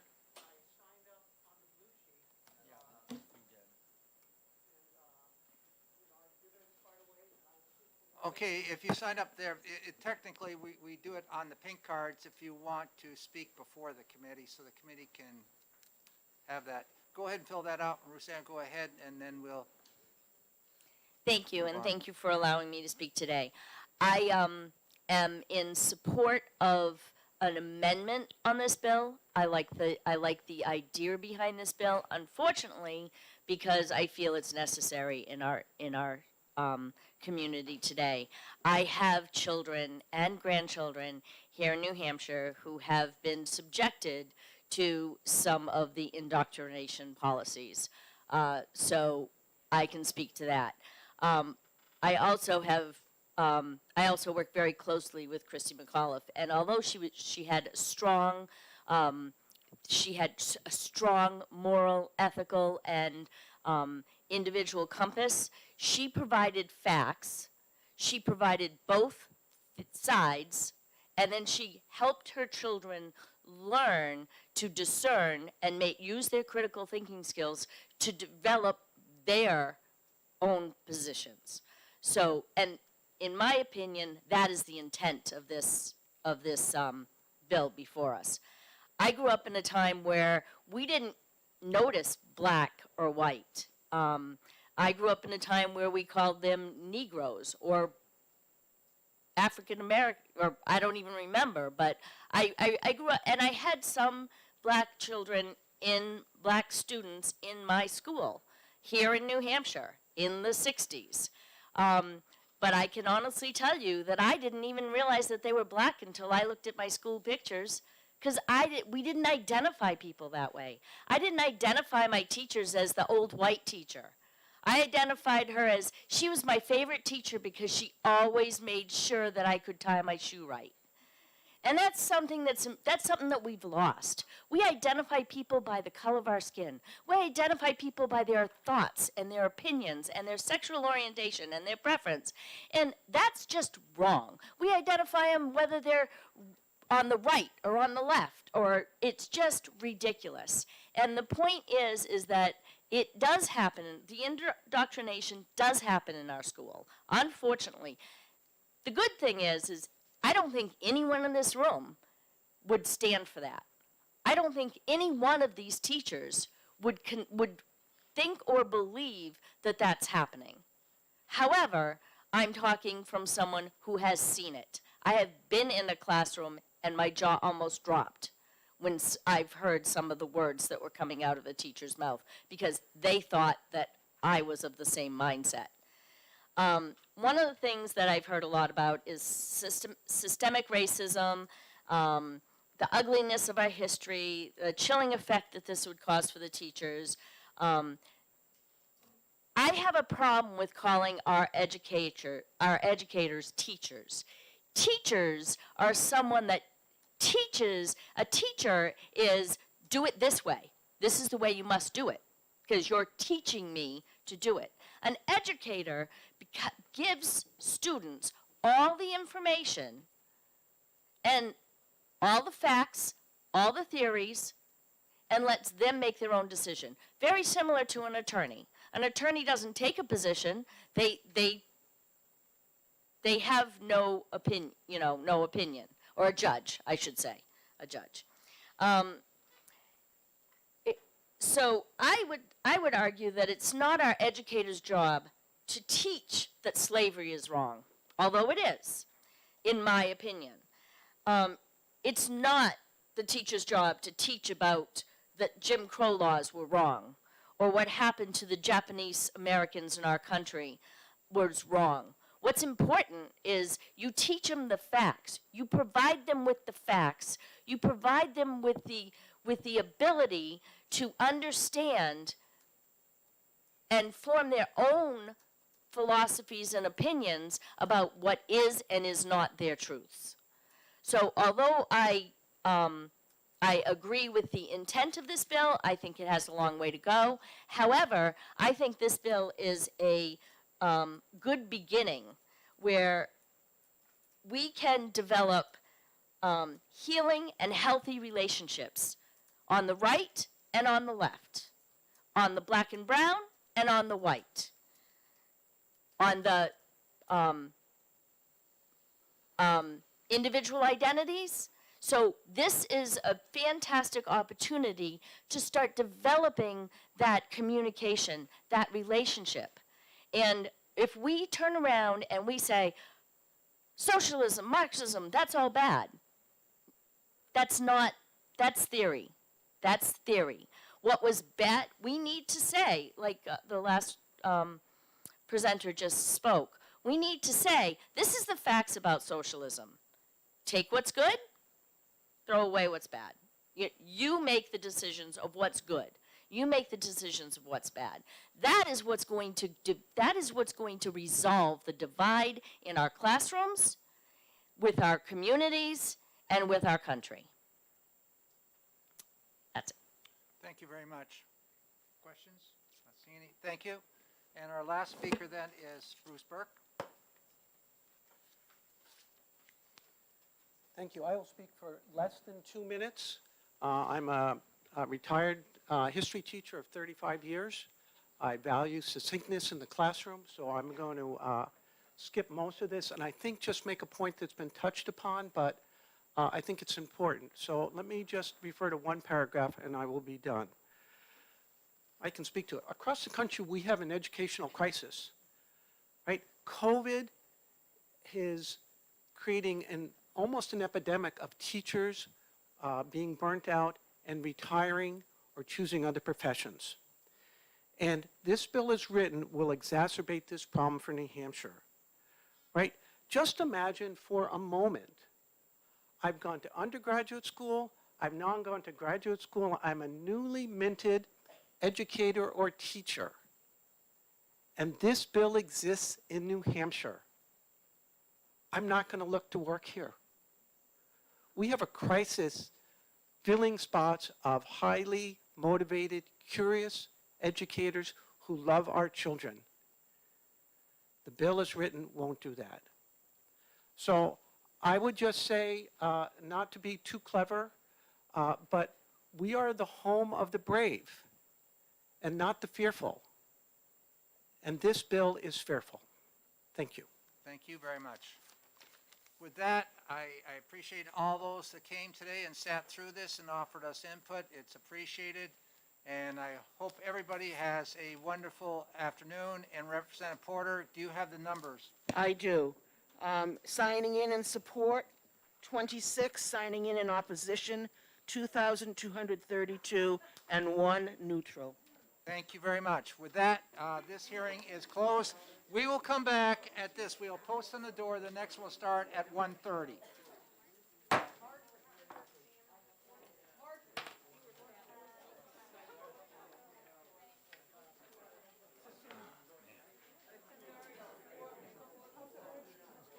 night.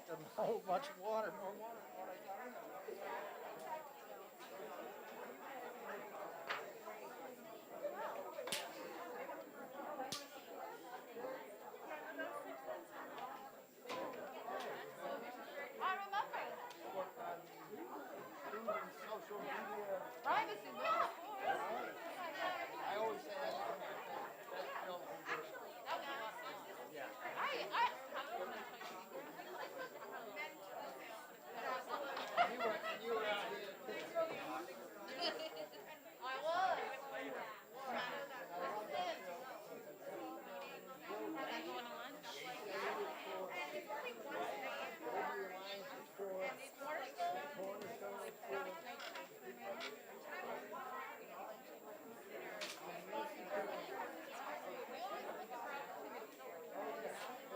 You might not get a ticket.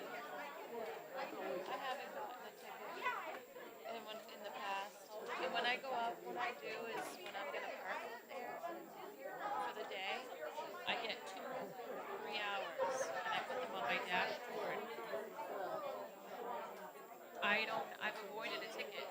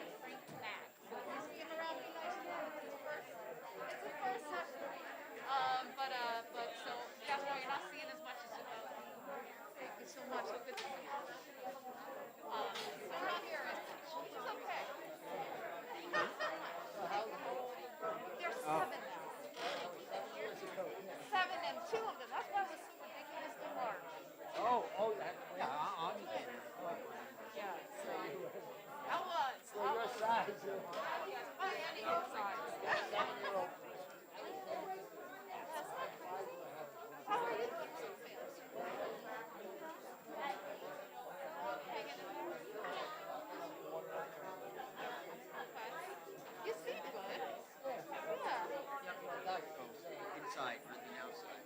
76 million. I was gonna say, it seems like you've actually aged in the opposite direction. Yes. It's genetics. Should I watch something for Not you? that I can replicate. No, thanks.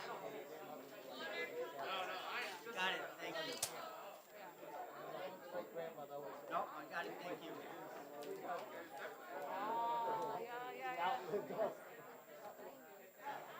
All right, well, you're continuing the legacy. Well, it's good to see you. Thank you for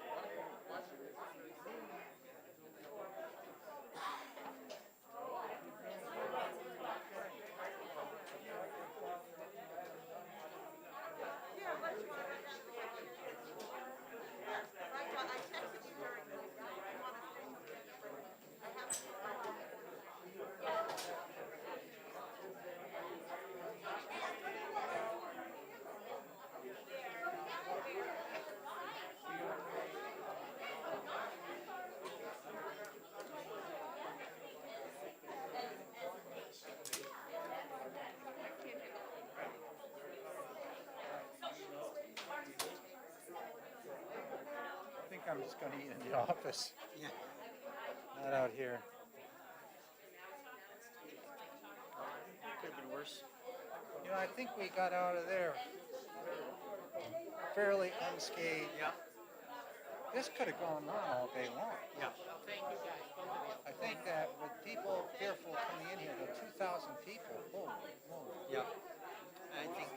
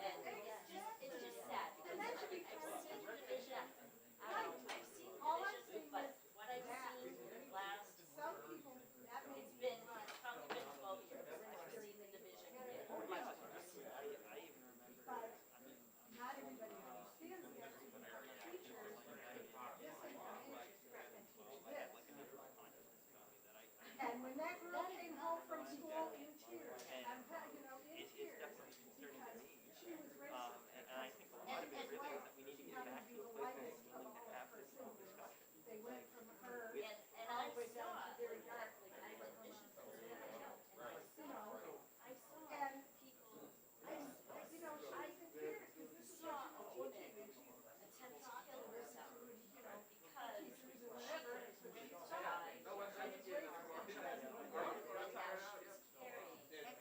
and that's hurtful, and it's wrong.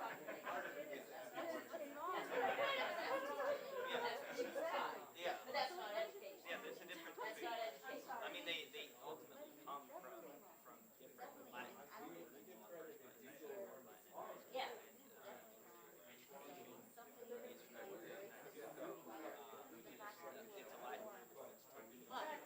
Right. That's why I made the point of, I don't like calling it society. Yeah, no, you were kind of spot on with that. Like, I mean, definitely. You need to be educated. What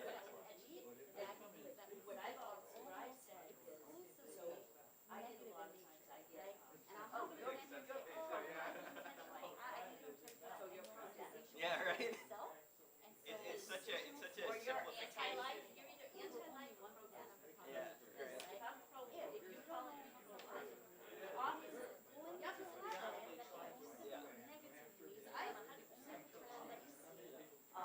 But no, But the I'm not. thing is I'm that, 100% pro-choice. I'm all, and I say, all facts and bias philosophies, right? And let people know that's what pro-choice is. that makes sense. That's what it said, yeah. Well, I was just gonna confirm that. My friend was telling me recently, she said, yeah, we were talking Well, about. I find it so funny because if you look at the legislative things that actually agree on that. And she said she had gone to. That's changed. And that's what's sad too. So in the last probably 10 years, I've seen most of the people that identify as Democrats, most of them have gone further this way. And they've gone as a motion. You don't have modern Democrats. Maybe you do in New Hampshire. I still frankly whatever. I just think that it's because of how fragmented everything is through social media, a lot of the things that we agree on And all I saw side was. things. And I think that the thing is that if you look at it, So then she had to. if you look at it though, like when it comes to Nebraska, what's going to happen And I know that. is the Pentagon budget, if it relates to It's learned, so I guess the whole idea is security there today are is increasing reasons that is learned, not just CIA, that way. groups like that, like those are going to happen. And I think But the thing is, we don't talk about this regardless of the fact that they are talking about it. It's not the thing that has that intention and that pull to it like a lot of stuff.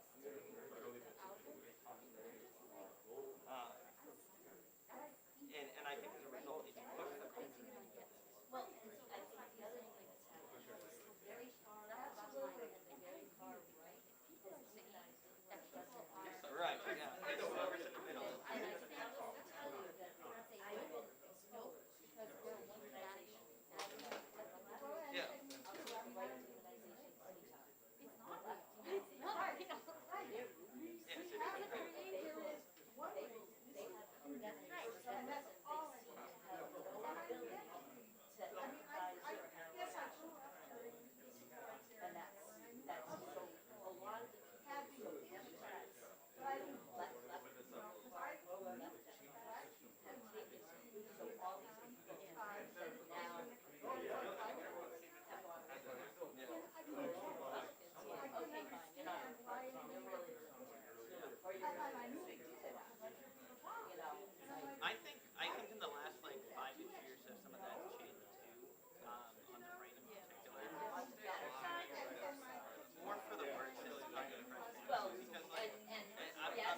like kind of crap all over Trump, but like the thing is that there were key members of Congress who were long-serving, long-standing Republicans, long-standing Republicans who lost their seats basically just for saying like, I don't agree with Trump on this one issue, and they got kicked out of the committee.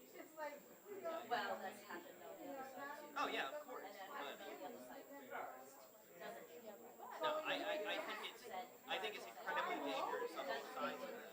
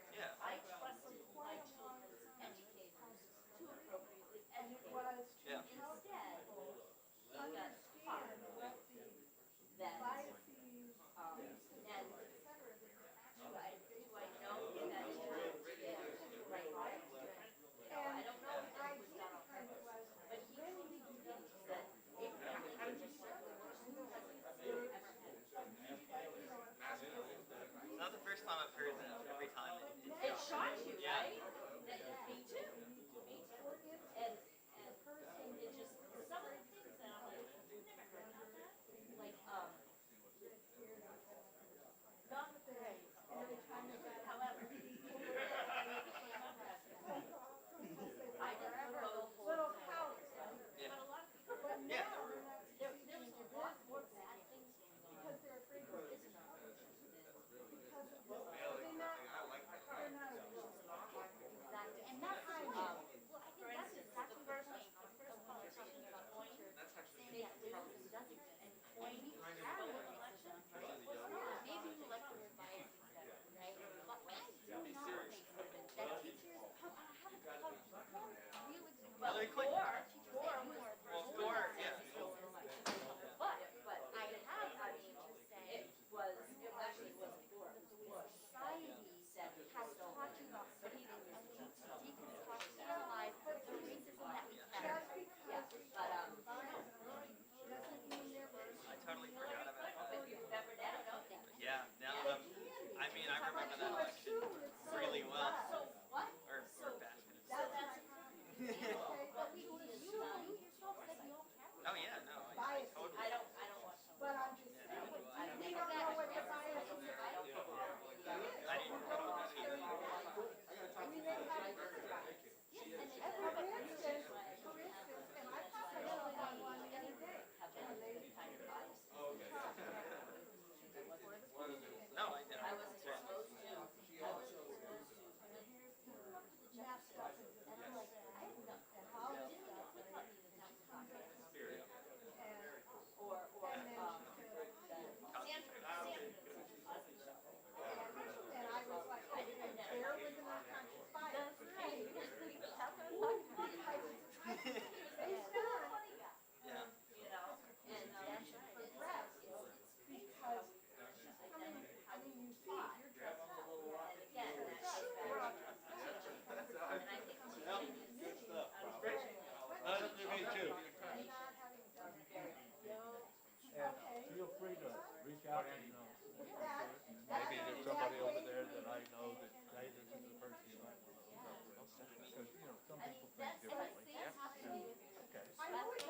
get that here. 400 people. That's true. That's true. The other side is, there are many perspectives in this room. You'll see it. You see that this is one of the better. Oh, yeah. Sometimes they're just perfect. Well, I'm in the criminal justice committee, and that is one side is that's Rob most of the time. And sometimes they're on target. Like I have a good friend who has a PhD in criminology. He was a professor in criminology at another school.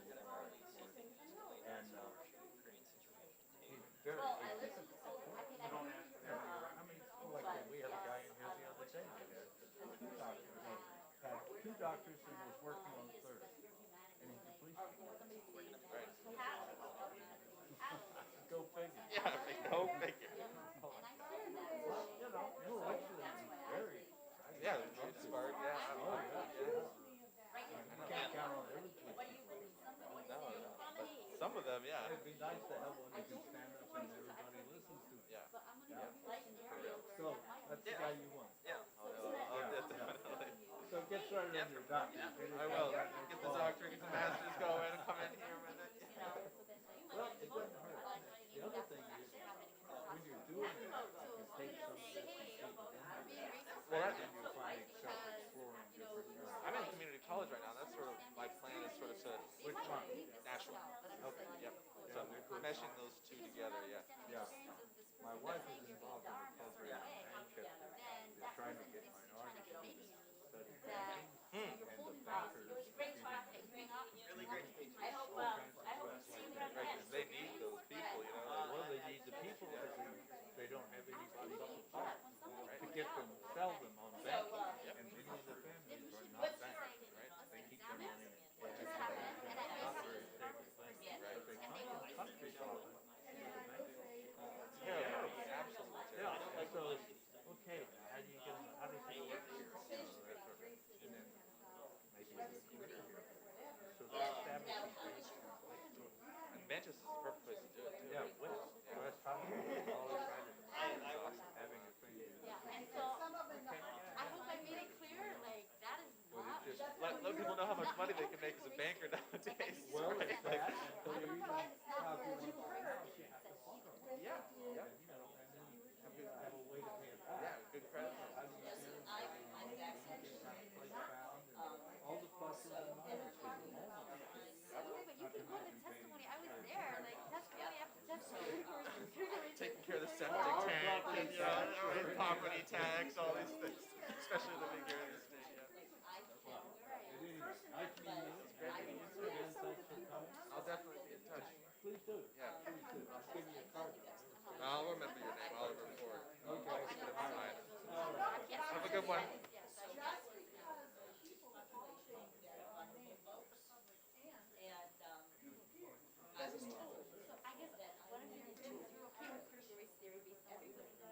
I'm okay with talking about biases that people have in work. Totally okay with that. I think we should. I've heard some people on our side, like, all white people are bad. That's my problem. That is my problem. That's my problem. That's my good friend's problem. And that's sort of where it gets so passionate online, is because Exactly. that's what is See? within it. And she was not pleased with that. She said, that's okay. But you know, I'm No, like, we've talked about it. and I'm like, but that is what I hear. That is what I hear. But that's what a student says. Like, I don't know one thing that's saying, however, right? But a girl who from a mixed family, you know, she happened to be the realest one of the kids, right? Came home from, I was there at her house when she came home in tears. Because the teacher taught her that she was racist because she was white. I actually have heard, and this is I'm talking about this, I have heard a couple of people like that. There's some teachers, white teachers, and we've talked about And they tend to be white teachers. right, it's these white liberal teachers. We've talked about these people before. Because you have people with those CCs, it's like I've hired one of those teachers where they will go so far with it. Oh, you're black, this is like, they'll really talk down to you about it. Even for a black student, that can be really, that's really Right. it is crazy, but It's crazy, but it's happening. That's the whole point.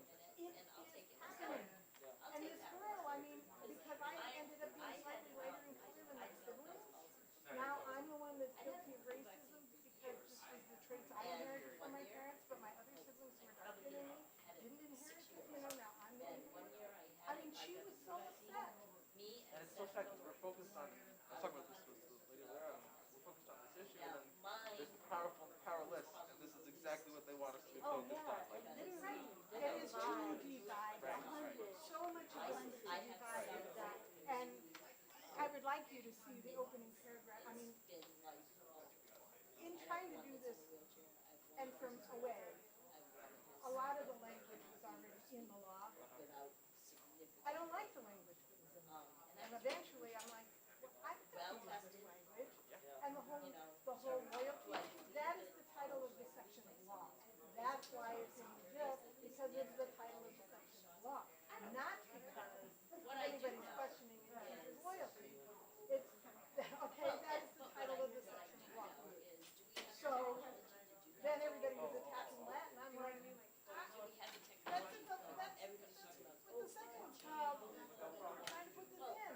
And so then I realized that, oh, we can actually change that. So I then changed, well, I changed it, and then when I went to see about getting because I did have one, but it's not perfect.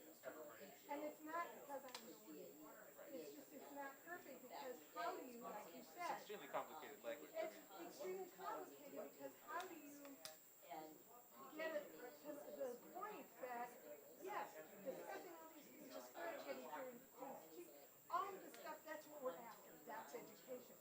But there are, like the example was given about, writing a paper about why the Taliban is not a terrorist organization, and if you don't support that, then you're bad grade. Representative Moffitt, because he was there, right? He said, I saw the behavior of the Taliban, I was there. I haven't seen that from the school, but I saw that in the news when it was.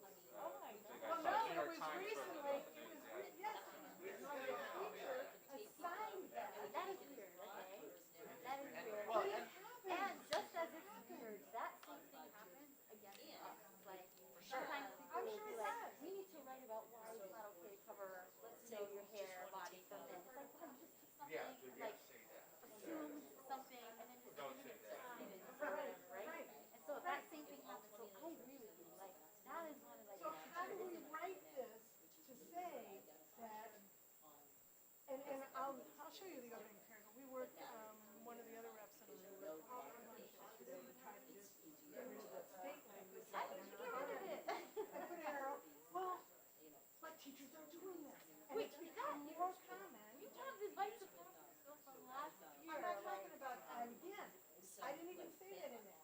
Because it's not just, it's about a whole lot of things, including, advocating for a particular political viewpoint. And I had talked to the Thomas student who came to me and said, I signed up for a political class at UNH, and I got there and it was a Marxism.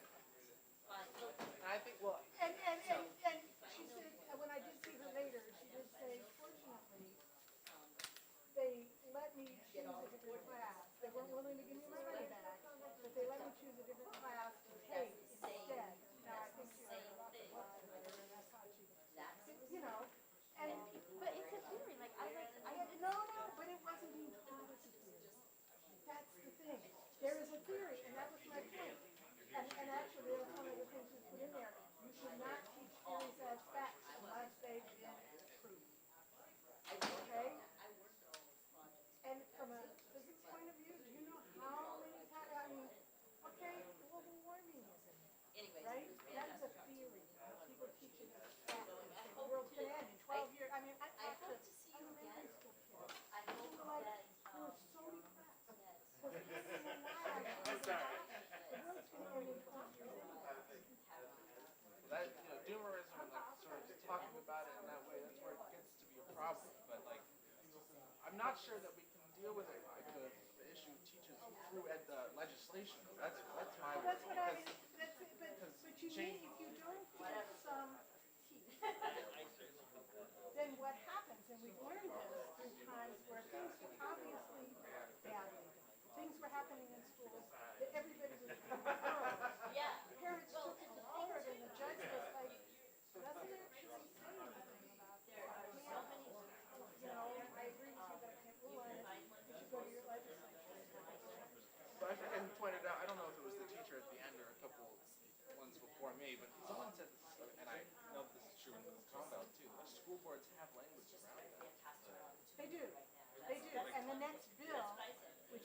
introducing puts a little teeth behind that language, because right now the kids are like that. I mean, we see this all the time.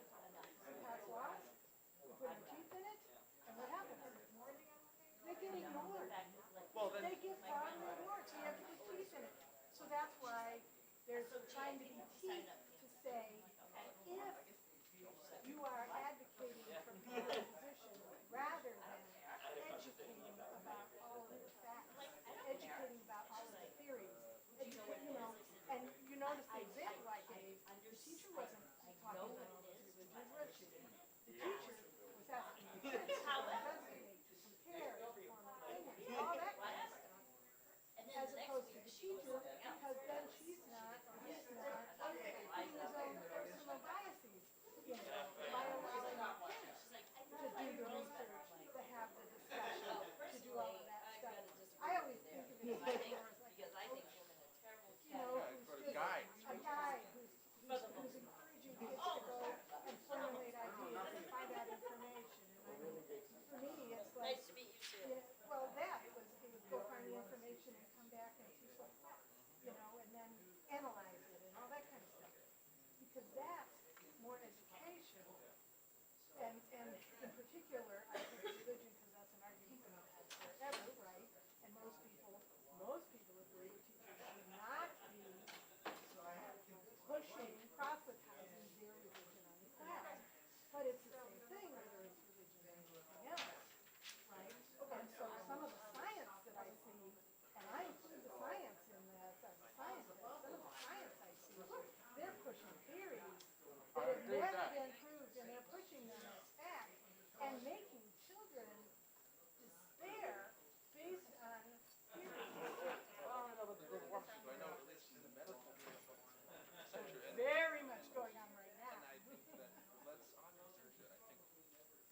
I don't know. I feel like my problem with the legislation is not necessarily what you're saying. I agree with a lot of what you said. I think it's more that we should be taking on, again, those powerful people. Like I feel like the teachers who are, as a result of the culture we're created, pushing an ideology or the other. That to me is not the problem.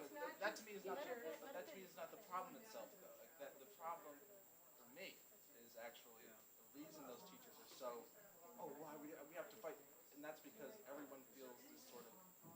There's no help happening from these legislators in the national. Everyone has to be their own help, and then that bleeds into your job, that bleeds into your life, and then however passionate you are about these issues, you can't fight. It's not 2007 anymore. You're not going to be able to bite your tongue and be like, okay, here's math.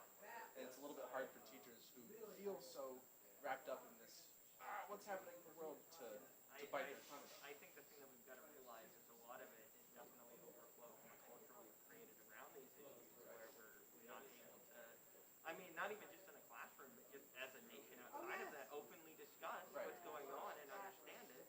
And I think a lot of it too is that, like, at this point, the divide's gotten so bad a lot of the time, we can't even agree on what the facts are. Right? So that creates a system where even for educators, it's incredibly difficult for them to do their job correctly because. Do you not think that makes it all the more important to continue the divide? But all the more important for kids to be able to come to school and learn math without the teacher talking to them about I can understand that, but I think it's kind of attacking that on more of a symptomatic basis rather than getting at the heart of the issue. Exactly.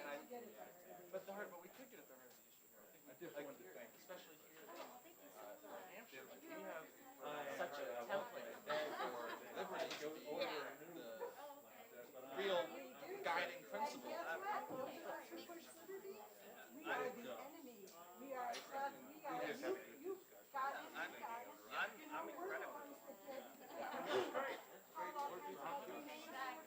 I'm incredibly proud of this state. I've lived here my entire life and I know a lot about our history. I certainly want to be able to make this a model.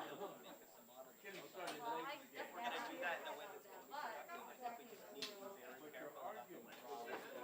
And I agree, words matter. And actually, that was a phrase that I was going to use. Was that words matter, and that's why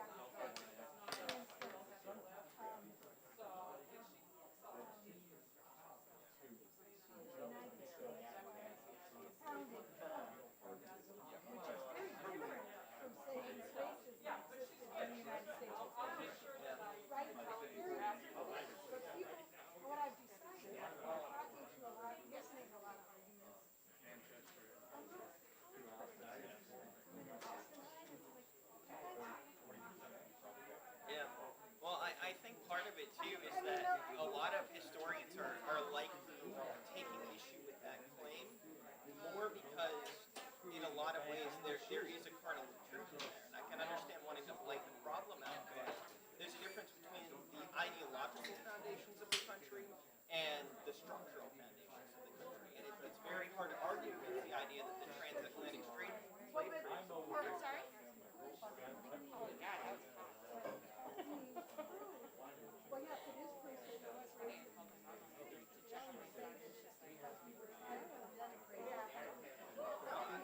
I can understand that.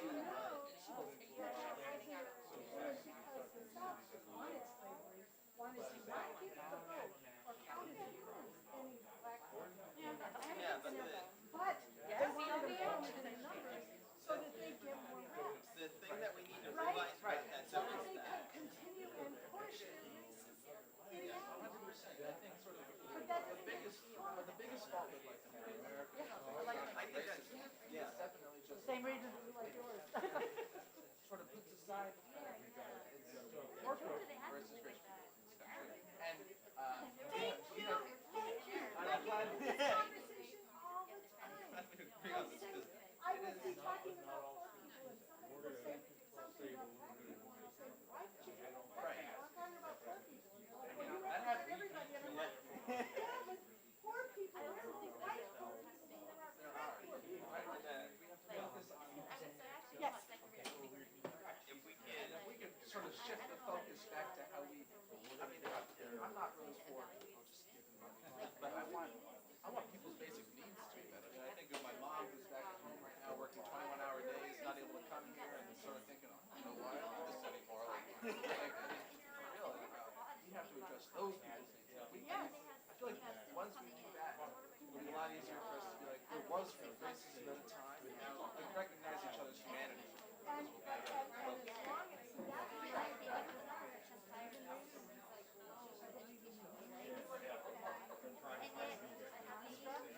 I think as long as we continue to push and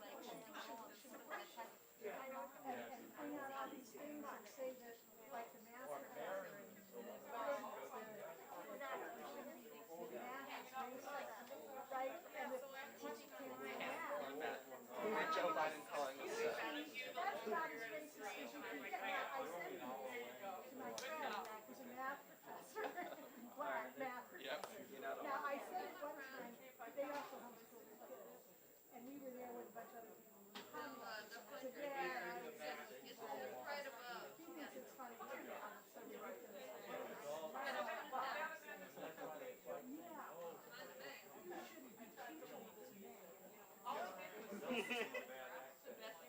I don't want to learn math anymore. I mean, she's, you know. It's a wacky world. It's hard to even like here, like we're in a whole hour supposedly, but not really. It's been taken. All the power has been taken away. This body, yeah, it's been given to corporations. Right? It's all been given to corporations. That's why I wanted somebody who's somebody, and it was funny because when they selected really big, you know, like you're not going to do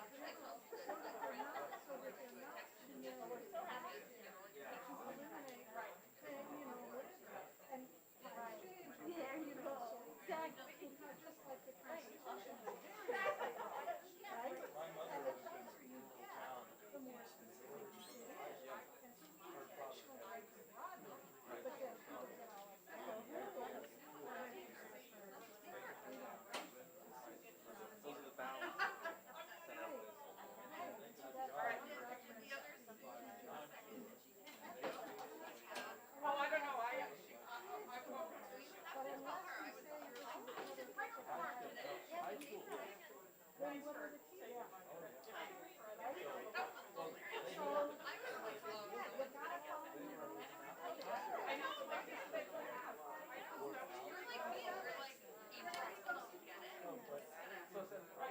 of us, the two sides can't have different conversations like this. Really, we would be able to get this done.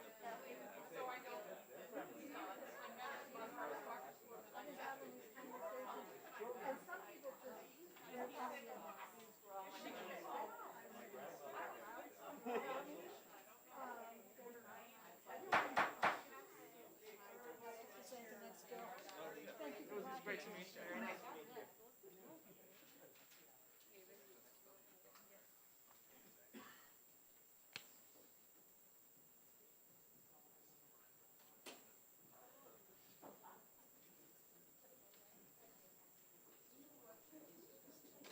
Okay, right now, we have HB 1336 relative to rulemaking by the State Board of Education concerning violations of the Professional Code of Ethics and the Professional Code of Conduct, 1336.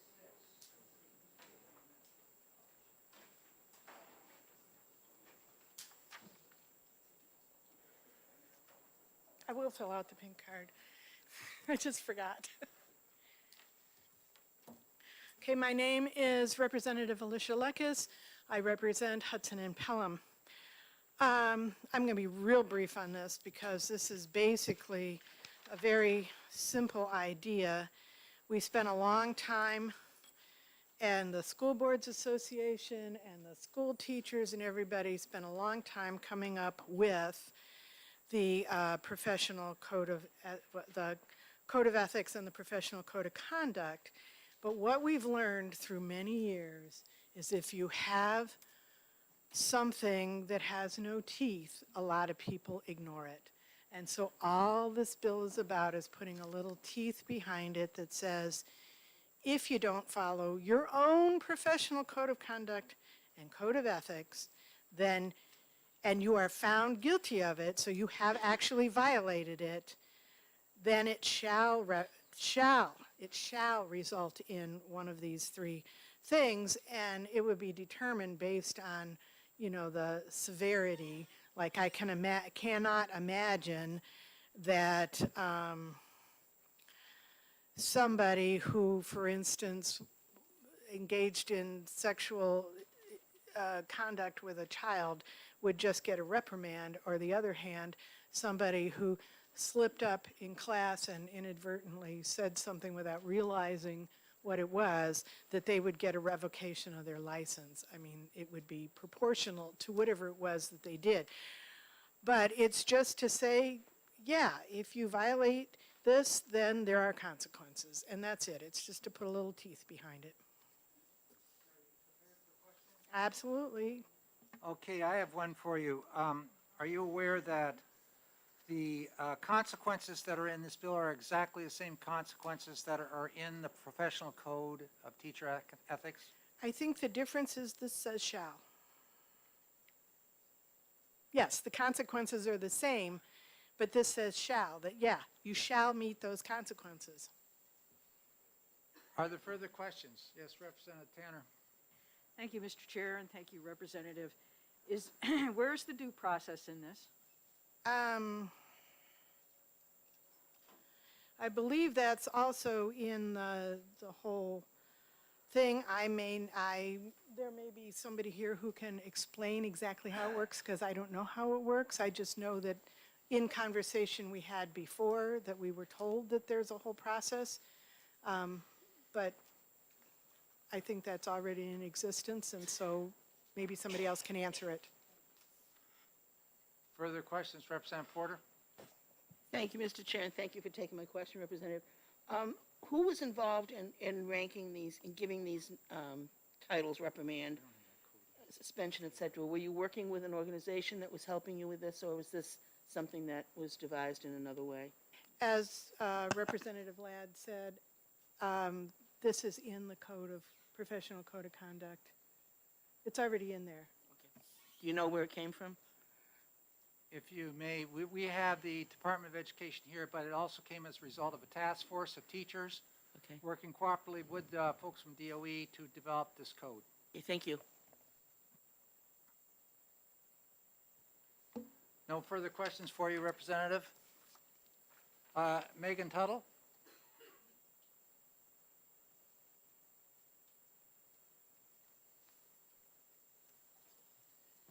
Thanks, Chairman Ladd. Members of the committee, Megan Tuttle, President, NE New Hampshire.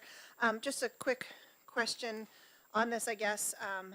And we're not against the Code of Conduct, Code of Ethics. NE New Hampshire was part of the crafting of this, and so we're fully aware of what it is, and we fully do support that we should have it. We're just wondering why it needs to be put into law if they're already in the rules. Administrative rules carry the weight of law, I believe. And we heard this morning, the good thing about the rules, though, is there is some flexibility from Chairman Klein. So I guess we're just wondering, why we needed to do this. There was a law that was passed to tell the State Board of Education to create this code of conduct. That was done. Not really sure why it needs to be put into law if it's already there. That's all. Are there any questions from the committee here? We do have coming up right now the DOE. I'm good. Megan, you're good. Okay, thank you. Have a good afternoon.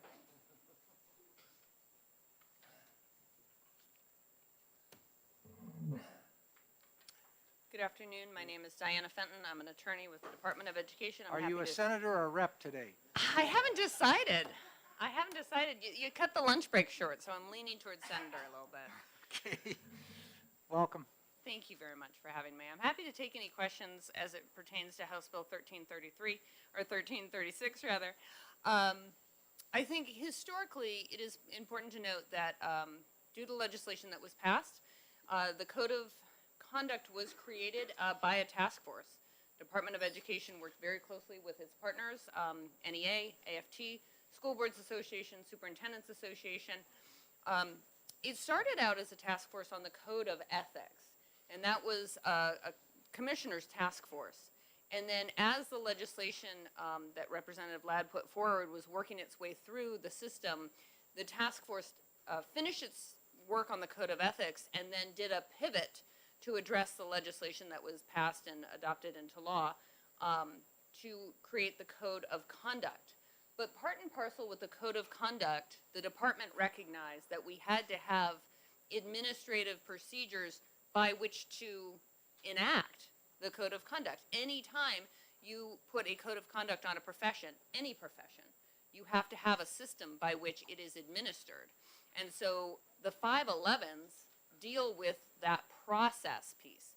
The 510s are the Code of Conduct, and the department has printed, those are available on our website, and we've printed booklets of those, and those are available. Those are the 510s. But the content and the process piece, which as an attorney I think is the most important piece, are in the 511s. And I can tell you that these three sanctions are set out in the 511s. These three sanctions are what the department administers when there is a finding of a violation of the Code of Conduct. Those cases are not done on an island, and they're not done in a vacuum. They are done with myself as I oversee educator misconduct investigations, with the investigator for the department, the commissioner, and the deputy commissioner. So we decide these cases once we have all the facts and there's been a determination. We will talk about what the appropriate sanction is, but it's also really important to note that the department, and I've said this to the commissioner and the deputy commissioner very much, all the time probably, I have said to them, the department is held to its precedents. Anything we do in this particular case, we will be held accountable to it in another case, because our actions are not and cannot be arbitrary. It is not targeted towards the individual, it is targeted towards the action. And so if we are to impose a revocation for certain conduct, then we use that case as a guiding principle for future cases. And I think that's really important to recognize. And I'm happy to take any questions. Yes, Representative Cardelli. Thank you for being here again, or still, I don't know.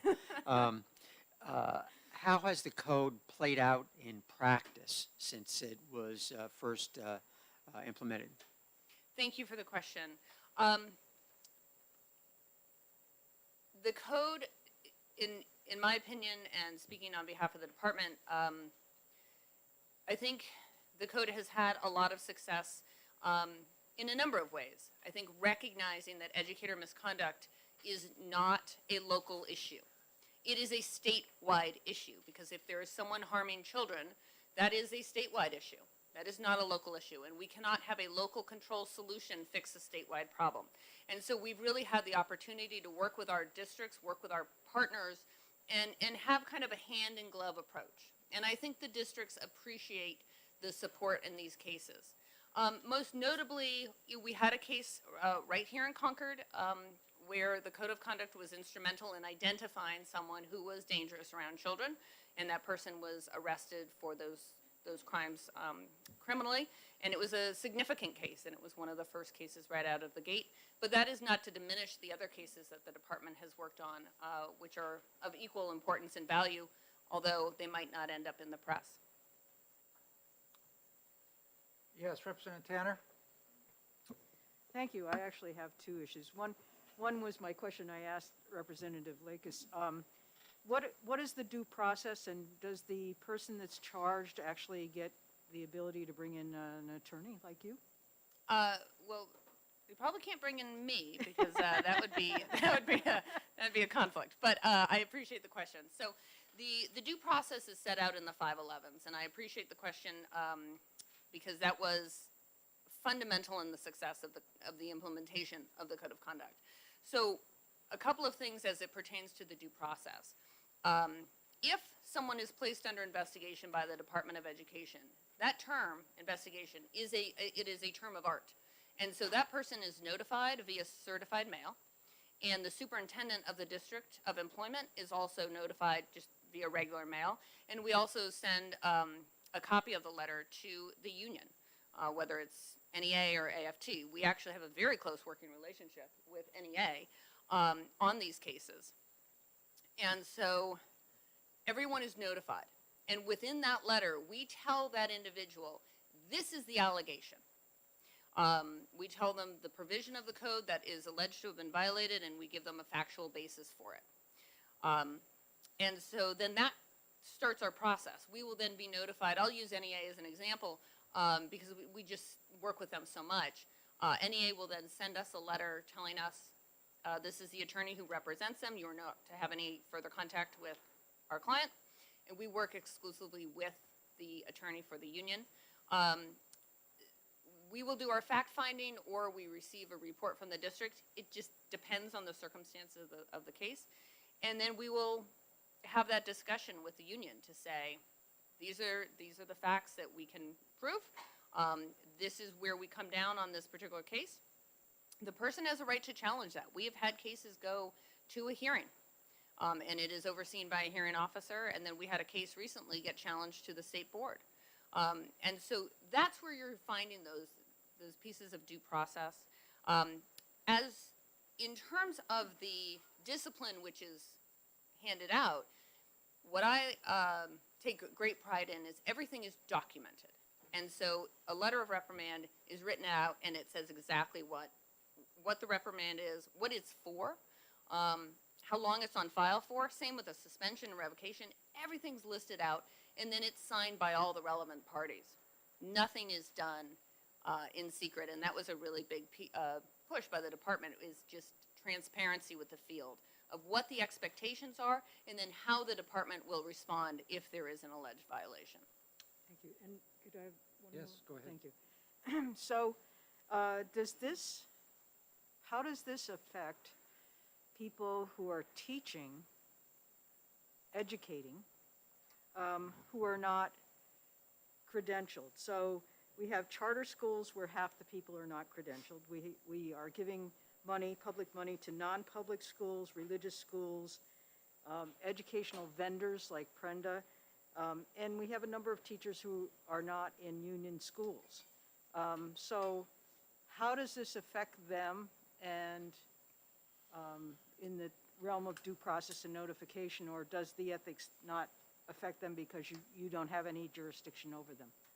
So the code of ethics is not actionable in the sense of what we're talking about here. The Code of Ethics is aspirational in language, and it applies to all educational personnel, whether they are credentialed by the Department of Ed or they're not.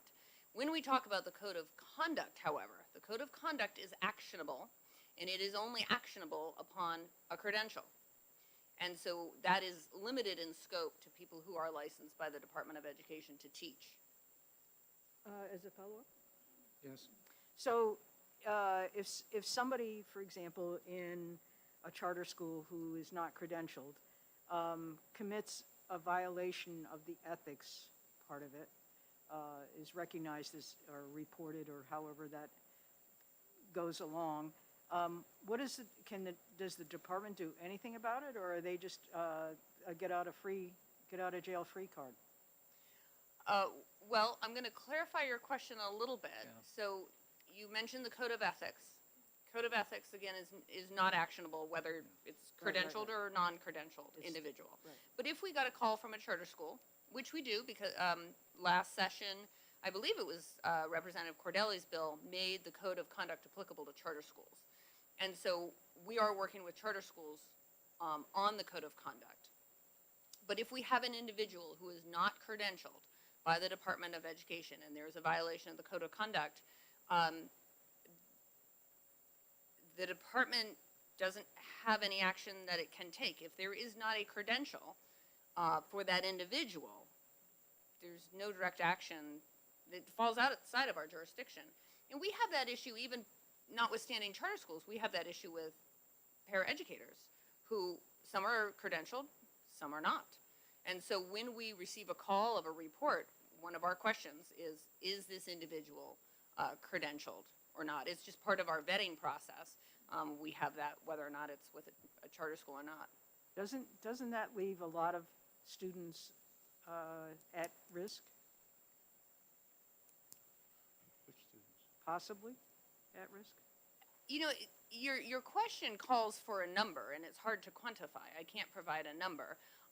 What I can tell you is that the Code of Conduct was written to attach to the license, just like my license to practice law. If you're an attorney who never passed the bar or didn't take the bar, presumably the New Hampshire Bar Association doesn't have any direct access to your license because you don't have one. So what I can tell you is the department's jurisdiction as it pertains to the Code of Conduct is limited to those individuals who have a credential to teach. One more follow-up. So a lawyer who doesn't pass the bar doesn't get to practice law. But a person who thinks that they're educated enough to teach or has been hired as a teacher can teach. They teach right beside people who are credentialed in charter schools. They're right beside them and get probably the same amount of money, the same amount of respect, the same amount of, gravitas of the job of being a teacher. So, and probably half the people, either students going to the school or parents that are sending their kids to the school, don't know which ones are credentialed and which ones aren't. So if they're in that equalized position and yet haven't gone through the professional credentialing for the job, which is, a lawyer couldn't do that, right? Lawyer couldn't stand in front of the court and argue a case without a professional certificate. So what I'm saying is the reason that you can't practice medicine unless you have a degree is that doesn't that put students, I'm not asking for a number, I'm just saying, doesn't that leave a big gaping hole that leaves students in a position to be subject to violations of the Code of Conduct for teachers? Well, I'll give you the classic lawyer answer since I am licensed to stand in front of a court and argue. It depends. I went to a lot of education to learn that phrase, and paid a lot of money for it too.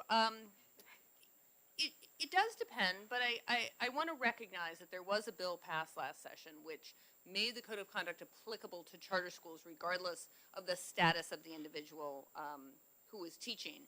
And I think that is a significant step forward. what I will again reiterate is simply the department has that jurisdiction to just oversee credentialed educators. And I think reasonable minds can differ as to the value of that.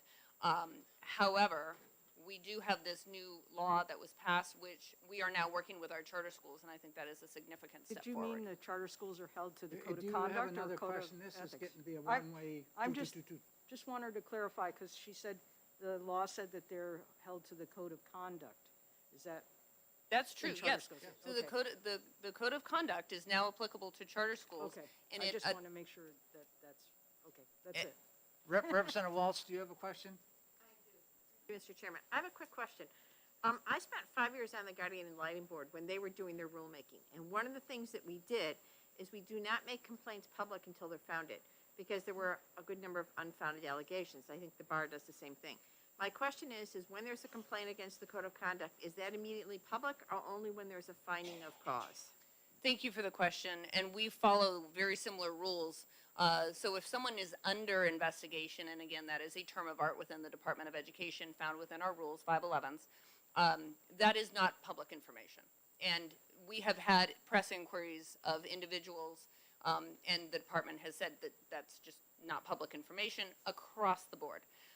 However, if there is a finding for revocation or suspension, and I will go back to the idea of that documentation where the individual and their union lawyer both sign that document, as does the Department of Ed. If someone has a suspension or revocation, they are then placed on the list, the department's revoked and suspended educator list, and that information is public. We will provide that upon request, and we provide it to school districts on a regular basis to help them with their hiring decisions, and they have requested that. And then the reprimands are private. I have one question to ask you. Although the Code of Ethics, which is aspirational, as you've mentioned, is in relation to relationships with community, parents, students, use of technology, there's those categorical areas within the Code of Ethics.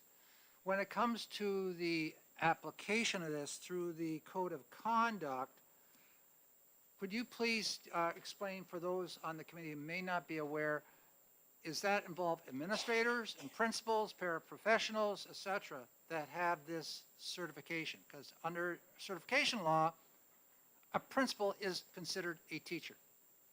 Yes, thank you for the question. So as additional clarity, the 4 principles that are set forth in the Code of Ethics, those were mirrored in the Code of Conduct, and those were set forth in the statute that was passed. So you might see a little difference in the language, but the intent is the same. They were mirrored. There is one additional principle in the Code of Conduct, and that is the duty to report that you will not find in the Code of Ethics. And the Code of Conduct is, again, it's applicable to all individuals who hold a credential issued by the Department of Education, and it is equally applicable to administrators, whether it's superintendents or principals, and the department has taken action across the board when it's appropriate. Thank you. Yes, Representative Cardelli and then Representative Mullen. Thank you, Mr. Chairman. Just if I want to be clear, you're talking about actionable in terms of the ability of the department to take action. But irregardless of whether someone has a credential or not, there could still be actionable or action taken within the judicial system based on the offense. Yes, thank you for the question. If the matter rises to the level of a criminal offense, certainly the court system would take its action. But I think to kind of leapfrog off of your question, there's always the realm of employment.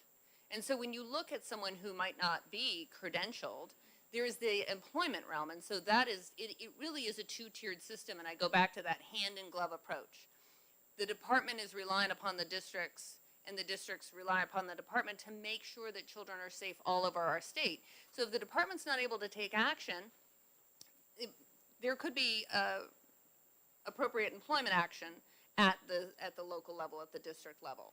And so that's why I always go back to that hand-in-glove approach, because there's employment, which is dealt with exclusively by the districts, and then there's credentialing, and that is the realm of the Department of Ed. Representative Mullen? Thank you, Mr. Chair, and thank you for taking my question, Attorney Fenton. So this bill calls for RSA 21N93CC to be amended. Can you tell me if the reprimand, the suspension, and the revocation are already in the rules, what will codifying it in 21N92CC, what will it do? What will the effect be of passing this? So the sanctions are already set forth in 511. I will probably defer your question more to the sponsor as to what the intent of this bill would be. I would speculate, and it's pure speculation, that it would be harder to get a repeal of the Code of Conduct by putting it in the statute. But again, that's speculation. I would defer to the sponsor as to what the intent of placing it in the statute would be. Okay, I just have one follow-up, Mr. Chair. It also says a violation as determined by the State Board of Education. Are you and the commissioner and deputy and investigator deputized by the state board to make that determination, or is Chairman Klein now going to be wearing a badge? Well, what Chairman Klein chooses to wear is completely up to, that's not, I don't think I have any say over that. If he'd like a badge, he certainly, he can have one. So it's not that we're deputized, but when you look at other provisions of the education law outside of the Code of Conduct, you'll see there's that close affiliation. And so when you read the state board, it has assumed and it has been interpreted to mean the Department of Education and the staff. And so there's not a formal deputizing process, although now I want one. But we can take care of that. Thank you, I appreciate that. But that's how it's always been interpreted. Are there further questions? Representative Walz. I know, and you, I'm sure, know too from law school, that rules have the force and effect of law. But could you kind of give a primer to people in this room about the difference between rules and laws and kind of the effectiveness of them and the role of them? I hope so. Let's see. Thank you for the question. It's interesting. Working for the Department of Education is the first time that I've been engaged in that rulemaking process. So it was certainly an eye-opening experience for me. That's not something we have in criminal law where I used to practice. So the way I explain it is this. The statute kind of sets out the framework of the house, if you will, right? It's the foundation of the house and it's the outline of the house. And then I always think of the rules as kind of fleshing out the interior, right? It's the tile, it's the backsplash, it's the curtains, it's the paint on the walls, it's things like that. It's that detail level. And it was definitely an interesting experience for me to engage with our stakeholders in that process. And I think what is so unique about education is the work we do with our partners and our stakeholders. I can tell you from my past employment and just being a lawyer, I was very lone wolf. And so this was a great learning experience. And I think it's by working with our stakeholders and our partners that we learn all the different viewpoints of what has to be addressed and all the various concerns. And that's what I think the strength of rulemaking really is, whether it's in this particular subject area or any of the areas that the department oversees. We've had great opportunities to work with a number of stakeholders on that rulemaking process. The one that always pops to my mind is special education. I think without our stakeholders, we would be lost. But that's just my 2 cents. I hope that answers your question sufficiently. I was more looking to the force of law effect, but than the how you make rules effect. But you know, well, to me, the force of law, yes, it does have the same effect as law, and that comes from the adoption at GELCAR and the back and forth with OLS, and then ultimately adoption by GELCAR. Thank you.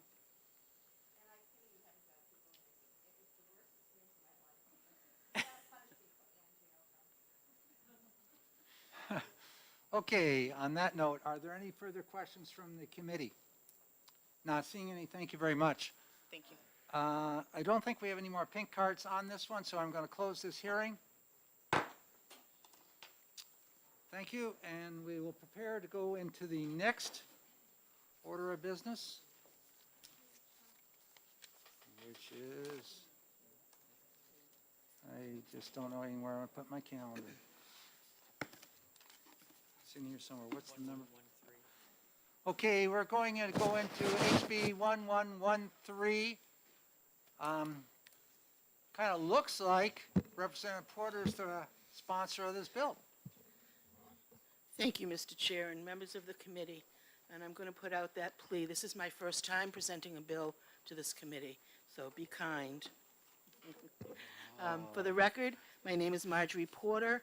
I represent the good towns of Hillsborough, Antrim, and Windsor, which at one point advertised themselves as the Switzerland of New England.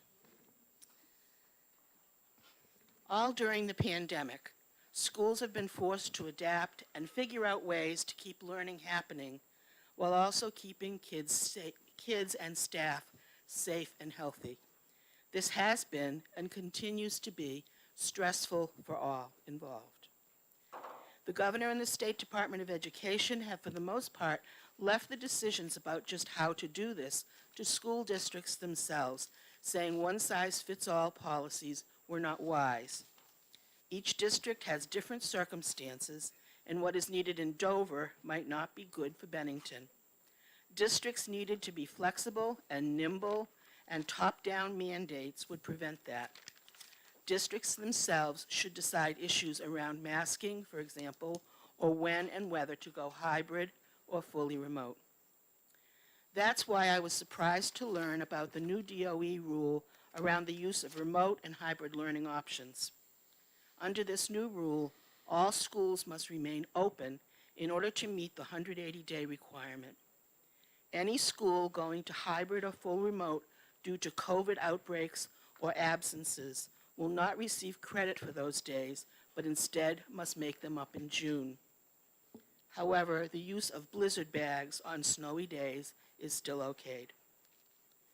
I think I'm not out of line here to say everyone wants to see our schools open and our students and teachers learning together in our classrooms.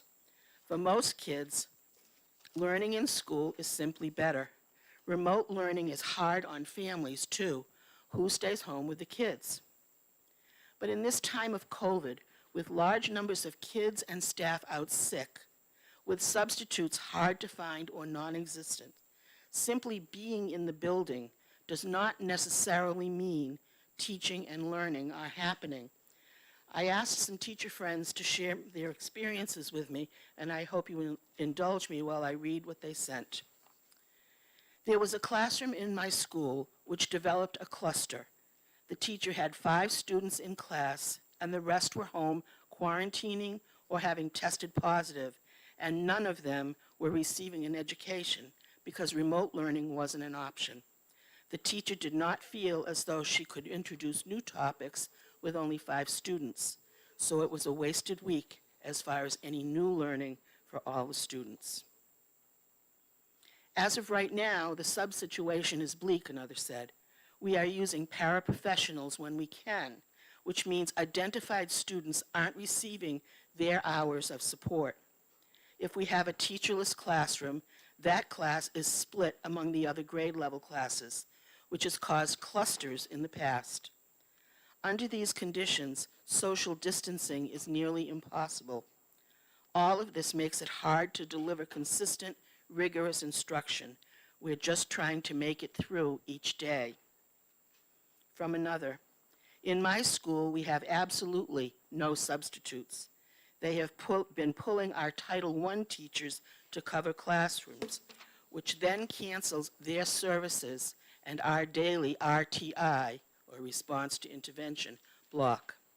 These small group lessons for the students with the most academic needs to review skills they haven't mastered yet. These students need consistent reading practice every day, and they can't get it because the intervention teachers are covering classrooms. If we were remote, they would be on screen together every day. From another, there aren't any subs. When they can't move staff around and have a para-educator cover a class, they combine several classes together in the gym or the auditorium. Under those conditions, the absent teacher's substitute lesson plan can't be followed. Student attendance is also low and very inconsistent. Students aren't getting the education in school they should be under these circumstances because of numerous absences related to COVID. 25 to 30% of students are out on any given day, another said. It's not always the same students. Someone is always missing something that I present. I have to consistently come up with alternative things for the students who have been in class while I make up work with the kids who miss something. I now have to have two things going at all times, regular work and make-up work for every concept. It's a juggling act, and it's exhausting. And finally, students whose teachers are out are directed to the auditorium to join the study hall. This makes hundreds of students in the same room for upwards of 80 minutes at a time. They mostly go on their computers. The pandemic has forced schools and teachers to adapt. Most schools have the technology in place to allow hybrid and remote teaching, and most teachers have learned skills and techniques to make it work so learning can occur. It may not be perfect, but I dare to say more learning will happen remotely than it will in half-empty open schools or overcrowded cafeterias. Schools are closed on snowy days to keep kids safe. Excuse me, I've left out a whole bunch of stuff here.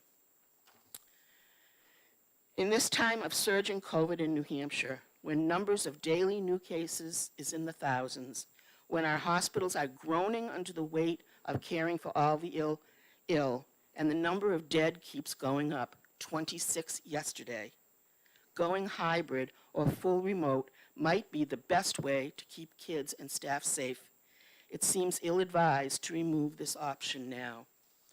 And I'm wondering what will happen if the number of days to be made up exceed the number of days in June.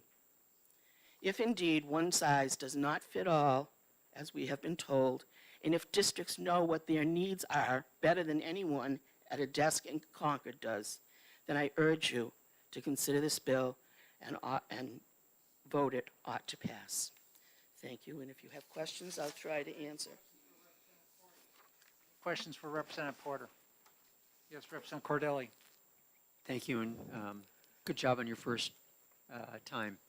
You mentioned snow days to keep students safe, but aren't snow days made up also as remote learning days would be? Snow days can be, if a school has a blizzard bag system set up, they can send home work and work together on computers at home, and that day will not need to be made up. It's my understanding as I saw the rules. Further questions?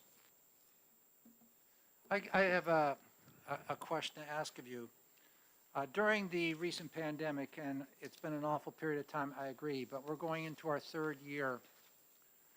And we're starting to notice that the remote learning has not been as successful as we would have hoped it had been. We've seen math scores drop from 48% proficiency to 38% proficiency. My observation of just comparing two of my own grandkids, one went to school, one was on remote the whole time. The one that was in school, even though they were dealing with the COVID in that school, was able to keep the path going towards where I would like to see them going in terms of learning. The one that was on remote, we saw drastic shrinkage, emotional, mental, social issues. Yes. So which of those options is the best option? You know, Representative, and it's not an easy decision here. Remote learning, constant remote learning, is not a good thing. We understand that it's had negative impacts for a lot of kids, But right now, we're not talking about having the school closed for months like it was in the early days of the pandemic.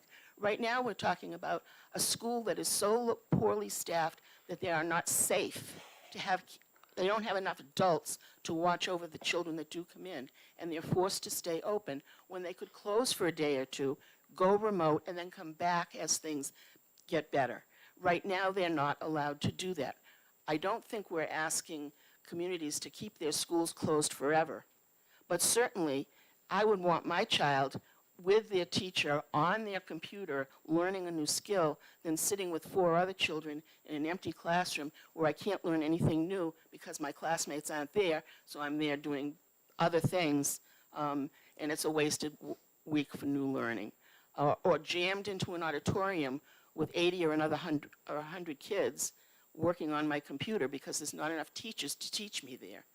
I think we have to be, as the commissioners often said, we have to be nimble and allow schools to make the best decisions for their kids at the time so they could close for a day or two and then come back when things ease up.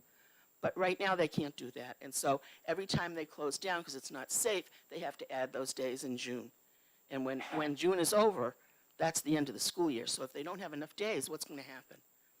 And for the teachers who are there and are doing remote, even though the school decides to go remote and teaching remote, they are using up their teaching days. So if the days still have to be made up at the end of the year, they're going to be over contract. And that's going to be expensive for districts because they have to get, they've already used up their 185 days or whatever. So we need to give them the flexibility to do what's best for the kids under their care.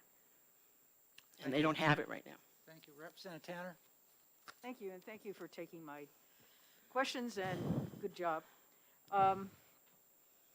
Do you think that not allowing remote learning when there are clusters within the school or when the school has a very high absentee time takes out the possibility of deep cleaning that the schools I know have done in the past when they've had these clusters and then they take a couple days to go remote? Do you think it really curbs that? You know, I hadn't thought of that, Representative, but that's a very valid point. Thank you. Representative Mullen? Thank you, Mr. Chair. Thank you for taking my question, Representative Porter. We're not talking about schools making individual decisions. We're talking about the school board in a community adopting some sort of metric or policy or whatever, correct? That's right. Okay, thank you.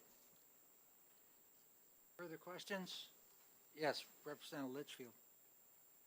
Do you think maybe it would be good if we were to address this at the source, which is why are these schools being closed due to large clusters?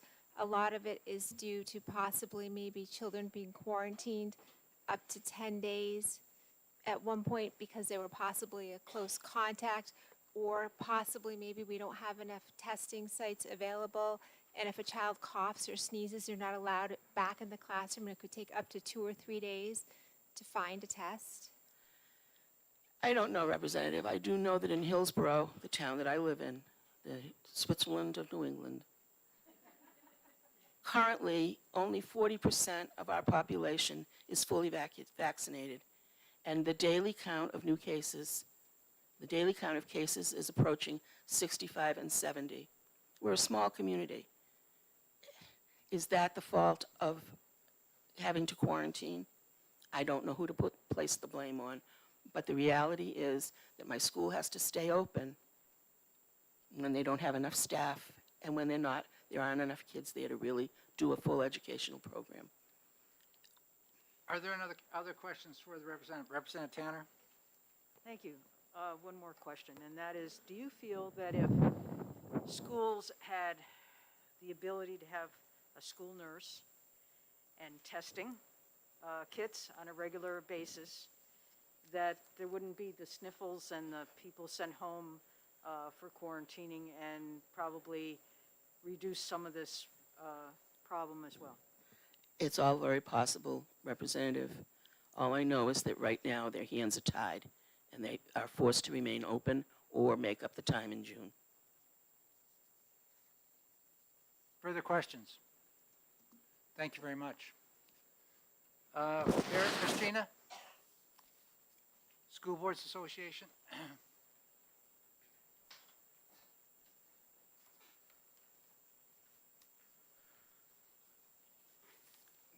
Good afternoon, Chairman Ladd. Good afternoon, members of the committee. Barrett Christina, School Boards Association. We are in support of House Bill 1113. Everybody on the committee, I presume, knows that I think it was just last week the State Board of Education adopted revisions to State Board Rule 306.22.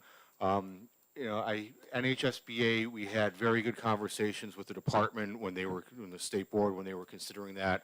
I had a handful of conversations with Commissioner Adderblue. I had a handful of conversations with Mr. Klein. We provided some suggested language.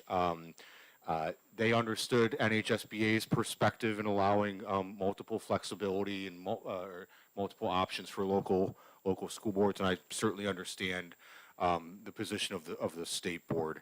The learning loss with schools being closed has been significant. Nobody disputes that. Nobody disputes that children are best educated when they're in a school building in front of a certified, trained, experienced teacher.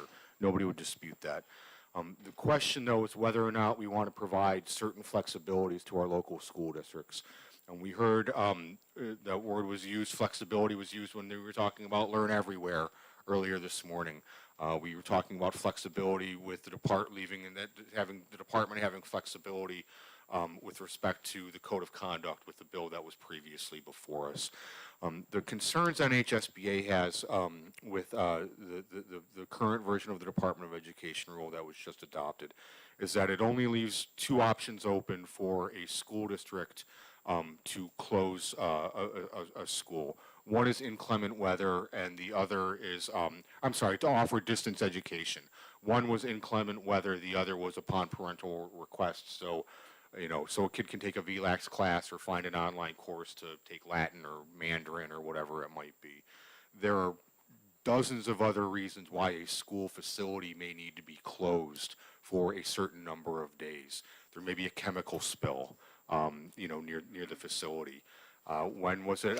2007, 2008, we had the ice storm that hit the southwest region of the state, and trees were down, and if there was even power to do remote, if you will. My understanding was there was a fugitive on the run near Kearsarge High School 3 or 4 years ago, and the guy was hiding out in the woods, so they had to close the school for 3 or 4 days till they captured this individual. So, we support, everybody knows NHSBA supports local control over local educational matters, and the local school board should be able to determine what's best for that specific community. Representative Porter talked about a lot of the logistical issues that our school districts are facing right now. Teachers are getting sick. We don't have substitutes. We have, the lack of substitutes is so severe, we've had to lower some of the standards for teachers' aides and substitute teachers in our school. They used to want somebody who was, maybe at least old enough to buy alcohol. And now I'm not joking. We're having 19, 20-year-old kids that are being teachers' aides and being paraprofessionals and being student teachers because we need the bodies in there. So there are the logistical challenges, with what we're facing still in the midst of the pandemic. We think there are broader operational reasons why school boards should retain this level of flexibility. I had one other point I was going to make as well too. Oh, and last, by limiting the flexibility options, we hope that the pandemic gets better, but is it going to be better in June? Are we going to stay fully open, this 8 o'clock till 3 o'clock come June? Nobody seems to know. Every time we think we're sort of out of the woods with this, whether it's the Delta or the Omicron or who knows what's going to be next, seems to be popping up. So anyway, I just wanted to certainly say we understand the department's point of view and the state board's point of view. We had good conversations with Chairman Klein and the commissioner NHSBA just happens to disagree with the final rule, but, we think more flexibility is better for local school boards to make these local determinations. So with that, I'm happy to answer any questions. I have a question for you first here, Barrett. I'm looking at the area of law we're shuffling this verbiage into. It comes underneath School Performance Accountability Section 193H, H5, which seems to me that the language which is already in there speaks to the state can't shut down a school or take over the management of a school. That's in relation to, and most likely I'm looking into this in terms of a possible intent, that they're not achieving what they should be in terms of their accountability and their performance. Is there not a better place to put this language, like in 21N or someplace under the responsibilities of the local or of the state board or the Department of Education? Putting underneath performance accountability raises questions in my mind if it's properly placed. Yeah, thank you very much for the question, Representative. I'll be honest with you, I didn't even notice the placement of the statute. I was looking at just at the language of the bill. I would be inclined to agree that the language would probably be better placed in 21N, perhaps 186, which is a lengthy list of duties and responsibilities of the State Board of Education. The language could also be modified, and rather than rather than having a law that limits authority of the Department of Education, NHSBA would certainly support a bill that would enhance the authority of local school districts, local school boards. So you could put an amendment in perhaps 189. But yeah, I'll be honest with you, I didn't even look at the placement of where this bill would go. So, I mean, we certainly agree with the language of the bill. Where you want to put it is not overly relevant to NHSBA, but I agree. Perhaps a different place would be better. Thank you very much. I always try to word something in the positive rather than in the negative. This is coming out, you can't do this, but let's put it somewhere else where you can do this. Sure. Thank Enabling or authorizing, exactly. Yes. Representative Lakis has her hand up, sir. Yes, Representative Lakis. Thank you. I realize that a lot of this bill seems to be in response to what the Department of Education recently did, and we're talking about short-term closures, et cetera, but from reading the language, it seems to be more encompassing than that. And what about when a school district just decides, regardless of what the level of COVID is in the community, to not be open for an entire year? Thank you for the question, Representative.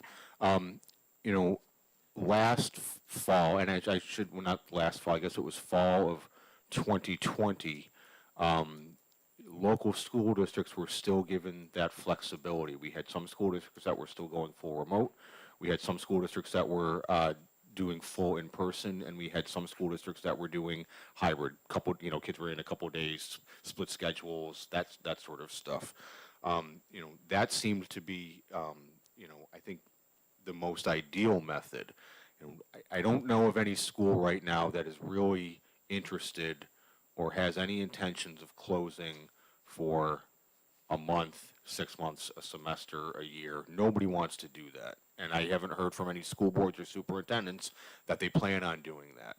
My understanding in speaking with the superintendents that have called on HSBA asking for guidance about the ability to close prior to the recent rule being adopted were, they needed to do it out of sheer necessity because, either they didn't have the staff, they didn't have the substitute teachers, they didn't have bus drivers have gotten COVID as well too. We know there's a bus driver shortage across the state as well too. So, one of the proposals, or I don't want to call it a firm proposal, one of the conversations that NHSBA had with Commissioner Edelblue and Mr. Klein was, some flexibility where you could go remote up to 10 days per se in a school year, and beyond that you would perhaps have to file some sort of emergency petition with the commissioner who would have some sort of rubric to check the boxes. If these boxes are checked, then yes, you can continue remote. If not, then you have to come back in person. That was at least part of the conversation that we had anyway. So there are a myriad of ways that I think you could possibly go with this.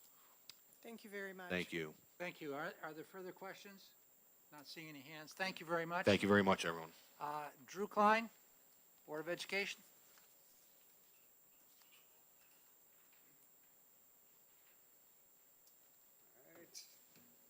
Hello again, everyone. Mr. Chairman, thank you. This is not a comment on the previous bill, but I have no desire to wear a badge, just so everybody knows. So I just wanted to give, I'll try to be quick here. I got some data I'd like to go through. But first I want an understanding of what the rule that the Board of Education passed actually does. And for clarity's sake, that rule is not adopted yet. It has to go to JLCAR and then it has to come back to the board. So it's not actually in effect yet. It's going to take probably till March before it actually goes into effect. So right now, we're still under the current rule, which does allow districts to go remote if they want. I want to talk about why we did the rule the way we did. And we had a lot of discussions, a lot of back and forth. It wasn't willy-nilly. We took months to work on this.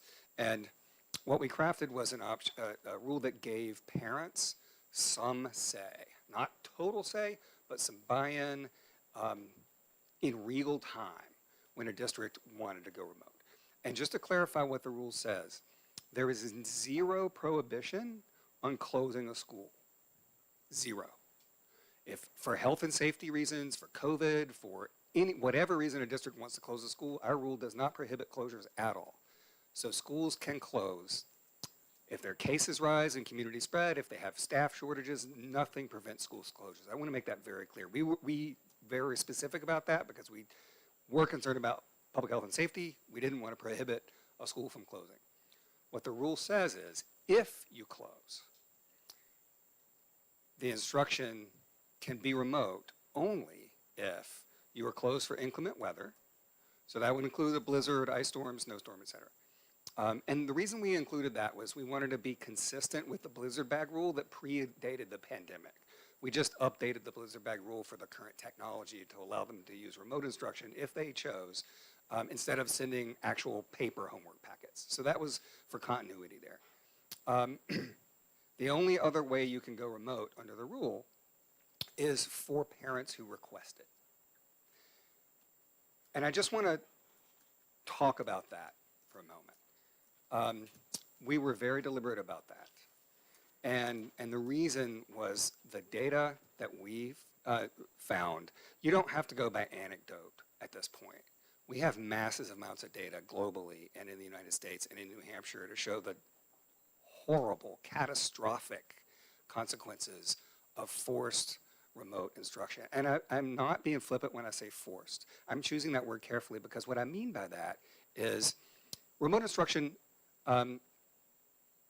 doesn't work well for every single family. There are some families who can adapt to it really well, and those kids actually thrived in remote.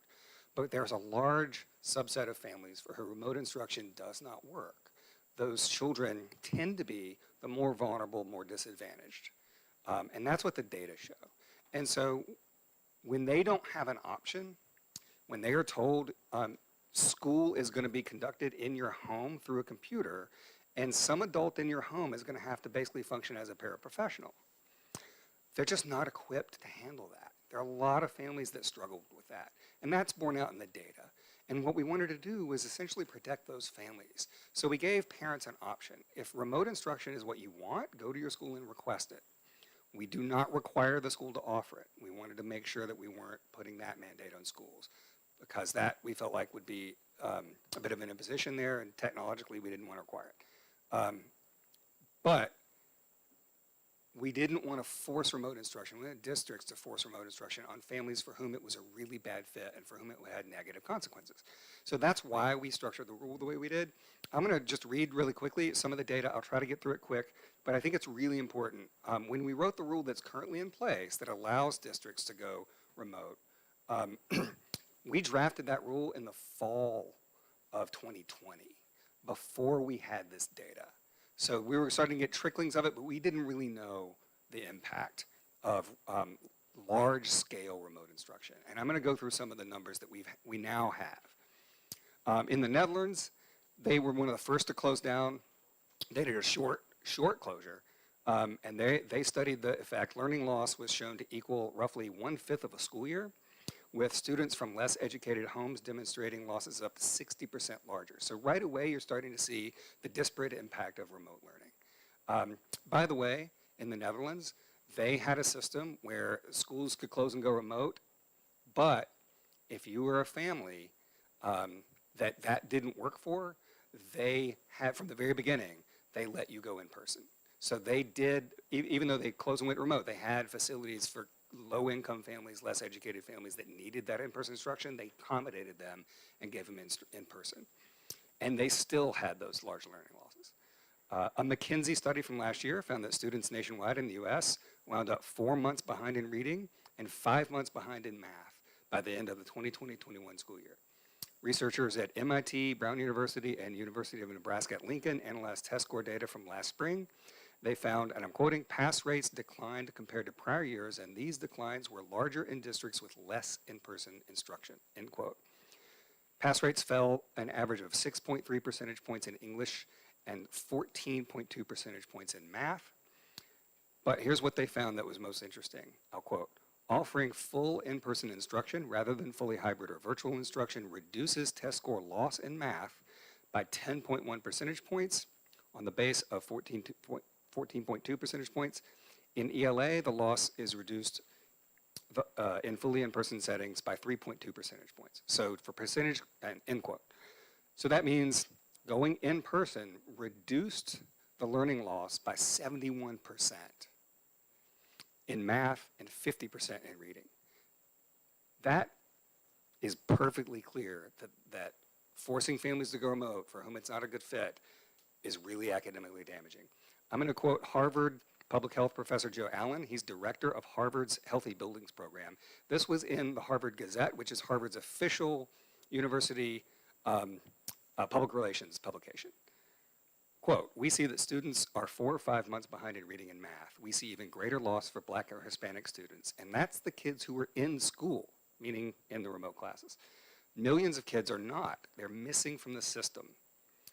There has been this casualness about closing schools that I just don't understand. When you match up the long list of harms when kids are out of schools against this idea that we're just going to close for 2 days or a week or 2 weeks, which might turn into 3 weeks, who knows, I think that's a mistake, and it ignores what we've learned over the past 2 years and all the new tools we have. Schools should not close, end quote. Last July, again, this is not partisan. I'm now going to transfer to the Biden administration. The U.S. Department of Education's Office of Civil Rights issued a report. That report was ordered by President Biden on day 1 of his administration to find out the disparities that the pandemic had caused or had exacerbated in schools. This is the U.S. Department of Ed Civil Rights Office. They placed particular emphasis in their report on the effect school closures had on minority populations, noting that, quote, the pandemic's effects on pre-existing race and ethnicity-based inequities, as indicated by early evidence, have been harsh and predictable, end quote. Now I'm going to transfer quickly to New Hampshire. I'm not sure how many people know this data, but I'm just going to throw it out there. You may know it. From the 2019 school year, which is the last we tested before the pandemic, we didn't test in 2020, to 2021, proficiency in math fell from 48% to 38%. So that's a 10 percentage point drop. In reading, proficiency fell from 56% to 52%. Data from New Hampshire's largest school district, Manchester, illustrate, I think, very clearly what the negative impact was. The number of students in Manchester failing at least one class rose 46%.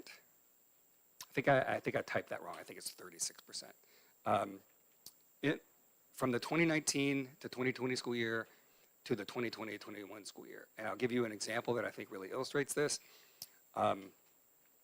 In McLaughlin Middle School, in the 2019 and 2020 school year, they had a single student get an F in any class.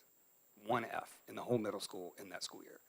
In 2020-21 school year, they had 234 students get an F. That is the impact.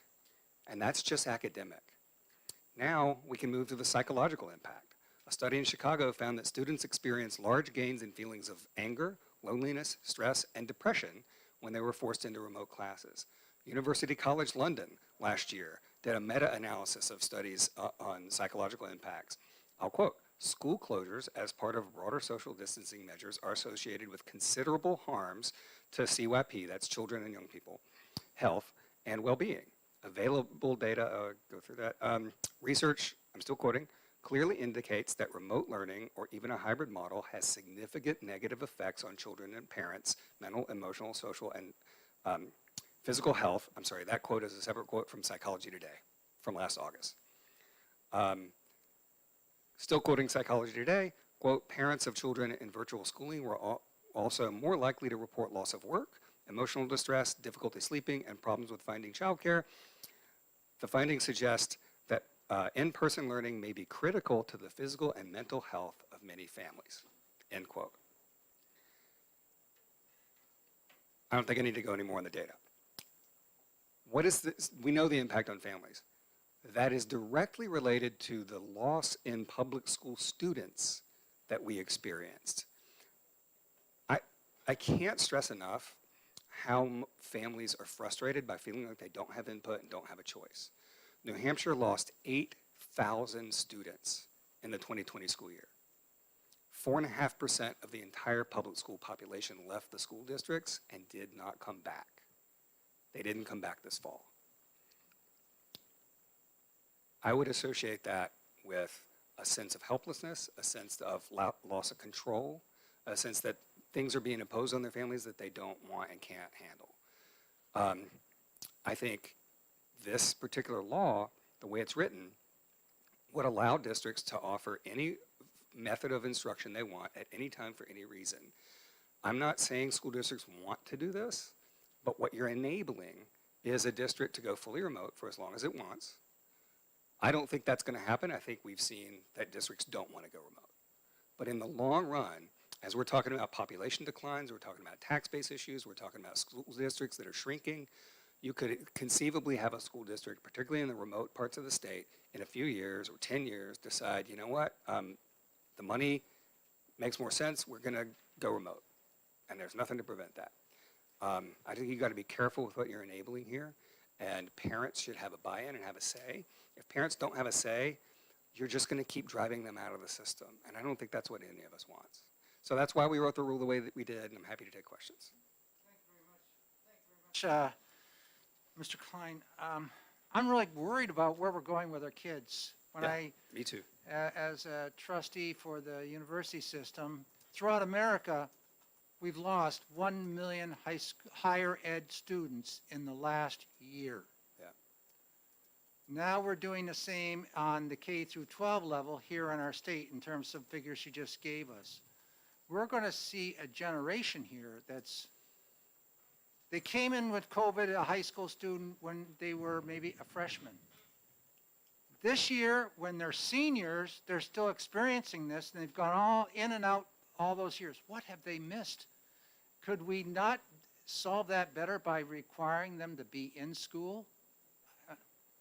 Ma'am, if I don't need that. I'm just curious. No, we've had a huge problem, and or with options like Holland or the Netherlands that you alluded to. I'm just concerned. I'm looking for how do we get out of this hole? Well, and again, I just want to reiterate, Rep. Porter, under our rules, schools can close for health and safety reasons. Literally no prohibition whatsoever. If they want to close, they can close. The difference is, why would you force families, the most vulnerable families that we demonstrated with data in New Hampshire have had devastating consequences from remote learning? The question is not whether schools can close. Schools can close. The question is, when they're closed for these reasons, are we going to force families who can't easily manage remote learning into remote learning? That's the question. And what we're saying is, no, you shouldn't do that. You should offer them a day in person at the end of the year. That's all. I just have one follow-up, and I'll let the committee have it, okay? So, okay, I've gone through it with remote learning with our grandkids. And has the department looked at what is remote learning? Is it just the giving of assignment and say, kid, you're on your own, get it done, and then hammer into the computer your answers, etc.? I saw that with one of my youngsters Yeah. all last year. That's not supposed to happen. Technically, it's called remote instruction, and it's supposed to be instruction. So technically, under the rules, you're not supposed to just give kids an assignment and then like turn off the screen and have them do it. It's supposed to be live teacher, well, it could be recorded, but it's supposed to be instruction. So that's how it's supposed to work. Kids have a right under the rules to be instructed, not just to be sent home a homework packet. I'm pleased to hear that. Yeah. Questions from the committee? Representative Waltz, and then Representative Luno, and then anybody on that side. Thank you. Mr. Klein, I don't think there's a member of this committee, I don't think there is an administrator in their state, I don't think there's anybody that's a serious educator that would disagree that remote learning is not the best approach for kids. However, what we're talking about here is allowing a district to have local control under emergency circumstances. And you have set up a straw man here talking about, oh, maybe in 10 years some northern districts want to go to remote full time. We are not legislating for 10 years from now. We're legislating for today. We're legislating from the middle of a pandemic. And I'm confused as to why it's not better for our children and better for our districts to have local control, let them shut for 2, 3, or 4 days, rather than, as Representative Porter talked about, warehousing them in a cafeteria with no educational instruction. Why it isn't better to let them be online for a couple of days, actually have educational instruction remotely, why it's better to just pile on the days, have them have to go to July 1st, have them have to do something, because we're in the middle of a pandemic. This is an unusual set of circumstances. My question to you is, why in this extraordinary time are we taking away local control when I think the local districts know best what's best for their students? Okay, well, if I can just go back to my points about the devastating, catastrophic impacts of remote instruction, that's what we're talking about. So, again, nothing in this rule, and I'll just keep saying it, nothing in this rule prevents a school from closing, whether it's for staffing shortages, whether if a school says, well, gosh, we have to warehouse 5 kids here and we can't instruct them, the school can close. We're not preventing that. I'm not sure that's getting through. We're not preventing schools from closing. What we're saying is, if a school decides to close, it can't force remote instruction on families who don't request it. And that's because we have seen the devastating impacts of remote instruction on families that aren't able to handle it. And so I think the question is whether districts are going to use that closure time to offer instruction method that we know at scale is inadequate and causes lots of damage and harm. We know that. The data are clear. I'm not sure why we want to put kids and families in that situation. So what we're saying is, instead of that situation, close the school now if you need to, but treat it like an old-fashioned snow day and just add it at the end of the year. That's all we're saying. So the kids have access to the in-person instruction, so those poor, low-income, disadvantaged families that have a hard time managing remote instruction can go to school in person. We want to make sure they have access to in-person instruction and they're not cheated, by the remote instruction that has been demonstrated to not work for them. But isn't it a duplicitous position to say, yes, it's okay to have remote instruction for a snow day, but not for a COVID day? Not What's at all. the difference? Well, as I explained in the beginning, that is to be consistent with the pre-existing blizzard bag rule. So we didn't want to change that rule. We were trying to make that rule consistent so we can continue to do that. That's all it was. Okay, next question was coming down the line. It was you, Representative. Yes, go ahead. Thank you very much, Mr. Chair and Chairman of the State Board for taking my question. I'm looking at the rule proposal that went to the State Board, and for 30622, which I think is the rule you cited. I think that's where it is. Yeah, I think that's what you cited. I looked it up, and sure. it is where it is. So, the appendix in the materials in the draft of that rule cite RSA 21N and RSA 186.8, Roman 1 and 2 as being the underpinning statute for that. Both are rulemaking statutes for the State Board of Education. So I certainly see how those two rules are relevant. But in sort of digging around in our new books here, I came across another RSA, 189:1, which talks about days in school, and then 189:1A, which talks about duty to provide education. And days in school says, the school board of every district shall provide, blah, blah, blah, education, 180 hours, 180 days, or the equivalent number of hours, at such places, in the quote, at such places in the district as will best serve the interests of education and give to all the pupils within the district as nearly equal advantages as are practicable. And 189:1A goes on to read, and this is Roman 1, it shall be the duty of the school board to, and it talks about providing education to students until they reach an age of 21. Roman 2, school board shall be responsible for establishing the structure, accountability, advocacy, and delivery of instruction to accomplish this end and to support flexibility in implementing diverse educational approaches. School board shall establish in each school board, in each school operated and governed in the district, instructional policies. And then it goes on to Roman 3, school boards, again, the responsibilities of school boards. Yeah. And so my question to you, Mr. Chair, is under, how the rule that the board has adopted 306:22 is not in conflict with the statutes found in 189:1. Yeah, we looked at those statutes and we had our attorney go through them, and I think the conclusion that we came to was that they're not in conflict and that we did have the authority to write this rule specifying the method of instruction.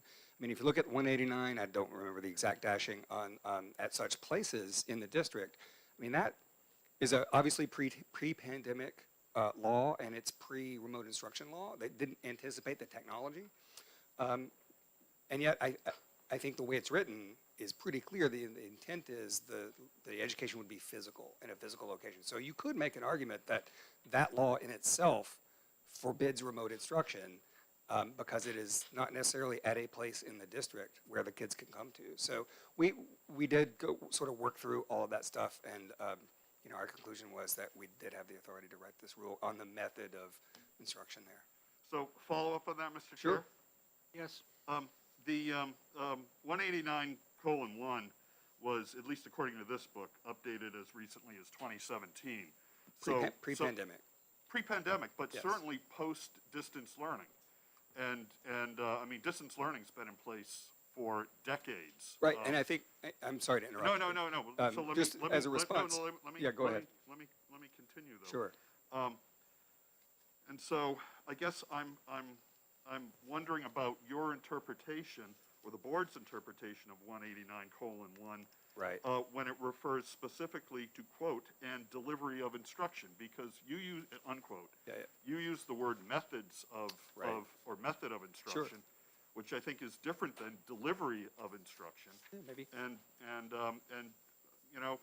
in my lay read of this, I would interpret delivery as meaning how it's delivered as opposed to the pedagogy. So I'd like it if you could sort of expand on maybe what the board's considerations were. Yeah, honestly, I appreciate the question, and I appreciate the thoroughness of your review there. And I do think the fact that that was from 2017 would sort of bolster my argument that it's clearly worded in a way that anticipates in-person instruction in a physical location, which is how we looked at it.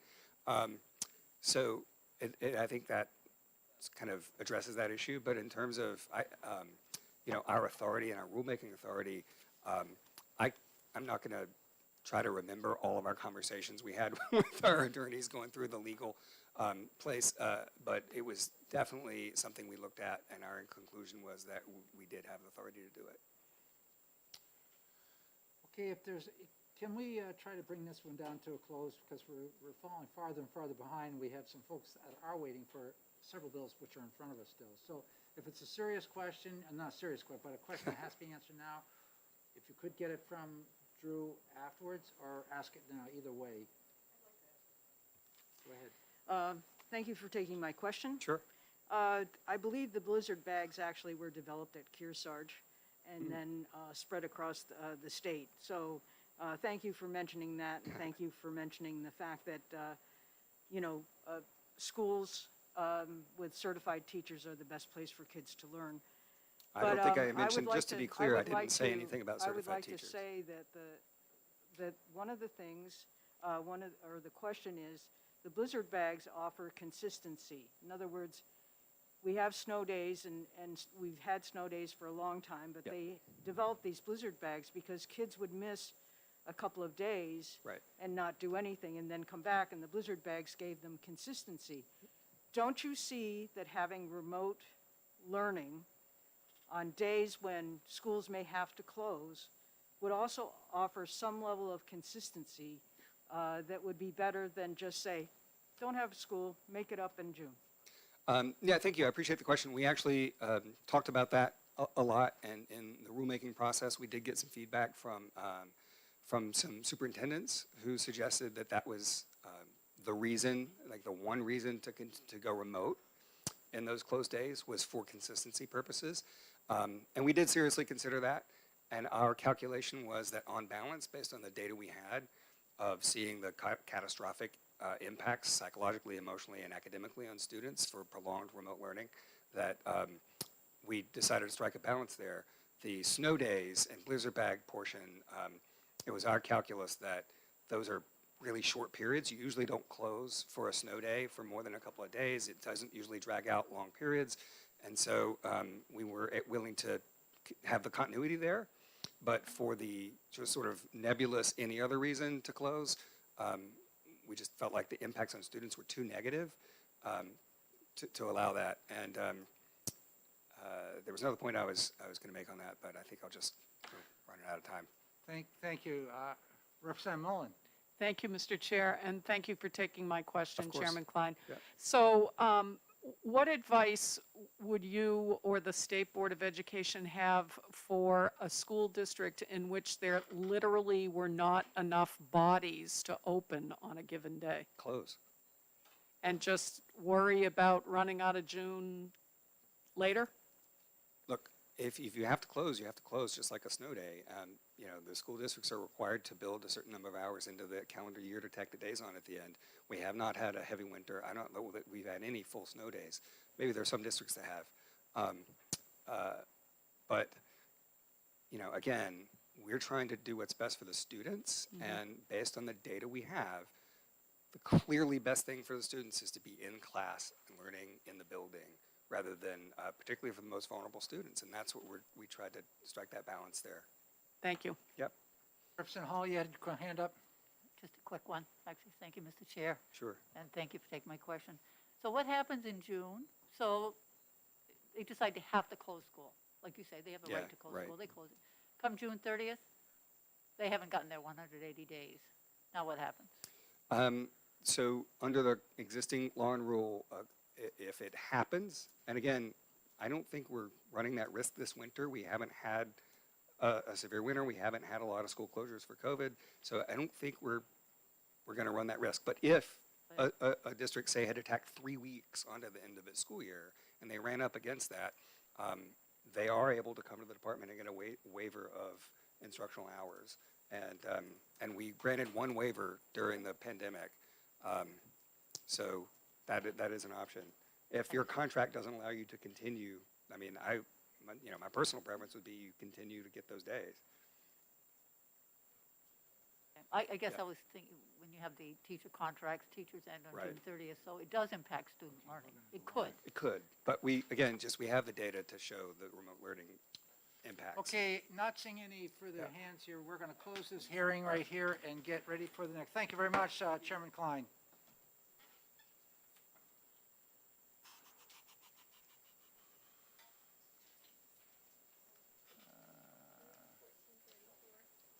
Yep. So relative to availability of school curriculum materials.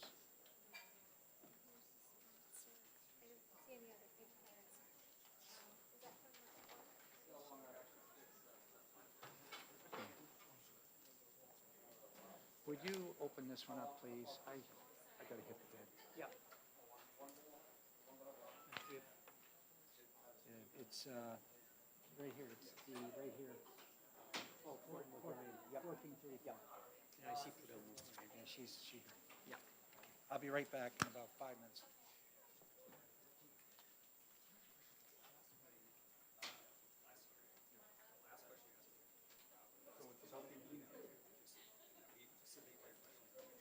No, that's fine, no, yeah, do that, and I'll just, I'll send it over. It has to do with the applicability of the statute to, non-public schools that are contracting with public schools. Gotcha. So, but I'll, yeah, send me your email anyway. Yeah, I'll do it, and then when I do, if you have any other. Yeah, Drew, thank you very much. Thanks a lot. Thank you all. I think we're ready for our next hearing, which is House Bill 1434, relative to the availability of school curriculum materials. And I see the prime sponsor already, and I welcome Representative Prudhomme O'Brien. Hi, good afternoon. I'm really excited to talk about this bill. All right, so this bill came to mind for me over the summer when a few things came together. My name's Catherine Prudhomme O'Brien, and I am from Derry. And I was just going, and I'm a former library trustee, and I was going through some old library minutes, library trustee minutes, and I got them as is in adherence with state law. They are displayed at the library, or you could ask the librarians for them if you want. And at the same time that I was looking through these old library trustee minutes to find out about some issue with the library, I also noticed some people that I know were trying to get more information about the curriculum in their community and were having some trouble with it. And unfortunately, the people were feeling some animosity, and they were feeling on the defense. Now, that may have been perceived, it may have been factual, I don't know, but the point is they felt that. They felt that trying to get information about the curriculum was they were on the defensive. So I thought that was rather unfortunate, and I thought about all the reasons why this curriculum, the curriculum that is used in public schools should be as transparent as library trustee minutes. You should be able to go and read a notebook that explains the curriculum that is used in the schools in your community. And this bill also allows for it to be online. I know some communities don't have that, but it would be both. And then also in notebook form at a charter school, which is a kind of public school as well, as I'm sure you know. I tried to keep this bill as simple as possible so that it would not be difficult for school personnel to provide this information. Now, I don't think this would really be extra work, my own opinion on that, because if I was a teacher at a public school, I would have to have some sort of framework, some sort of curriculum, no matter what, first grade, 12th grade, it wouldn't really matter. And the reason for that is because I couldn't just start the school year and say to the principal, I'm going to teach, whatever this year. No, I would assume that every teacher has some framework, a curriculum that they have written down, and that when that already exists, and the principal or the curriculum committee has that, when that already exists, it's not going to be difficult to keep in a notebook for the public to read.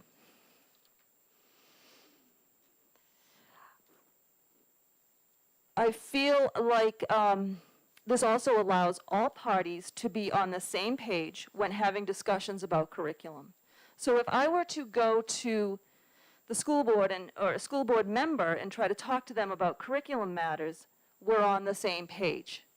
They're not going to be able to, they're not going to tell me that, oh, no, we don't teach, I don't know, Latin or something. We don't teach that at our schools. Because it will be well known. It will be information that's easily available to every parent that that is what's in the curriculum. So these conversations will be much easier to have with everyone on the same page. This also will allow members of the public to compare and contrast. So they can look at the curriculum used in their community. If they think that their community is doing well, they will be proud of that. If they think that another community is doing very well and they wish that their own community was doing that well, they can think about what the other community is using, and they can go and look at what the other community is using and make those comparisons. And that's not just for parents, but business owners could do the same thing. People who are just enthusiastic about science could think about the best ways to improve science outcomes in our state. Someone who is concerned about test scores in a certain community could look at that and think about it. I know it's not the whole story, and I'm sure that experienced educators on this committee will know that, but it's something that we can all point to and understand and have a real conversation about. They're taxpayer-funded schools. It makes total sense to allow taxpayers to know what is taught in them. This bill, I think, is a no-brainer, and I actually don't see any reason why this cannot or should not be done. And I've talked to many people about it, and everyone I've talked to feels the same way. They don't see a reason why this cannot be done or should not be done, and that some people are surprised that it's not already done. And that is the only response I have gotten to this bill so far. So I'd be happy to take questions, and I'll answer them as best as I possibly can. Thank you for your testimony. Representative Fall. Thank you, Mr. Chair, and thank you for taking my question. Sure. Do you have any idea how many schools don't already post curriculum? No, I don't know that, but I know that this does not already exist, so it should be no problem to do this now. And if it were to exist, if this were to be made law, then it would be every school that is doing this. And I think that would be good for the entire state and the community. Representative Ellison. Thank you, Mr. Chair. Thank you for taking two questions, actually. One, you keep referring to curriculum. The actual bill on line 4 talks about curriculum course materials, which aren't necessarily, that doesn't encompass a curriculum, but that's another lower level down. Then we get the lesson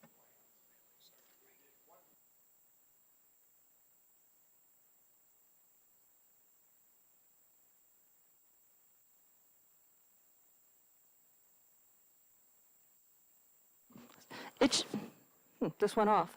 It should encompass the curriculum and what is taught. And now it doesn't have to be the lesson plan in infinite detail, but a guideline that people know what is going to be taught. If you have a child in the 11th grade, you want to know what they're being taught in social studies.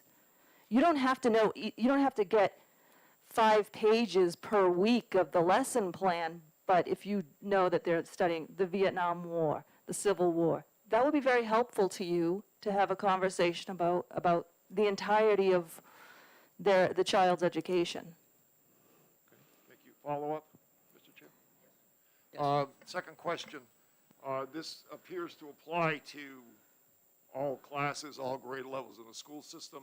Yes. You're expecting that the kindergarten teacher will tell you how they're going to teach addition and subtraction and reading and so on. I mean, we're not just talking about the Vietnam War and social studies and so on. We're talking about the kindergarten teacher as well. Is that your understanding? Sure. I don't see any problem with that. I taught my own children, and if you ask me any questions about what I was teaching them at any time, I would be able to tell you. First grade materials, I can tell you what I taught them. I was teaching them to read, I was teaching them addition, I was teaching them subtraction, then as the later grades progressed, I taught them more subjects. Thank you. Thank you. Representative Bohm. Thank you, Mr. Chairman, and thank you for taking the question. You said the comprehensive list of all curriculum course materials. To me, that doesn't mean lesson plan, it means list of books and those that are going to be used, because I know we had a problem in our school with what books were being used. So is that what you really mean by comprehensive course of materials? Sure, yes. Representative Hobson.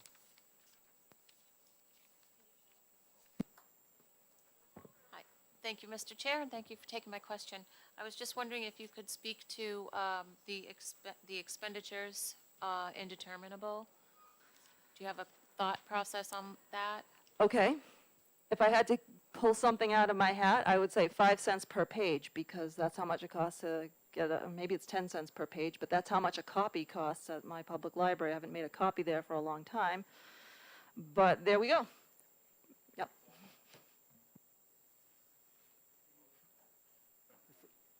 Any further questions for the representative?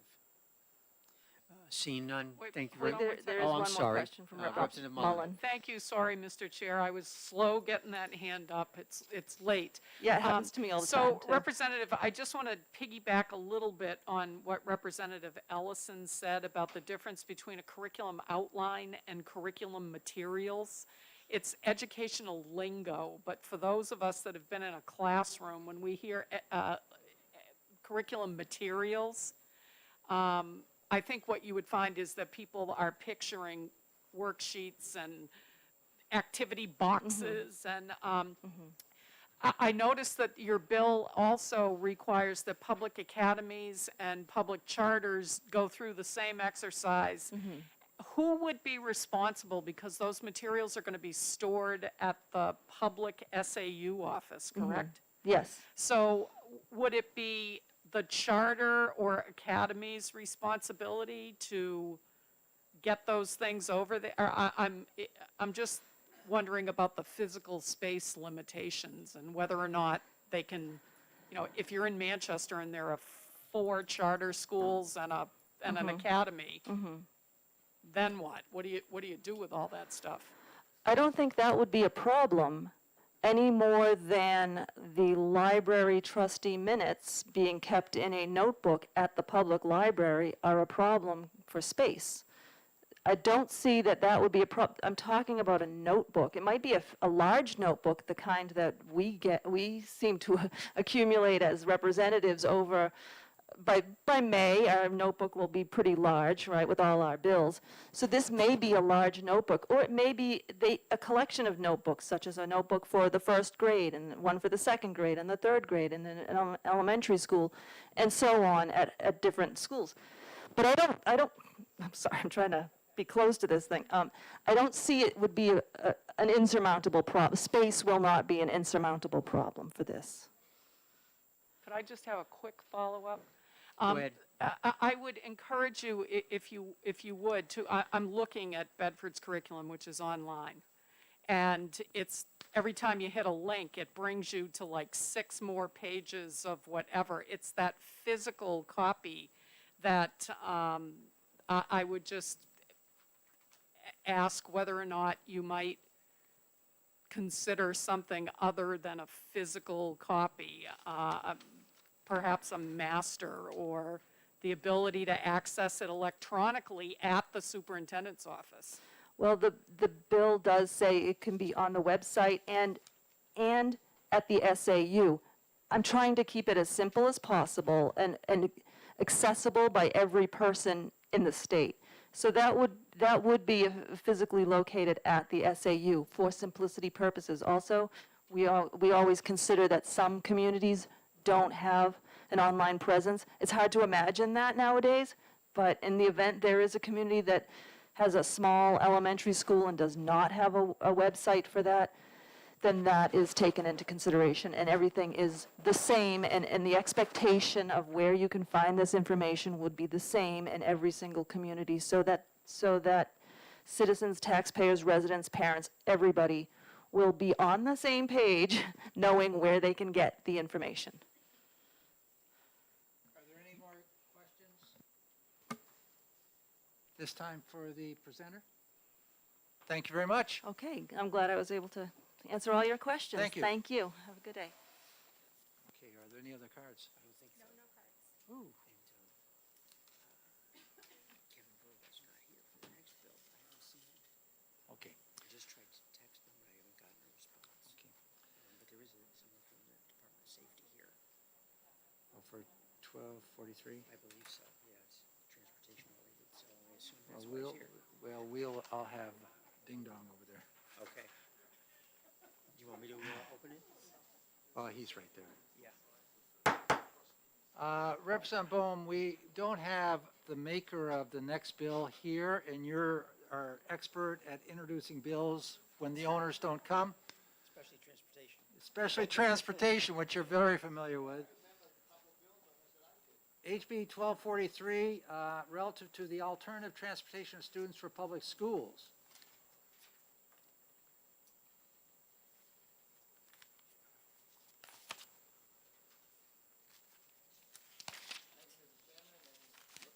Thank you, Mr. Chairman, members of Education. I'm Ralph Baum, Hillsborough District 20, I remembered that, Litchfield.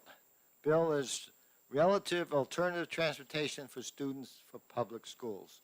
And I know we have a member from the Department of Safety here to testify on that. So with that, thank you. Yes, and we also have the department available here too today regarding any issues we may have regarding transportation and vehicles that are addressed there. So at this point in time, does the Department of Safety have any information for us on this particular bill?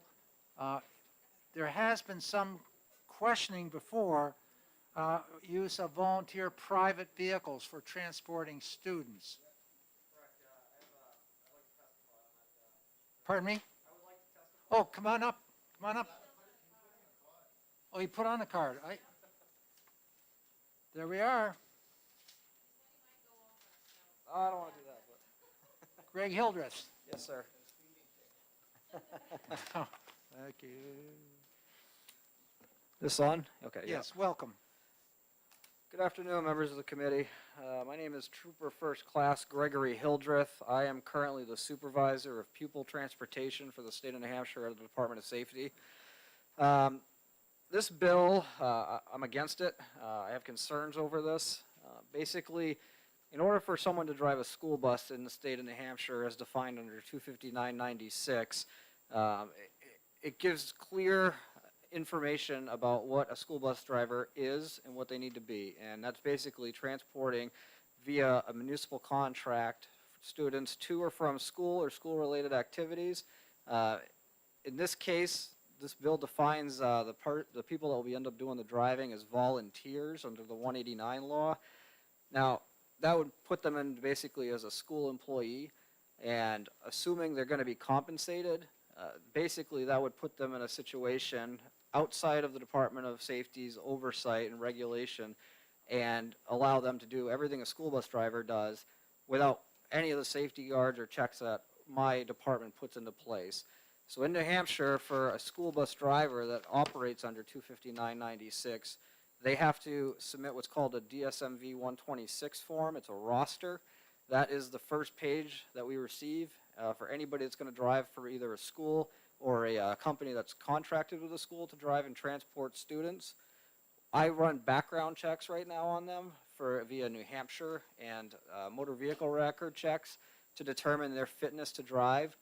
Now, they're among, if you see a school bus driver, they're among the highest regulated drivers on the road. I've had many CDL drivers that have done transportation that then want to take on a school bus job, and they'll find that they find themselves denied for something, and they ask us, why was I denied? I've been driving a, hazmat or doing this for this long. It's because we restrict and regulate these drivers so carefully to make sure they're the safest people out there to be driving. We don't do this just once, we do this annually, and this is one of the conflicts with the current bill. Under the DOE side, they only run one fingerprint check, and that's it. They could run it for 30 years in a school employee. Well, everybody knows somebody, just because you got checked back in 1990 doesn't mean you didn't do something in between. I've come across specific situations where people that were cleared last year, then they get re-annually checked this year, And now they've done something that, is significant that we need to take away there. So we continuously run checks on them. Additionally, they also have to undergo a minimum of 10 hours of training operating a school bus, the safety of operating and driving with kids, and all kinds of curriculum associated with that. Again, this bill would require none of that. The additional parts of the vehicle, again, school buses, the typical yellow buses you see out there, that they compose a good number of the actual school buses on the road that fall under the vehicles that are authorized under the 1300 rules. And again, they're reinforced steel belts or bars around the foot, the hip, the shoulder level for the normal school buses, the short yellow buses all the way up to the big full-size flat-nose buses. There's also a significant number of regular passenger vehicles out there that are school buses. They're called multi-passenger vehicles. Now, we require not only a state safety inspection, which this bill also requires, but we also require school bus inspection on those vehicles. And that's a center sticker that actually gets on. It's a completely different inspection. And it makes sure that all the requirements and equipment requirements that make these vehicles safer is present. This bill requires none of that. So no emergency medical kit required, no seatbelt cutter, no body fluid spill kits, no hazard warning devices. Again, so this is just another example of some of the stuff that gets skipped over by this bill. When this bill goes in and actually talks about the volunteers, one of the concerning parts of the language in this bill is right under paragraph 2. It says students may be transported to and from school activities or to and from school when that school district cannot provide legally required transportation. That's vague, I feel like, and open to interpretation. When they can't provide, does that mean they simply don't budget for it and they don't want to use the available safer vehicles and drivers on the road and they decide we're just going to keep this in-house and operate our own substitute teachers, the lunch lady, whoever's going to end up going out and transporting kids in their vehicle via their own personal vehicle. It doesn't require scaleless safety inspection, doesn't require the extra hours of training annually, doesn't require the annual backup checks. So this is the major concern here, is this is essentially a seesaw where you're taking safety at the highest and lowering that to lift the other side, which would be for convenience. I do understand there is a shortage of drivers, and I certainly can appreciate the intent of this bill, but I feel like this just opens a door to, undercutting the current safer industry and operating outside of my regulation, the Department of Safety, and things can happen. People, they end up transporting kids around. Things do happen, and we'd like to keep the safest drivers possible on the road. And with that, I'd like to open myself to questions. Thank you very much, Officer. May I start with the first question I have? I'm looking at the bill, and I'm looking at lines 16 and 17. It says, no school, school district, or school administrative unit shall be held responsible for any loss, damage, or legal liability. Would that sentence alone exempt a school district who is using this mode of transportation from liability, I'm having a hard time believing that. I have a lot of issues with this bill, but one of the things is, I feel like that was just put in there to try and give the school an out. In the end, it's going to be put down on the private insurance that they're required to carry for this. Again, I don't deal with the actual legislative law, legal definitions and all that, but what I end up seeing when I read this whole bill is it's basically a way to avoid a lot of the requirements and safeguards that are currently in place under my regulations, which fall under the 259 laws and the RSAFC 1300 rules, because they're completely outside. All the stuff that pertains is not in this bill. Yeah, and that led to you broached a little bit on where I was going to go with this thing. You insure your car through Geico or any Harper, any of them, for purposes you so state when you get that insurance policy. Now you're turning your vehicle into a school bus transporter type vehicle. Is that something you would have to modify your insurance policy for, to say now we're using it on a regular basis to do school business? So there's a company, Tucker Transportation. They're basically a husband and wife team. And they have, I don't know if they have any other employees or if it's just themselves, but they have their own house. That's where they work out of. They have vehicles that are school bus certified. They're standard type regular cars out there. But again, they meet all the requirements. The vehicles pass a state safety inspection. They carry the proper insurance that's required for this. I don't know what the threshold is. Unfortunately, I don't deal with that. But I do know that they have to have special insurance in order to do this. The vehicles themselves are checked annually to make sure. They're also open to audit, which if there's any ever complaints about the safety of the vehicle, I can go out and actually look at these vehicles and make sure that they're, safe vehicles. In this bill, I won't be able to do that. It's outside of my regulation, so they can be driving whatever they want to drive if it can pass a safety inspection. And I can tell you, working field enforcement for a while, you can find a sticker for virtually anything if you go to the right place. And that's why we have an entire division that's dedicated to dealing with these inspection stations. So the school bus inspection stations are much more limited, and their expertise is unique to these type of inspectors. That's why we require the additional second sticker. Thank you. Are there questions from the committee on this bill? Well, no questions. Great. Well, thank you for your time. Well, thank you very much for being here today. Thank you, sir. Is there a need to hear anything from the department on this, or are we good to go? Are you asking to speak with Diana?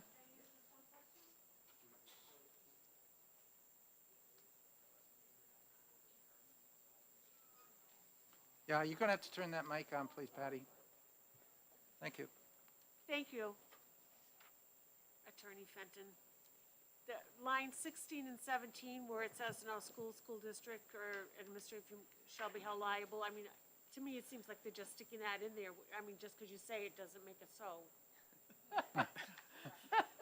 Well, thank you for the question. Good afternoon. My name is Diana Fenton. I'm an attorney with the Department of Education.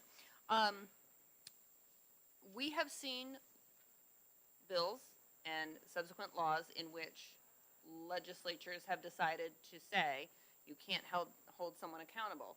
I believe if you look at the bullying law, there was that language in there, and that has since been repealed by this legislative body to allow for school districts to be sued. So can it be done? Yes, and we've proven that. And the court upheld that legislative language. However, I will say, looking at this language, it does seem overly broad. It seems overly broad, and for any loss, damage, or legal liability, as associated to what? Right? Thank you. Thank you, Representative Mullen.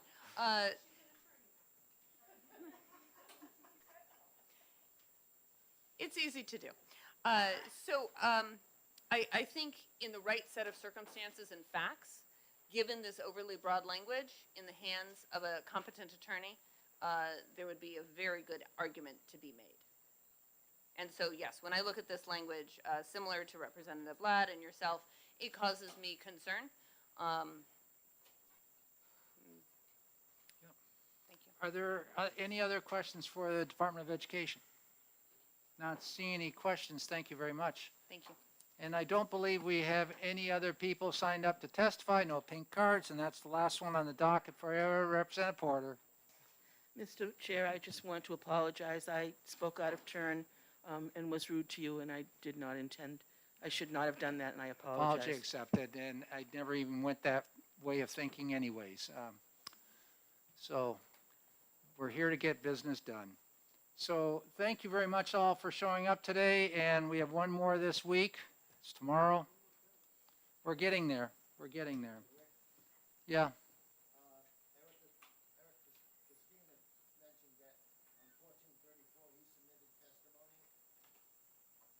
Oh, Barrett?